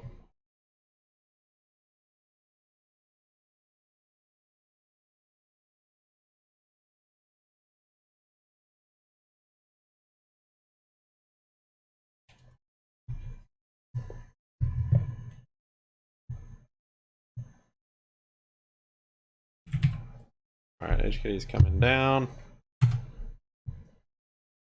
Yumi's getting a little bit of that bump. CNS closes in 10 minutes. Preparations underway, would it appear?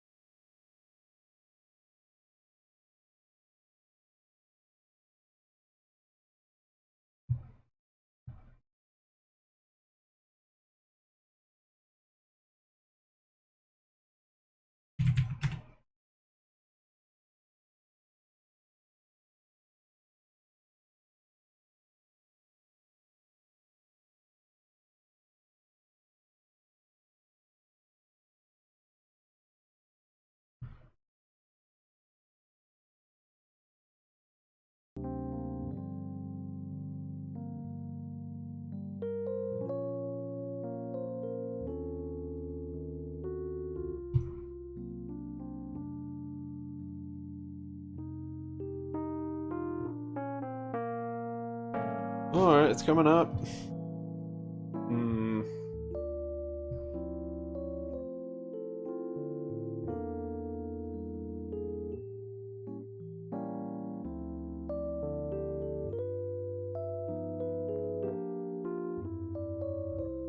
So data tomorrow, non-farm payrolls, unemployment rate, average hourly earnings, labor force participation, all that is pre-market.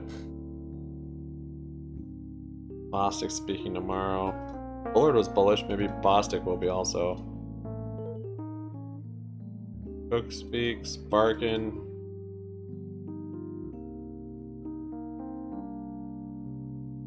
And then next week, more data. Consumer credit. Bostic again. Not much on Tuesday. Wholesale's not a whole lot. And then we have CPI on Thursday, so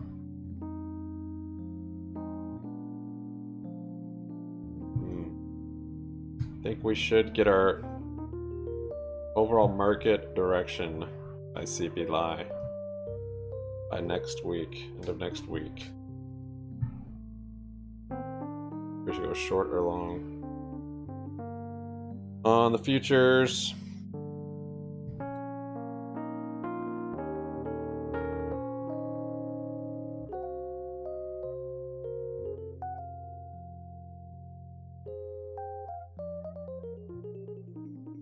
what was this thing up here today? Just 33% higher? Or was it 25% higher?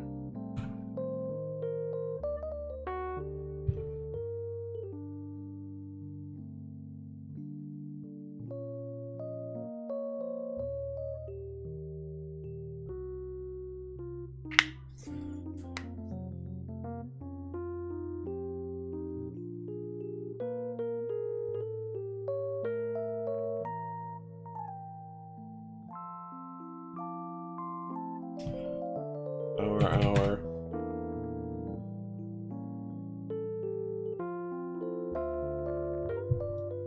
So, with streaming and trading futures, it worked out okay. I feel like I was a little hesitant this morning because I was streaming, but besides that, I think it was good. I don't feel like I maybe traded too much. Yeah, I feel like I maybe would have taken this short if I wasn't streaming. This one right here when it broke that. Or maybe even this one on the double top, but hard to know. But today was not a very good day for trading, honestly. The S&P, this was just so choppy, and then you had Bullard just mess with all the algos, and yeah. To see this chart and not have lost a lot of money, I'm grateful for that.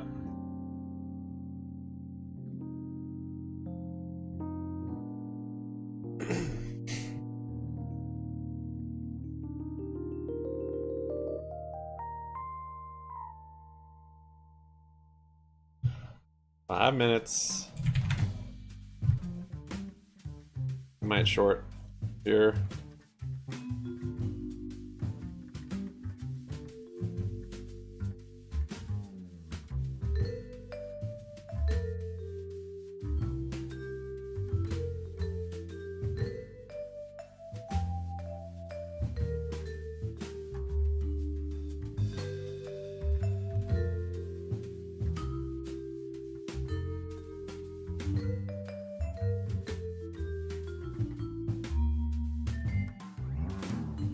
This is somewhat of a, this could be a reversal candle, this double doji.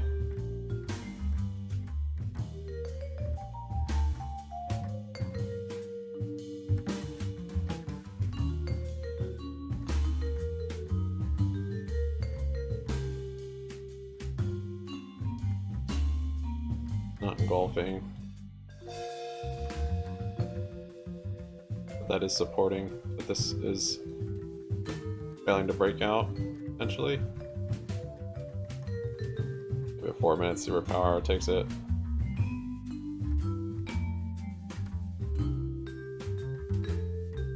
Maybe that's waiting too long.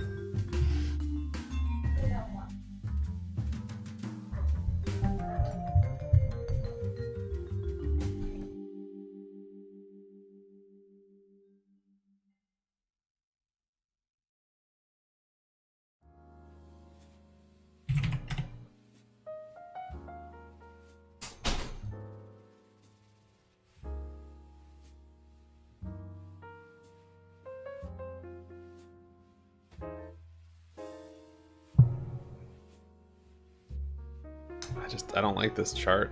Maybe I shouldn't.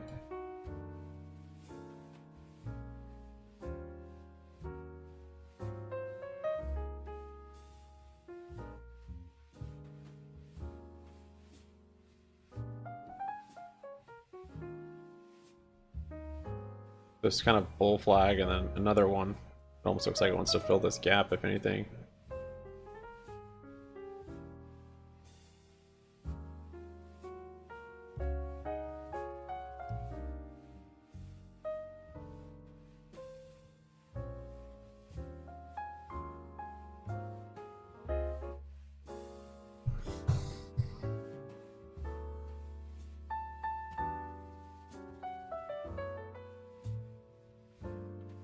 Natural gas is moving up nice and slow.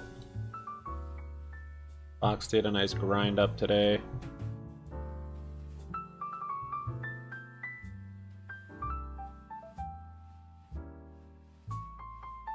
Might be a nice one to enter. Maybe tomorrow.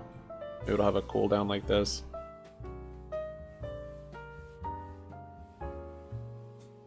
They even have options. 800%. Look at the IV on there. That's wild. Any liquidity on these? 330. Just do covered calls.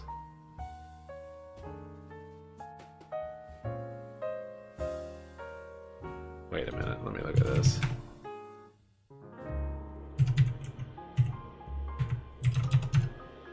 It costs $37, right? $37.50 to get 100 shares. And then you could sell covered calls for $15. 15 days out.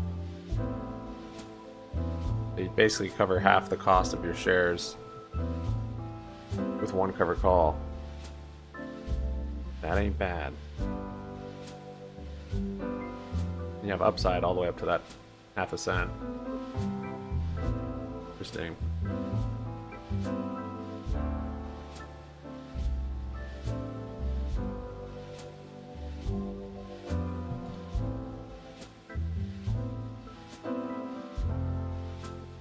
I'll wait till tomorrow to buy it.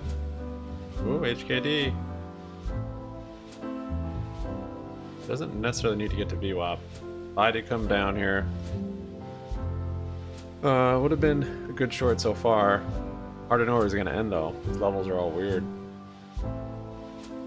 HKD getting a little poppy coming into hour. There's VWAP on SPY.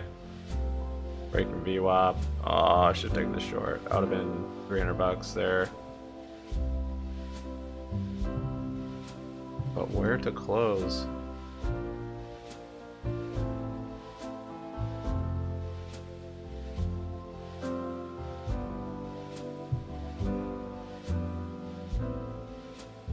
Let's close.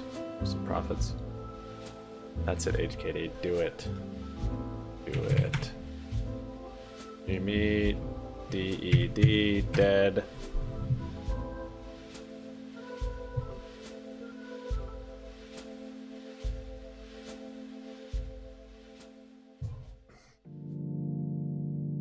I mean, another gap up would be pretty righteous.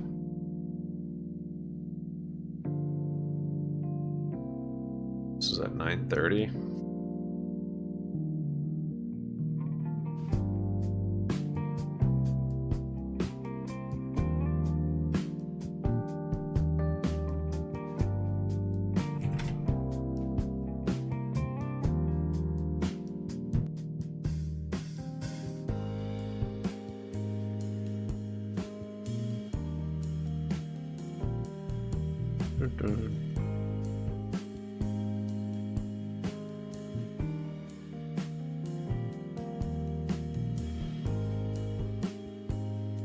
Yeah, this is so choppy.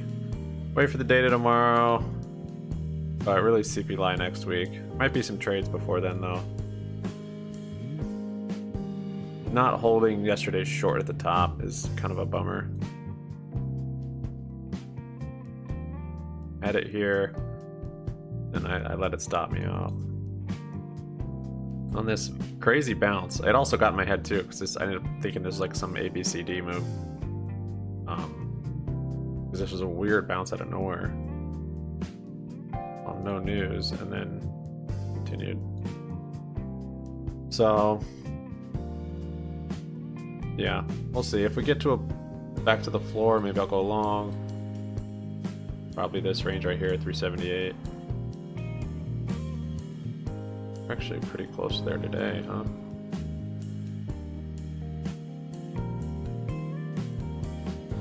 But longer time frame, I'm kind of bearish, so.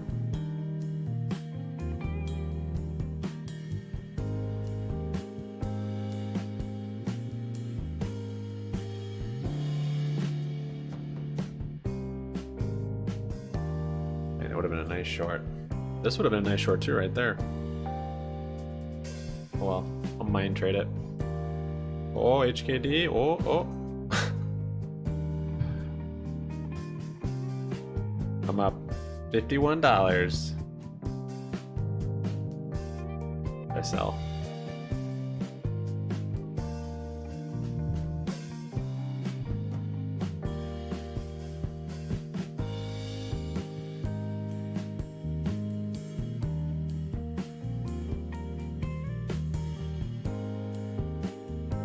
Guys are all talking about Mullen. Discord.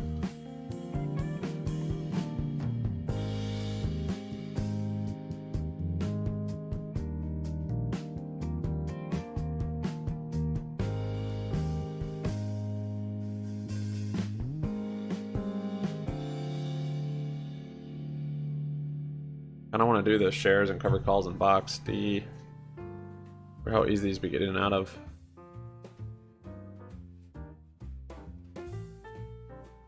It's a pretty wide spread there, 5 and 15.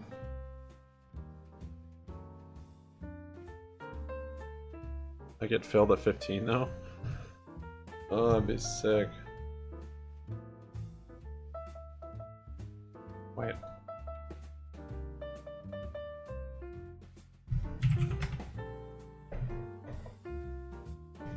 Jimmy getting no love today. Crazy.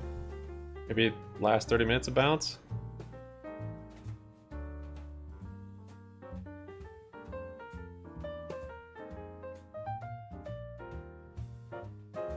My 15 strike puts for tomorrow are up. I'm gonna close these. I could get more tomorrow, maybe.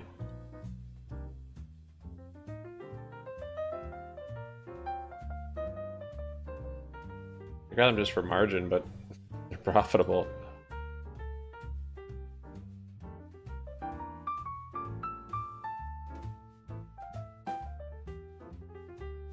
May as well. I'll get some more further out of the money tomorrow if it's green. For next week anyways. I'll sell these too. Look at that.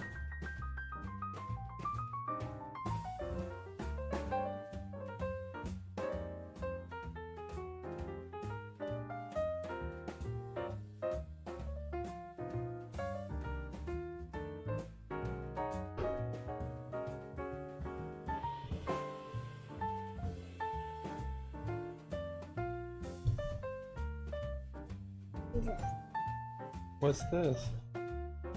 Wipes? What should I do with it? Just leave it here.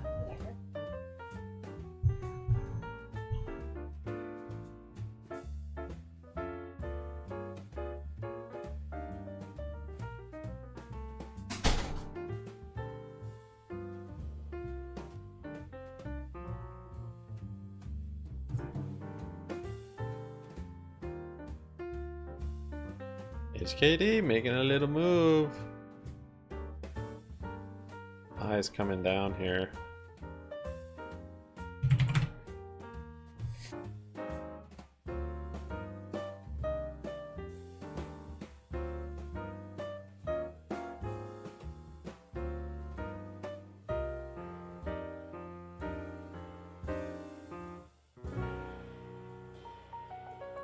So yeah, these 15 puts.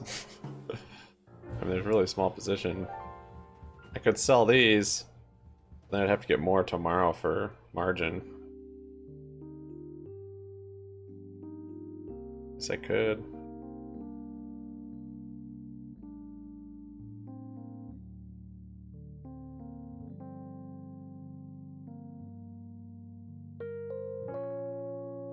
Oh, I'm gonna keep those.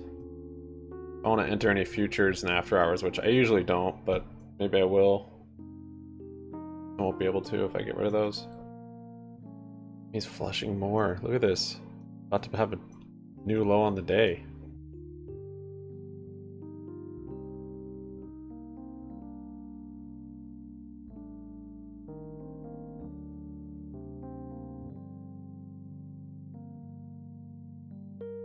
Okay.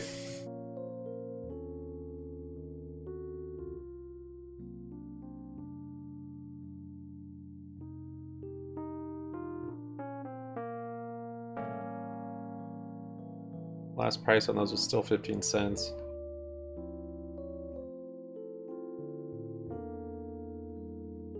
And that gives you tons of upside.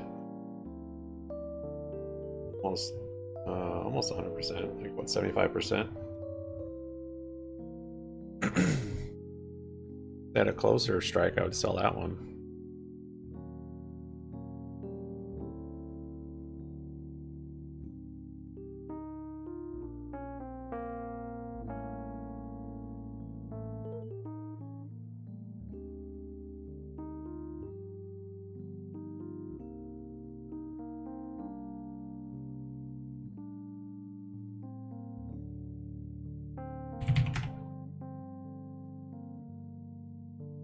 Jeez, GME low of the day. There it is, flushing through. Wow, we might actually end up getting our big day today.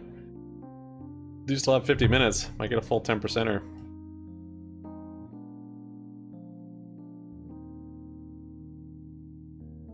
Shouldn't be selling any more puts. Hold all the puts.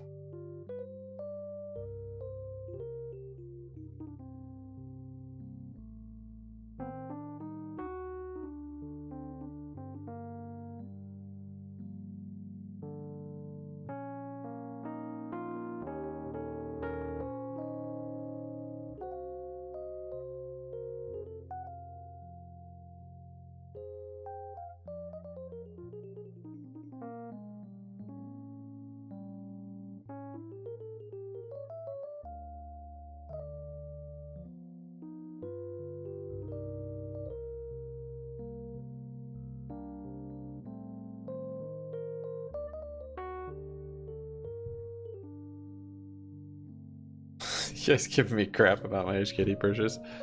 Yeah, that was a great time. End of consolidation on a bull flag. You want me to jump in and chase on the FOMO run up? Which could end at any point. Fine when it's calm. Makes me smart. Makes me smart, Donaro.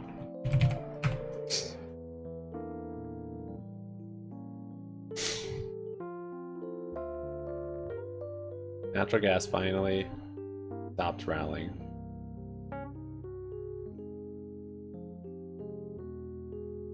Oh, never mind.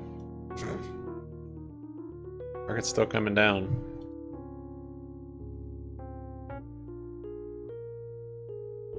Very mellow day. Volume is pretty low today too, look at that. See, in the last 15 minutes, I don't know if we'll come up a little bit, but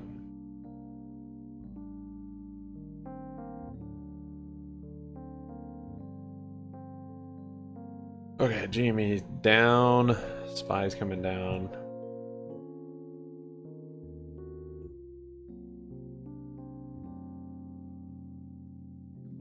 My BBY positions are poo-poo.